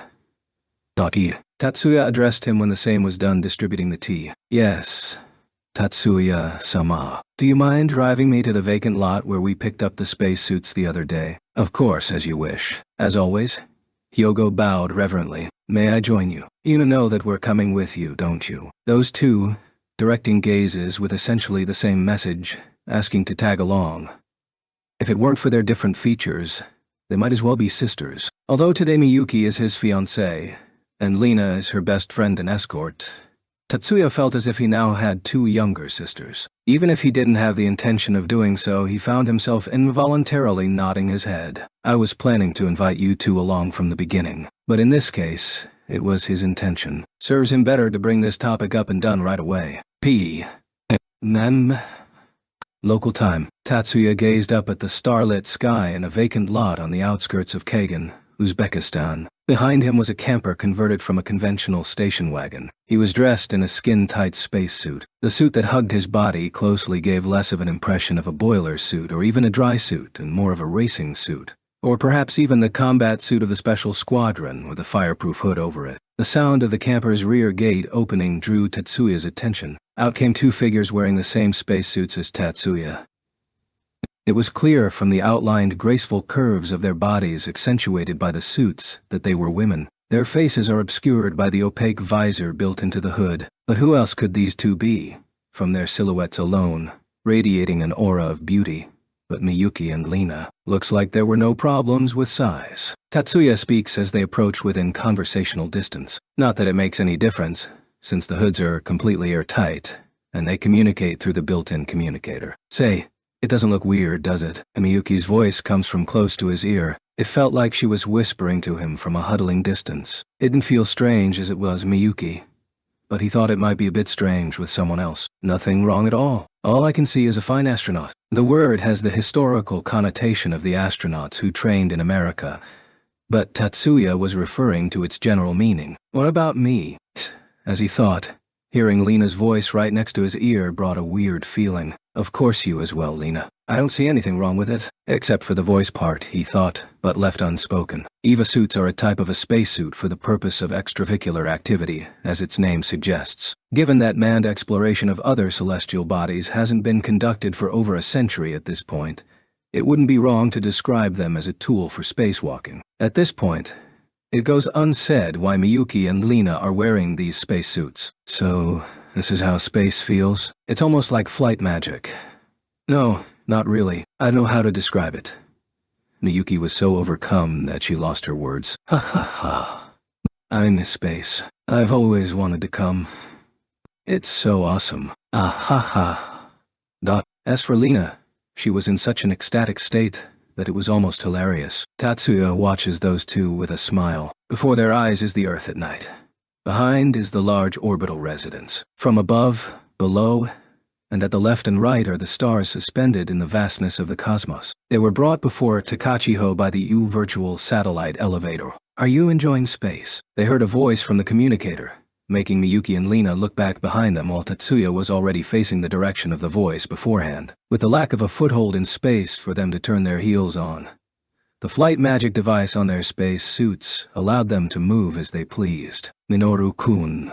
Doshi." "Minoru, where's your spacesuit?" Minoru is standing in space in his everyday clothes. It's too much trouble to put one every time. They soon snapped out of their amazement. It was understandable that Minoru would shrug his shoulders at the thought. The girls could imagine themselves also becoming weary of wearing spacesuits like Minoru after living here for such a long period. They could simply make an anti-object plus anti-radiation shield with air inside to go outside, like Minoru. And the girls, much like him, also had the magical talent to do so effortlessly. I'm sure the view here outside is spectacular, but shouldn't you be getting inside soon? Tatsuya, Miyuki, Lina were now sitting with Minoru around a table in Takachiho's residential module. Please enjoy. Minami placed a cup of coffee in front of each of the four of them. Miyuki and Lina's cups were topped with frothy milk. So you really can live here like it's down there?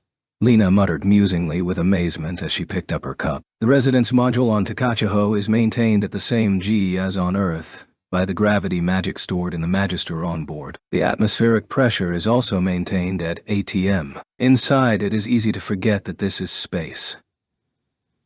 Minami placed a cup of coffee in front of each of the four of them. Miyuki and Lina's cups were topped with frothy milk. So, you really can live here like it's down there?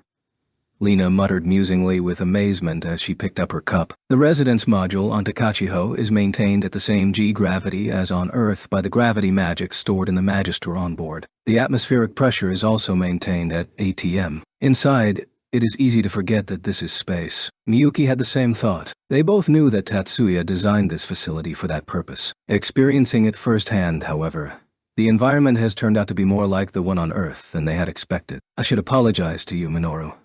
And to Minami, too, for bothering you at this hour. The two of them lived according to Japanese Standard Time, and it was almost a.m. So, even though he got their agreement in advance, it was still no doubt an inconvenient hour for a visit. Please, we do not mind, Minami responded before Minoru could, in her same reverent manner as always. In fact, we are rather glad you came. Especially Minami-san, I'd say she's been eagerly anticipating for you all to come. Minoru was quick to add, Minoru-sama, ...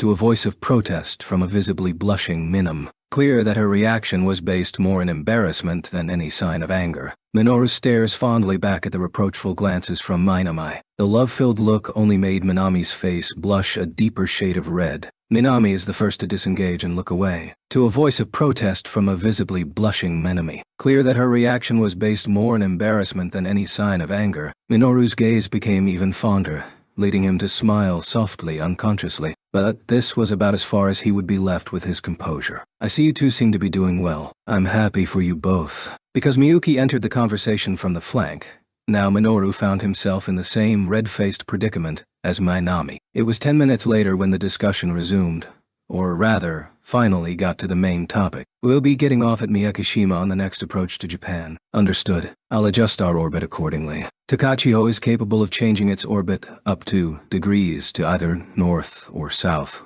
within the same altitude. The orbit changes do not use the conventional thruster approach. It is instead used a magical approach based on the same principles as flight magic. Given the restorative force involved in magical event modification, it will automatically return to its original trajectory after a set amount of time. I'll go see the enemy magician, Lu Dongbin, alone. Miyuki and Lina will wait for me in Miyakishima. Hearing this, Minoru gives Miyuki and Lina are you sure about that? Look, Miyuki made a tacit expression as if to say, I don't agree. But I'm going to abide quietly, whereas Lina gave a weak smile with a there's no helping expression. How about this, Minoru and Minami, why don't you two also get down with us? Then it would be nice for Miyuki and Lina as well. Aware of the exchange of glances among the three, Tatsuya made an off-the-cuff suggestion. That's right. Minoru's eyes darted about. It's fine if I ask just Minami-san to keep them company then. Minoru thought for a moment and made that offer. Tatsuya glances at Miyuki.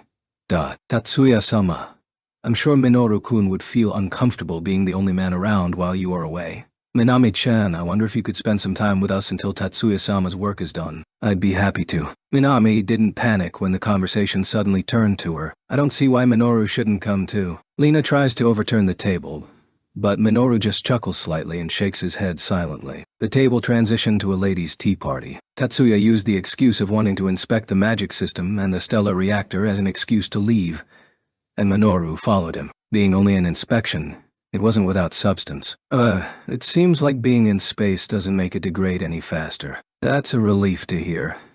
Tatsuya carefully went through each of the artificial relic magistors used in Takachiho. After inspecting all the artificial relics, Tatsuya proposed to Minoru to take a break at the information center, which was remodeled from the submarine's launch center. Minoru ordered his support parasite doll Hemister. Ayako to bring them water without Minami noticing. Minoru accepted the 2 plastic cups brought by the neutral-looking parasite doll, and offered one to Tatsuya. So, this enemy now is one of those I fought in Tibet, right? It's a speculation, but I'm confident it is. Tatsuya answered with confidence while receiving the offered cup. By the way, I'd like to hear your opinion on this. Then Tatsuya added, with an unusual look of I've just come up with something on his face. What is it? Those Daoshi you fought in Tibet. The ones who we think are the Bishi Jin. They also used a technique to nullify magic, didn't they? Yeah. You want to hear about what I know about that technique? Yes. How do you think they neutralize it? At the very least, I don't think it was gram demolition or gram dispersion, Minoru replied cautiously. This was because he, too, had not been able to come to a conclusion yet, after much consideration about the magic nullification technique. I see. I was thinking it could be neutralized by applying the principles of the hex reversal technique, but what do you think? May I ask how you came to that conclusion? Minoru asked back, and Tatsuya shared with him the information Fujibayashi had gathered about Ryusuke's combat. So, right after the attack reached the opponent, the magic was nullified. Did I get that right? Not at the same time. The opponent probably didn't take the bare fist. He would have been able to evade, or at least use some technique to mitigate the damage. Besides, it's hard to imagine he didn't do any sort of physical conditioning to resist blows. I'm convinced that a single bare fist was not enough to break his ribs, but rather that the effect of the individual armor magic was still in play at the moment of impact. I see. Are you trying to say that there was a slight time delay between the magic disappearing and the damage was done in the split second before the magic lost its effects? I think the damage coincided with the fist strike, resulting in the broken bones. But didn't Tukami sense he broke a bone? Minoru follows Tatsuya's example and calls Ryusuke by his surname, Tukami. In that case, any time lag would be just for a moment. Right. I'm wondering, in that split second he could have created and released a psionic wave in the opposite phase. Now that you mention it, something came to mind. Minoru paused for a moment to think, then dug into his memory. When I reflected an enemy's attack with GX reversal, he wasn't able to nullify the magic that was sent back to him. Is there any particular reason for that? There is a technical limitation to ancient-style magic. It's impossible to reflect EUX reversal with another hex reversal, because if you did, the power of the art would increase endlessly. YOLO world does not allow for infinity, huh? Yes. That rule holds true for ancient magic as well. Tatsuya and Minoru looked at each other and nodded. I think you are on the right track in assuming that their magic nullification technique is a counteracting effect, applying the I-hex reversal method. Minoru verbalized the answer they both reached through eye contact. August 10th. A.M. Tatsuya-san, Miyuki-san, Lina-san. Welcome back. It's been a while, Minami-san. Ayako received the 4 of them as they touched down at Miyakishima. You came to pick us up. Yes. I'll be taking you to Lu Dongbin's hideout, she said with a smile to Tatsuya. Tatsuya, by contrast, looks at her apologetically. I'm really sorry, but I'd like to take a break before I go. We were up most of last night. I know next to nothing about this opponent's hand. I need to be in the best shape. You are quite right. I completely understand. I will wait patiently for you. Ayako gained an uncomfortable look on her face as well. It was past p.m. when Tatsuya boarded the small Vito-A with Ayako. Until that time, Ayako spent her leisure time having tea with Minami, rather than waiting alone. Perhaps due to her parasitization, Minami didn't need as much sleep anymore. By her own account, her overall performance was more dependent on the cumulative magic use than the amount of time spent on sleep. I'll be off then. Please, take care. Make sure to bring back some souvenirs, said the always worried about his well-being, Miyuki, and later Lina, with not an ounce of seriousness. And there was Minami, who bowed without a word. With those 3 seeing them off, Tatsuya and Ayako took off from Miyakishima. From Miyakishima, they first landed on the helipad atop the Yotsuba family's Tokyo headquarters building in Shofu, Tokyo. From there, an employee of the Kuruba family drove them to Nishikawaguchi in a self-propelled car, which Tatsuya was discouraged from driving himself because he was supposed to be out of Japan at the moment. Same reason why they didn't use his air car as usual. Tatsuya, welcome back. Thanks for accompanying him, Nisan. They arrived just before peak M.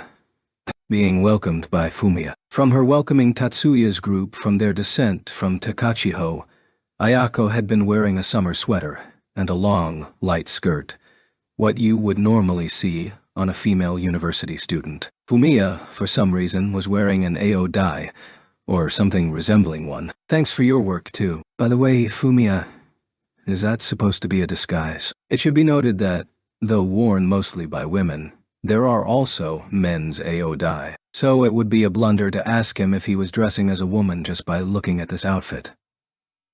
When he went and asked, "Is that a disguise?" outright, it was probably due to how long they have known each other. Yes. No. It's very popular among the younger people living in the area. I see. Fumiya omitted a detail, and that is with the young female population specifically. But Tatsuya didn't question him, neither because he didn't notice or because he pretended not to. As it turned out, his disguise proved unquestionably effective. Several young women dressed like Fumiya walked down the street. Some of them appeared to be Japanese, but unlike Chinatown, which is a tourist area, there seemed to be a larger number of immigrants, students, and migrant workers from continental China. I'll show you where it is. This way, please. Wait a minute. I'll disguise myself too. Tatsuya activated the Magister hidden inside his summer jacket containing the magic sequence of the recognition-inhibiting magic Idoneus. Whoa.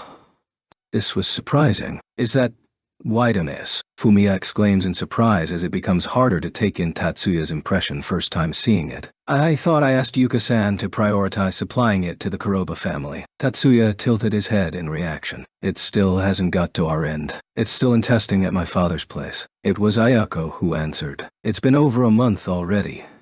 They're being awfully cautious. Tatsuya let slip an exasperated voice. Fumiya gave a bitter chuckle. It can't be helped. Otu-san is still trying hard not to be dependent on you. Tatsuya-san, it's a maybe. But I suspect that he is trying very hard to find a reason not to use Tatsuya-san's invention. Having said that, Fumiya gripped Tatsuya's left hand with both of his. This was the kind of innocent behavior one might expect from a high school girl, or, for that matter, a junior high school girl. Tatsuya was quite literally taken aback by this. The feeling of touch is also normal. It doesn't feel like my perception is being twisted, and yet my perception is waning. Fumiya releases his hand, looking up at Tatsuya from the close proximity. I can tell I'm looking at Tatsuya-san because I know you're there now. If I didn't know and wept past each other without knowing, I might not recognize you even if we bumped into each other. In fact, I'm afraid that I would not be able to recognize you anymore if we were to get separated for a moment. Fumiya clasped his hands on his back and walked backwards. 1, 2. He stepped lightly. Uhei looks kind of feminine-like now, doesn't he? Tatsuya thought.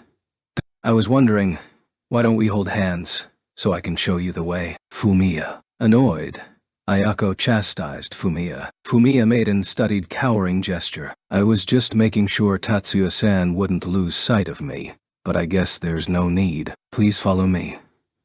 Fumiya walks off with a lively gait. His figure was soon lost in the dimness of the twilight. For crying out loud, Ayako exclaimed in exasperation. What on earth is Fumiya so excited about? Tatsuya-san, do you want me to show you the way? Ayako asks Tatsuya with an expression of guilt on her face. No, thanks. Ayako, take charge of the overall encirclement in place of Fumiya. With these words, Tatsuya went after Fumiya at a brisk pace. His figure soon blended into the twilight, as did Fumiya. They reached the destination about 5 minutes on foot, after meeting at the rendezvous point. An apartment complex. There is no automatic lock, so the entry will be easy, but it may be unavoidable that there will be some damage to the surrounding area. As he said this, Fumiya looked at Tatsuya with what do you plan to do? I don't want to delay too long. I'm going in as it is. That's very like you to make such a manly decision, Tatsuya-san. I respect it. Tatsuya couldn't help but to stare blankly at Fumiya. He doesn't have much beyond the general notions of masculinity and femininity, but he was suspecting that maybe Fumiya was getting more and more feminine as time went on. Is there something wrong? Seeing Tatsuya's apprehension, Fumiya tilted his head innocently. I'll leave any follow-up to you. Tatsuya quickly glosses over the situation. Leave it to me. Fortunately for Tatsuya, There were no signs of suspicion on Fumiya's part. Tatsuya turned off Idoneus and entered the apartment alone. Fumiya watched the building from the outside with his subordinates. They were in place in case Lu Dongbin was somehow able to escape from Tatsuya's grasp.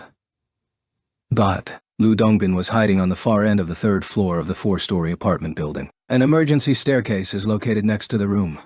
While the entrance to the staircase is locked, a lattice door like this is hardly an obstacle for Tatsuya, perhaps for Lu Dongbin as well. The first and second floors were inhabited as they should be, but once on the third floor, there was no sign of anyone. He couldn't say that for certain, as he was taking into account the possibility of being traced and wasn't using elemental sight, but there was for sure no ordinary resident living there, at least. Tatsuya grew more alert. It may be thanks to this that he was able to respond to what happened next. It was just when Tatsuya reached with cautious steps along the outer corridor near the room where Lu Dongbin was hiding, an explosion occurred in the apartment just ahead. The iron door, blown out its hinges by the blast, flew at Tatsuya. He jumped forward at once, instead of retreating. His judgment proved to be correct, because afterwards, a similar explosion occurred in the room 2 rooms away from him, sending their steel doors flying open as well. The whole building made of reinforced concrete shook.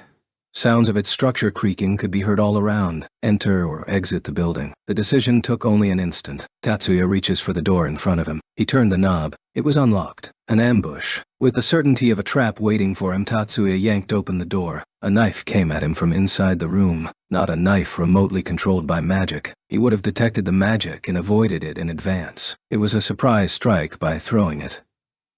Tatsuya didn't attempt to evade. He left it to the magic shield he deployed around his body prior to the earlier explosion to deal with. Being a shield maintained by the artificial relic he carries for self-defense, it is stronger than what he could have built on his own. Tatsuya brings his right hand behind his back and pulls a handgun from a backside holster. Not a handgun-shaped CAD, semi-automatic handgun. Attached under the barrel is not a light or a laser pointer, but a specialized CAD with silencing magic. In other words, this was an equivalent to a suppressor that uses magic for the job, but Tatsuya pulled the trigger without bothering with the silencing magic. After those 2 explosions, there was no point in hiding the gunshot now. Better to just avoid the slight time lag required for activating the magic altogether. The man who threw the knife was unable to hide, and the bullet digged into his chest. The man falls backwards. Another man came at him with a knife from behind. Caught by surprise, Tatsuya's reaction was momentarily delayed. He didn't sense the man's presence. Tatsuya pulled the trigger. To his surprise,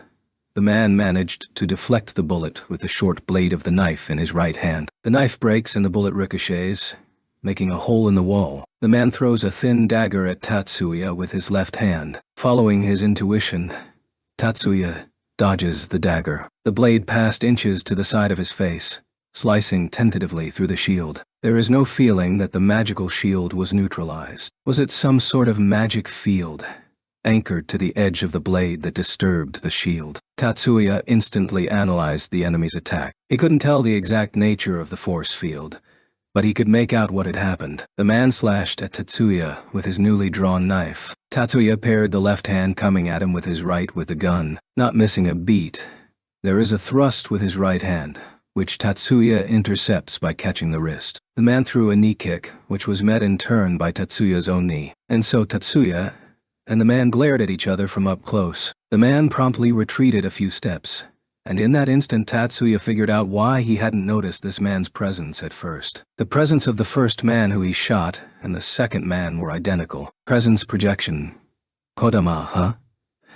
In his high school days, Yakumo once showed Tatsuya a ninjutsu for distracting the enemy by projecting one's presence onto a grove of trees or a rock. He was not taught how to use it, but rather it was used largely to his detriment in one of their practice sessions. This is probably the same underlying principle, whereby the first man was the projection of the second man's presence. Tatsuya's hand pulled the trigger with this thought in the back of his mind. Each of the successive bullets were deflected by the man's dagger dancing in midair. The dagger was controlled by an unsubstantial string. It matched Ryosuke's description of the magic used by Lu Dongbin. Caught. Another knife lunges at Tatsuya from behind. This tentative trap as well. Tatsuya half-heartedly evaded the knife. He went a step further and grabbed the handle of the knife that was passing right past him with his left hand. At the same time, he decomposed the magic sequence of remote control. Tatsuya made a mental note that gram dispersion works without any problem. While addressing the enemy's attack, Tatsuya kept on pulling the trigger with his right hand. A bullet broke the blade of his knife. With almost no delay, there was a new blade in sight to shield him. This process repeated itself once more. The slide of the handgun locked back. In other words, he emptied the magazine. The man who appeared to be Lu Dongbin Yao. No. This was unquestionably the real Lu Dongbin Yao. Saw the opportunity, turned his back on Tatsuya, and lunged toward the balcony. Tatsuya fired a decomposition. However, the moment after the decomposition magic sequence landed on Lu Dongbin's information body, it was engulfed and dissolved by a psionic wave that rebounded from the point of impact. Up to the reflection, everything seems to be as we guessed, but to think it wasn't so much neutralizing, but dissolving. As Tatsuya calmly analyzes the situation of his magic being nullified on the other end of the line, Lu Dongbin leaps out from the open balcony. Knowing that the outside perimeter was surrounded by Kuroba combatants led by Fumiya, Tatsuya was not preoccupied. But, after those two loud explosions, the police were bound to arrive soon, and Tatsuya was not supposed to be here. He couldn't afford much leisure time. He approached the balcony while swapping magazines, making sure Lu Dongbin wasn't hiding as if he'd jumped out. He opened a line of comms with Fumiya. "Where did you run off to?" Tatsuya asked outright. Fumiya went to the balcony side of the apartment when they parted. Unless he changed positions at some point, he should have seen Lu Dongbin escape. He went up to the roof of the apartment and ran away to the other side. "We are in pursuit. Send me the location. I'll take you to him." Got it.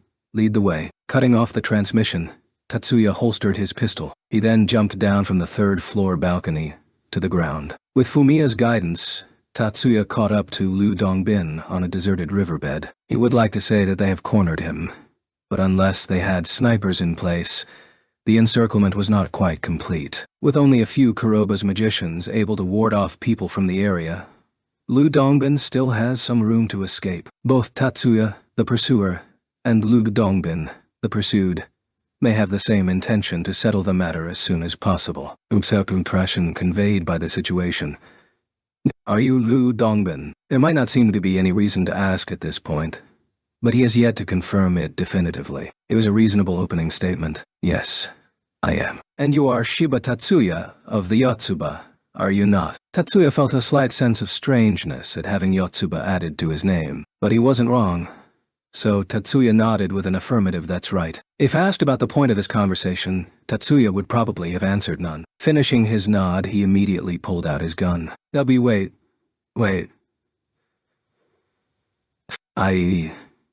Lu Dongbin attempted to say something.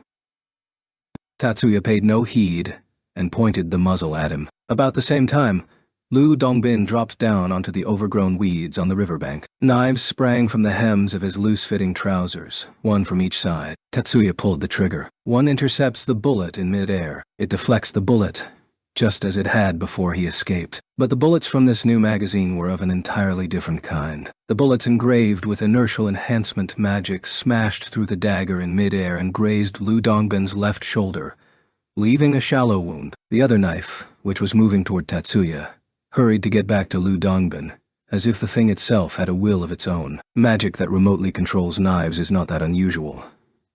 A well-known example to Tatsuya is Star's Dancing Blazing. Compared to this one, it has a longer range, and is probably more powerful too. That said, Lu Dongbin's magic seemed to have a greater degree of flexibility and control. With these thoughts in mind, Tatsuya pulled the trigger again. The knife back on Lu Dongbin's side deflected the bullet. The inertia enhancement magic on the bullet had been nullified. Even another blade comes at Tatsuya, who wonders just how many knives he has hidden there. Tatsuya pointed the muzzle at the flying knife. He pulls the trigger, destroying the knife. The next knife came flying at him, to which he fired just the same. Meanwhile, he casts gram dispersion on the knife, acting as a shield. The remote control magic was erased, and the knife fell into the weeds. But the knife was soon back up from the weeds. The instantaneous speed with which the magic was reactivated may suggest an unknown technique of stalking magic sequences, or perhaps a tool with that purpose. Or maybe even a system that brings the same effects as a loop casting. No further action was taken. No further attacks on Tatsuya. Tatsuya, too, did not pull the trigger. We have no intention of challenging the Yotsuba. Lu Dongbin, not wanting to miss the opportunity, shouted quickly. You say so after you attack, FLT. Saying this, Tatsuya lowered his gun. Lu Dongbin stood up with both hands raised. His left hand is slightly lower, probably due to the pain from the wound the bullet left. That was the only visible sign of wounds. No apparent effect of ribs Ryosuke had broken on him. That was what Fair wanted. I had no intention in that matter. Lu Dongbin appeals in a strong tone. Do you really think you can make such a claim? By contrast, Tatsuya's voice was indifferent. If I was serious, I would have taken an artificial relic. Are you suggesting that you failed on purpose? That's right. Because I never intended to seriously antagonize the Yotsuba. Then what is the goal of the Yobixen and of the Gao in this matter? Tatsuya returned the handgun to its holster. If you are so familiar with the Yobixen, then I'm sure you can at least guess that we do not work with only one objective in mind. Our work is hardly that straightforward. Lu Dongbin lowered his raised hands. They dropped down limp and weak. So. Tatsuya also relaxed both arms. He kept them slightly flexed, however. For example, one of them is to have you alone with me like this. I've got my people all around here. No problem. My purpose is not with the Yotsuba. Lu Dongbin clasps his hands behind his back, as if in a show of non-resistance. Then he purses his lips and exhales vigorously. A reddish-black arrowhead-like object flies out of his mouth. It flew at high speed, sinking into Tatsuya's chest. My purpose is you. He jumped nearly 10 meters and looked at Tatsuya with a confident expression. The arrowhead Lu Dongbin spit out was his trump card as an assassin. Piercing blood nail. He spits a blade molded and hardened from his own blood, accelerated to high velocity in a straight line via movement magic. In the realm of ancient-style magic, blood is by far the best medium. With it as a material, the magic weapon smelted inside the body is itself a microcosm. Need within is the will to nullify magical defenses. HHHH, a conditional activation magic sequence.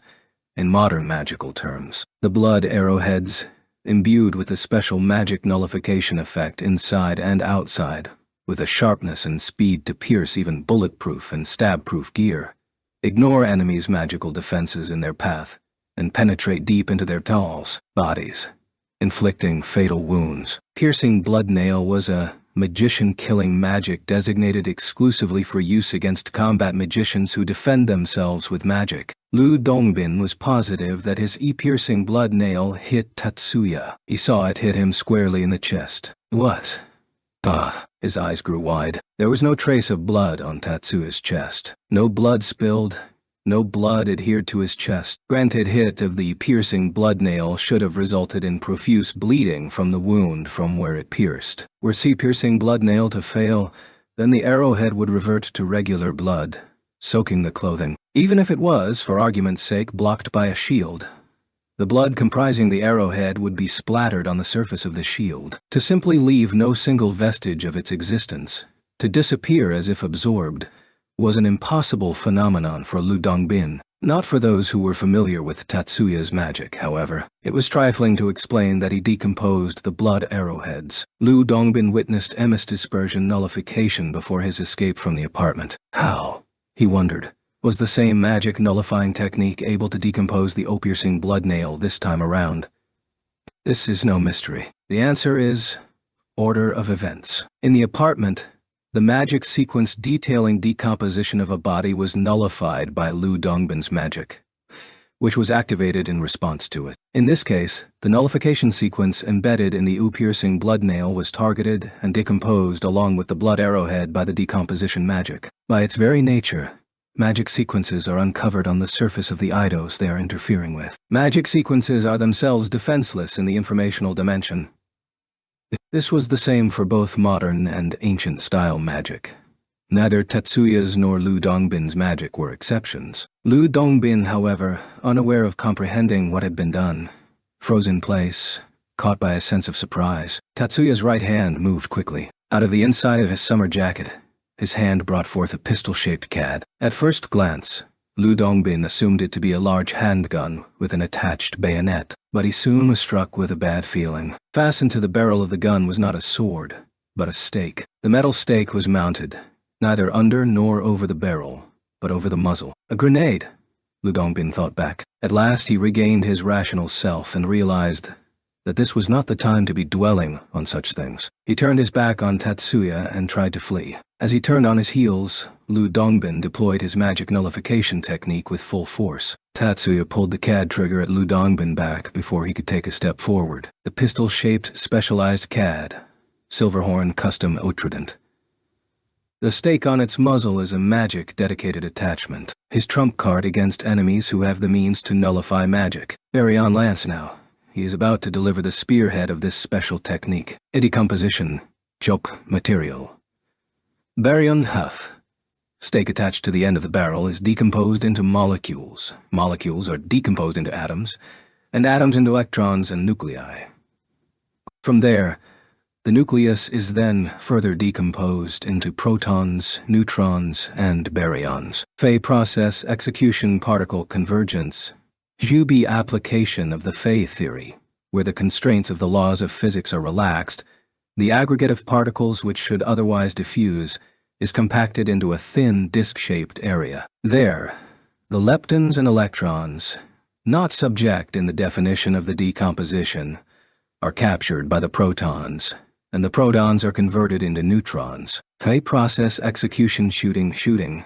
One thin disk of agglomerated neutrons is shot out perpendicularly to the standing firing vector towards the target. By means of the Fey theory, the cluster of neutrons reaches a speed of kilometers per second, much beyond the boundaries of normal magic. The material, regrowth. The entire process is reversed. All traces of neutron activation are gone.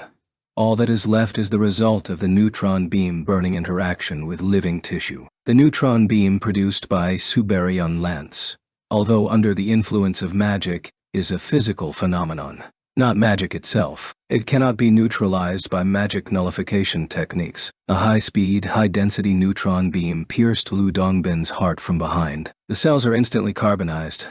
Blood boils. Needless to say, it's a fatal wound, no doubt. With Lu Dongbin falling forward in the corner of his eye, Tatsuya returned his trident to his shoulder holster, after the attachment stake had been restored with ire growth. He made his pursuit of Lu Dongbin on foot at a very high-speed pace aided by magic Shanthaway backhook, a different self-propelled car, that he had called while carrying Lu Dongbin's corpse. Tatsuya-san, what were you talking to that man about? Fumiya asks beside Tatsuya in the back seat of the self-driving car as it drives off. He was undoubtedly a member of the Ibyuxian, the magician special operations forces of the Gaoao. So the Ibyuxian, the 8 immortals, are now the 7 immortals. On hearing this, Fumiya commented jokingly, I'm sure they'll find a replacement soon enough. Tatsuya's sarcasm was not directed at Fumiya, of course, but at the Jiao military. Aware of this, Fumiya chuckled with the same amused expression on his face. By the way,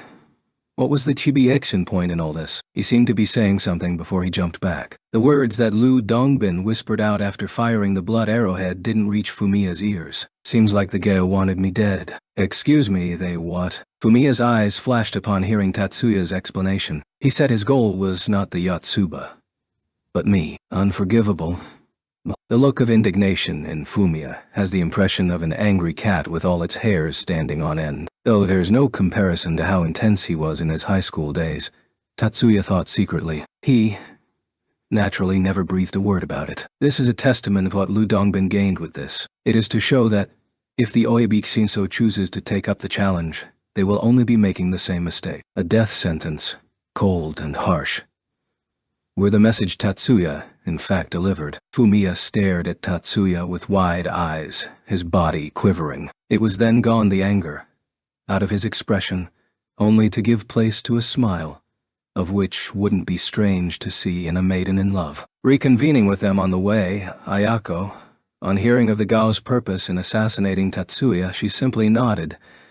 I see. Satisfied in her understanding. Uto, the inevitable wonder if the active men and women have been switched in, those two. You are. All I can say is that I'm satisfied with the results. Ayako answered Fumiya's query with a but of course attitude. Forget Japan or the USNA, the biggest hindrance to the Gaoao and the NSU as well, is Tetsuya-san, is it not? Ayako followed up her words to Fumiya, seeming to be painting the details clearly. That said, both countries have now realized that it is too dangerous to fight Tetsuya-san head-on. Say the Gao. They have already been struck by a whole material bursta once. Resorting to assassination is a natural step. After all, there is also our current homework. Remember, Ayako concluded with an accusatory tone. Of course I didn't.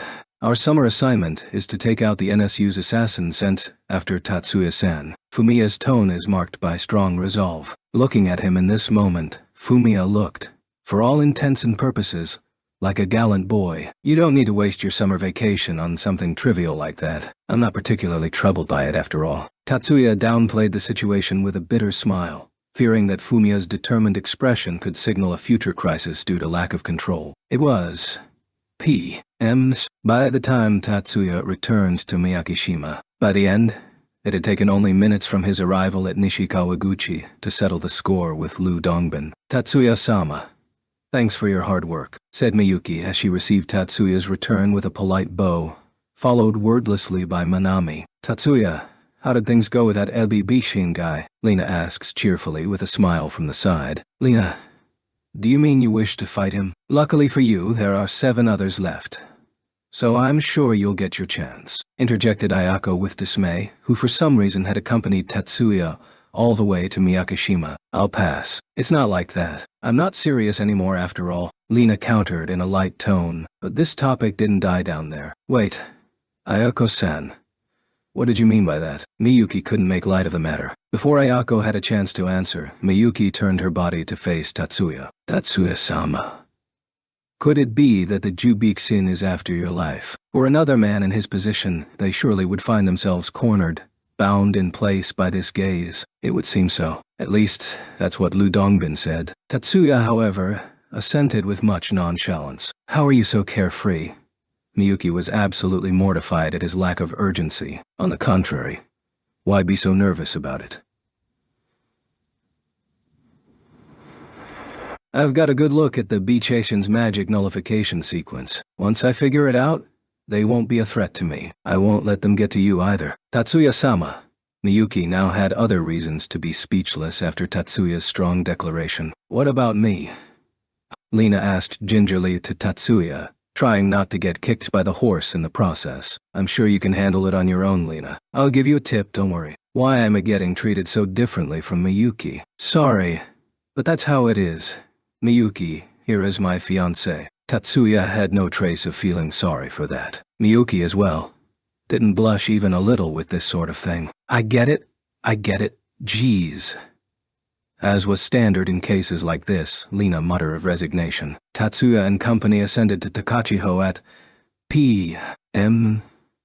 During their stop at Takachiho, Tatsuya took the opportunity to share information about Byakusen with Minoru, but with the obvious addition of Miyuki, Lena, as well as Minami, to the conversation. With this setup, he described to them about the magic that Lu Dongbin had used. And then, at P.M.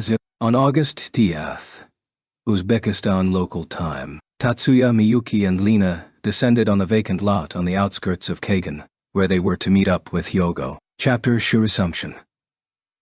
Returning to the hotel in Bukhara, Tatsuya resumed his search for Shambhala the next day. That day culminated with the finding that the compass was pointing to the western shore of Lake Tudakul, about kilometers east of Bukhara. However, there weren't anything resembling anything like ruins. Said place had nothing but stretches of irrigated farmland. We can't find anything here. Maybe the legends were just legends after all. Miyuki uttered feebly under the harsh rays of the sun, parasol in hand, scarf, long-sleeved shirt and pants reaching down to her ankles. Even with all the measures against sunburn, Miyuki seemed to be still unable to cope with the strong sunlight, and the wear appeared to be getting to her spirit as well. It's too early to make that conclusion. Tatsuya responded to her with eyes fixed on the lake. Did you find out anything? Asked Lena, dressed in the same manner as Miyuki, but considerably more energetic. The scion flow in this whole area is erratic, but I don't think the scions are being directly affected, more that it is a consequence of tampering with the flow of pushins, which can, in turn, affect the flow of the scions. Oh, Is that so? Miyuki extended her right hand forward, out straight toward the lake. Her truest affinity lay not in cooling magic, but in mental interference-type magic. Fact that may explain her higher sensitivity to Pushin flows, being able to palpate Pushin structures ordinary magicians are unable to even sense. Reaching out with her hand helps reinforce this mental image of touching. Yes, I can feel it. There's a certain feeling that the Pushins are being diverged in a certain direction, but it's very faint. The current isn't very strong. There isn't enough power to distort events. But there is something there, right? Lena couldn't help but to hype up after Miyuki's remark. I can think of a place observed to have a similar phenomenon to this. Tatsuya took up the question. Where is it? Lena asked. And Miyuki accompanied her with the same expectation, looking up at Tatsuya. And he didn't delay the answer. The excavation site of Relic at the foot of Mtart Norekura in Hida Takayama. At the boarding gate of Samarkand Airport, Lena, Arya, and Lois waited in a group for their flight. Evelyn stood off at a distance, brooding by herself. Arya was to accompany Lena to America. The decision had been made some time ago, but it was decided to push the plans forward a bit and send her to fare a little earlier. The development of the Tibetan situation has been a major factor. India has always been interested in Tibet's underground resources, well before it formed the IPU, even with the current hold of the Gao over the region. Now there was Tatsuya's information about the relics and other magical assets added to the equation. Rumors about magical artifacts in the basement of the Patala Palace were always prevalent. Same with the theory that there exists a hidden entrance to the Shambhala, with many supporters, judge or rather believers, of its own. Determined anew for the magical ruins with the added bonus of underground treasures, the IPU reinforced their backing for Tibetan independence movements in an effort to get access to these assets. This shift in developments prompted Chandrasekhar to move up the agenda. Being an unrecognized strategic class magician, Arya would surely be formally incorporated into the military should war break out with the Gao. But as Chandrasekhar sees it, Arya has no suitability for military service. Even for a civilian magician, her nature is overly naive. Chances are high that she would suffer emotional breakdowns if exposed to the battlefield. To keep her from having to enter the battlefield, Chandrasekhar decided to get her out of the country, and the partnership between the Magian Society and Fair was just the pretext she needed to create the opportunity to do so. As such, Arya was to accompany Lena on her return to America. Evelyn Taylor had been having a difficult period with her thoughts since the day before yesterday. She received the order from the Commander-in-Chief of STARS 3 days ago to abort the mission and report home immediately. She is aware it was a result of her own screw-ups. Rationally, is a relief to suspend the operation from proceeding any further and to return home. It was hard to process emotionally, however. This was her first major disappointment. Being endowed with outstanding intellectual and magical prowess, as well as the capacity to put these talents into practice, Evelyn had never failed to accomplish anything she set her mind to. She never intended to call herself an infallible genius, but perhaps such arrogance and hubris have grown unnoticed in the recesses of her mind, or it could have been simply the effect of her youth and inexperience. She is only years old. She might be not able to handle her emotions by chance, especially if it is the first time she feels a sense of failure. Evelyn stood up with the boarding announcement. This country had become a place of difficult memories for her, but even with the prospect of being in her country again, she couldn't disperse the cloud hanging over her heart. Ms.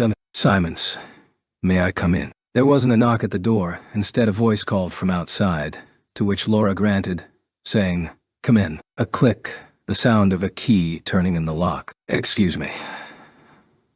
Opening the door with the key was the owner of the mansion himself, Izayoi Shirabe. "How are you faring?" "Terrible, thank you," Laura replies, making sure to willfully convey her emotions as well as the meaning of her words. Oops. Shirabe's right index finger draws 9 strokes in the air. Laura's hexes fired at him vanish with the ancient magic Wahayakuji.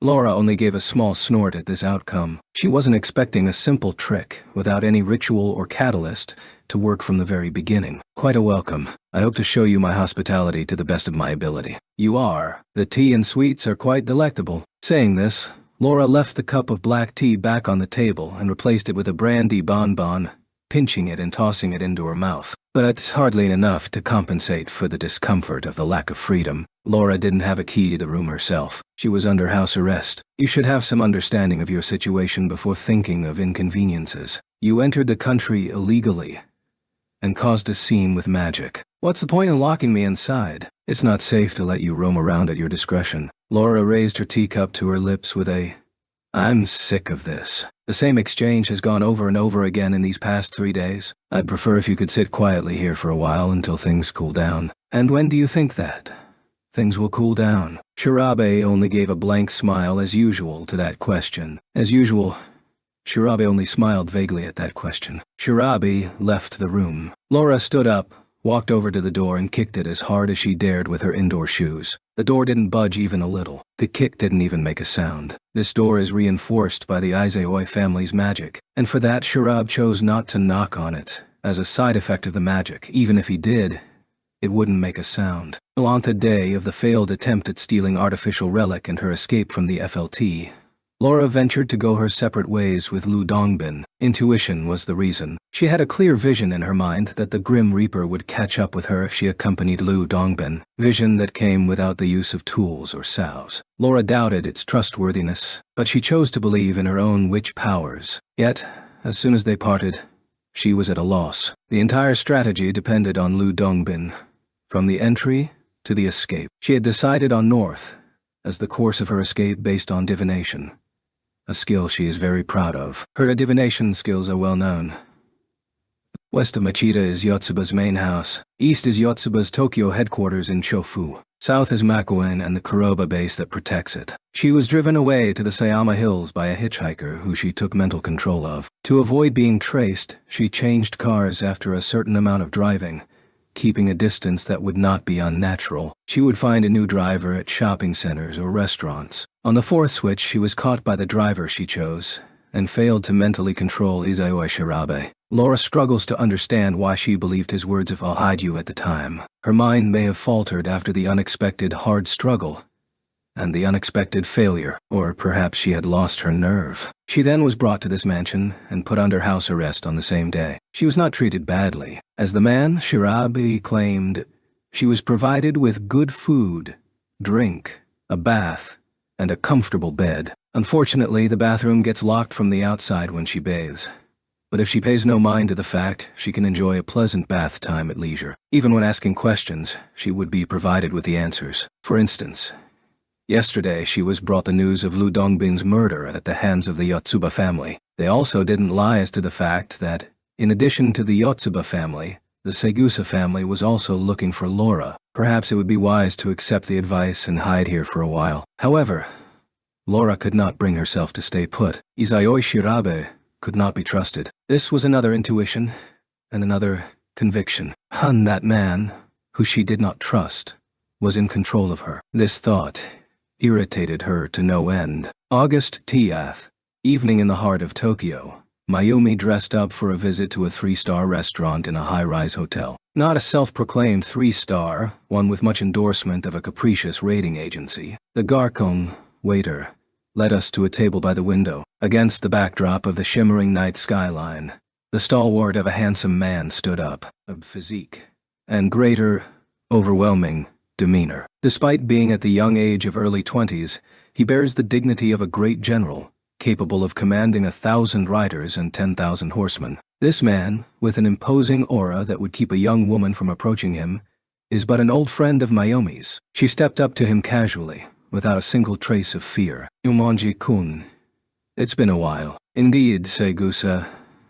Been a while." Mayumi waved in greeting, and the head of the 10 master clans Jumonji family, Jumonji Katsudo, nodded his head, a friendly smile on his stern face. Mayumi sat down on a chair drawn by Garçon, while Katsudo drew his own chair. After ordering an aperitif, Mayumi turned away from Garçon, now walking away, and faced Katsudo anew.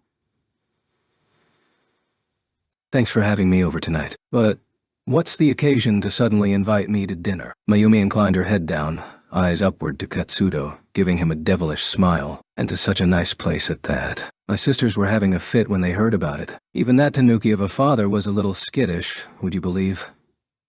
teasing tone and predatory eyes. Teasing tone and predatory eyes. But Katsuto was unfazed. I believe that it has to be in a place if I am to invite a Segusa. Katsuto replies in all seriousness. Ah, really? Mayumi was the one taken aback. She bought herself a moment to recover by recurring to a slow sip of the aperitif that had just arrived. So, may I ask what called for the invitation? Don't tell me that you're in line with what Miss Sisters and that tanuki of a father are expecting. Are you?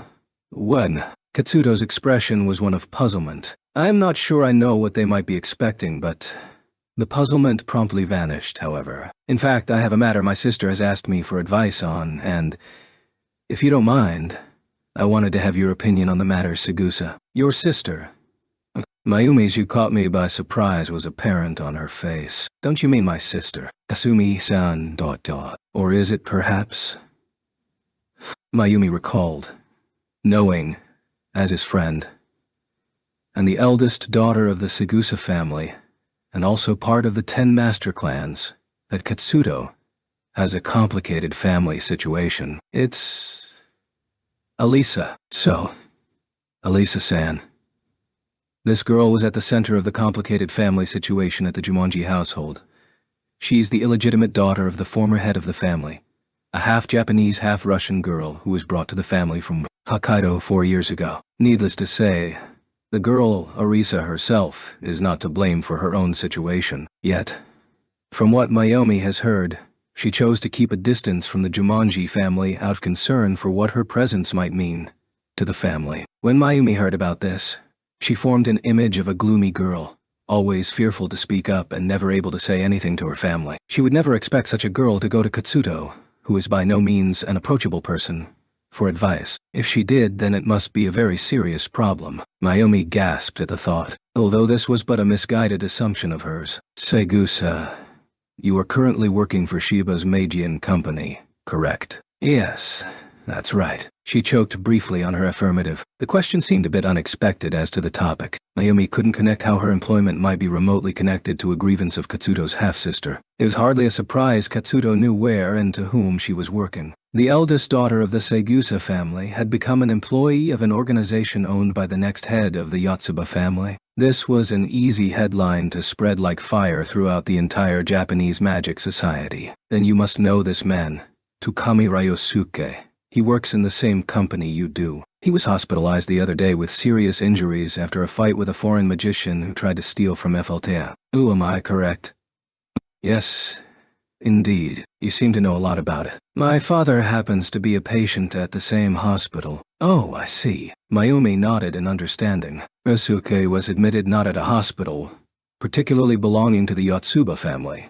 On the contrary, it was a hospital attached to the police department, which is famous for receiving many magician patients. The police officers who had rushed to the scene had arranged for Ryosuke, who had been the victim of an assault, to be taken there. And I say this not just as a magician with the same roots, but also because of our connection to the Tukami family. When my father heard the whispers that a patient named Tukami, who had fought bravely against foreign magicians, was hospitalized, he pressed the hospital to give him the details. I'm personally sorry for the annoyance caused to the hospital, but I suppose my father couldn't help doing so. One fact that Mayumi has yet to know is that Katsuto's half-sister Alisa was taken in by Katsuto from the Tukami family in Hokkaido 4 years ago. May I ask what particular relationship there is between the Jumonji family and the Tukami family? So, unaware of the underlying details, Mayumi asked without thinking. A close friend of Arisa.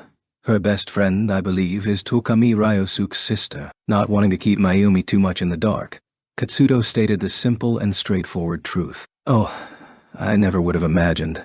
The answer was satisfactory to Mayumi. From what I have heard from this sister of mine, this Tukami Ryosuke has been missing for a long time. The next sentence was of great shock. Any curiosity about the relationship between the Jumonji and Tukami families was swept away from Mayumi's mind. Missing? You mean, Tukami-san was avoiding contact with his family? Questioned a wide-eyed Mayumi, to which Katsuto nodded gravely. He returned to his home country, but that changed nothing. He never tried to contact them. I can only assume there are special circumstances involved. Which brings me to Alisa.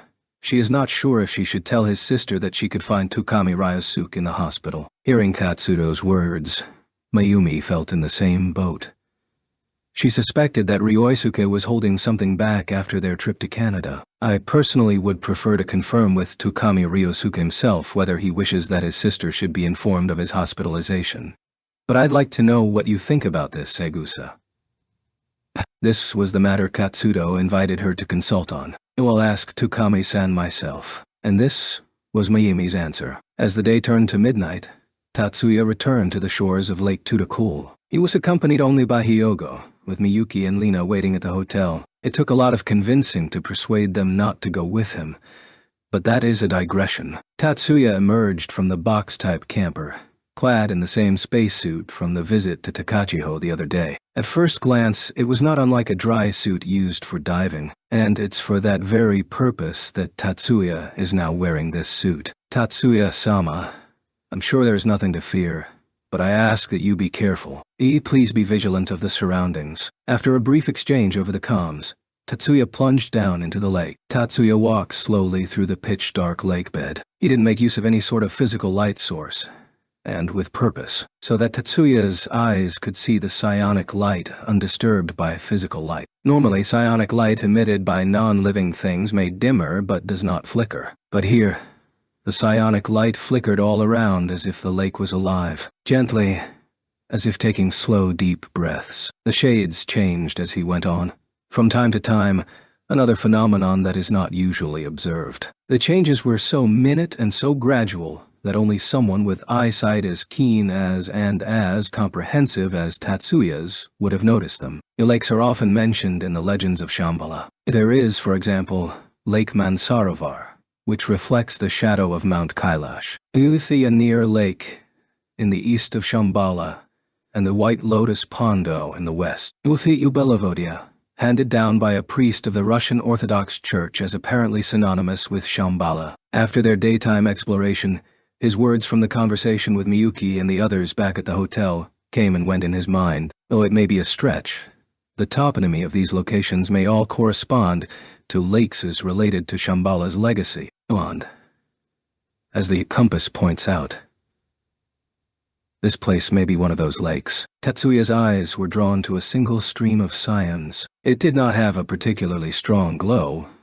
but the current was strong. This narrow stream leads not to the center of the lake, but to the shore. Tatsuya brought his elemental sight to examine where the stream led to. The underwater lake shore had been edged out to form a small cliff, not an uncommon geographical formation. It would pass unnoticed if one were not aware of it. Tatsuya walked toward that underwater cliff. His elemental sight caught sight of an artificial object buried there that was sucking up the cyans. With his right hand clad with heat decomposition, he retrieved the object. Holding tightly onto it, Tatsuya floated to the surface. Is this the artifact that you discovered from Lake Tudakul? Puzzlement escaped Miyuki's beautiful red lips as she was presented with the result of Tatsuya's excavation at the hotel. The unearthed object is a white stone disc about 2 times larger than the compass. One face was carved with a lotus flower with 8 petals, JJ, the symbol of an 8-petaled lotus flower, something you would expect to see in a cultural treasure. Miyuki's source of puzzlement was the symbol carved on the other side. 3 adjacent circles arranged equilaterally in a triangle, enclosed by a larger circle. Isn't this the banner of peace? That one, of the Roriksh Pact. Now Lina looked as bewildered as Miyuki. The Roriksh Pact, an international treaty for the protection of cultural properties, which was signed in other words, in the middle of the 10th century. It was a good question for the girls. Why would a stone tablet engraved with that symbol have anything to do with the remains of a prehistoric civilization? In the memorial of Nicholas Roerich, who led the Roriksh Pact, they claim that the symbol is derived from one that existed since antiquity. I know that story too. But isn't it just the 3 circles in the center? If I recall correctly, it was Rorich's idea to add an outer circle around the 3 circles. Lina retorts to Tatsuya's words. Couldn't it be that symbols became simplified as civilizations retreated? Nicholas Roerich is well known not only as an artist, but also as a researcher of Shambhala. It is possible that the symbol he adopted is the original, and that the simplified symbol without the outer circle is a derivative. Well, yes, It is conceivable. Miyuki's back-channeling was non-committal in nature. Isn't that pushing too much? Lena didn't say, but it was quite clear in her expression. Tatsuya, however, was not discouraged. He had an argument ready for his theory. Then, look at this. Tatsuya then laid the compass on top of the concave carving, counter-relief. Each of the octagonal vertices of the O compass dovetails perfectly with the tips of the lotus petals. Tatsuya poured Scion from above the overlapping artifacts, keeping them on the table instead of the palm of his hand. The stone disc carrying the compass moved slowly. It did not slide on the table but rather rose a slight distance, levitating, just like a UFO. Both Miyuki and Lena followed the movement with wide-open eyes. The stone disc with compass on it continued to fly to a certain direction, a different direction from lake to Daikul, until Tatsuya stopped it. Tatsuya-sama. Tatsuya, you need to slow down, you're too much. Both Miyuki and Lena protested to Tatsuya in bitter voices. Tatsuya laughed and declared to the two beauties, "That's one step forward, and to be continued, ok."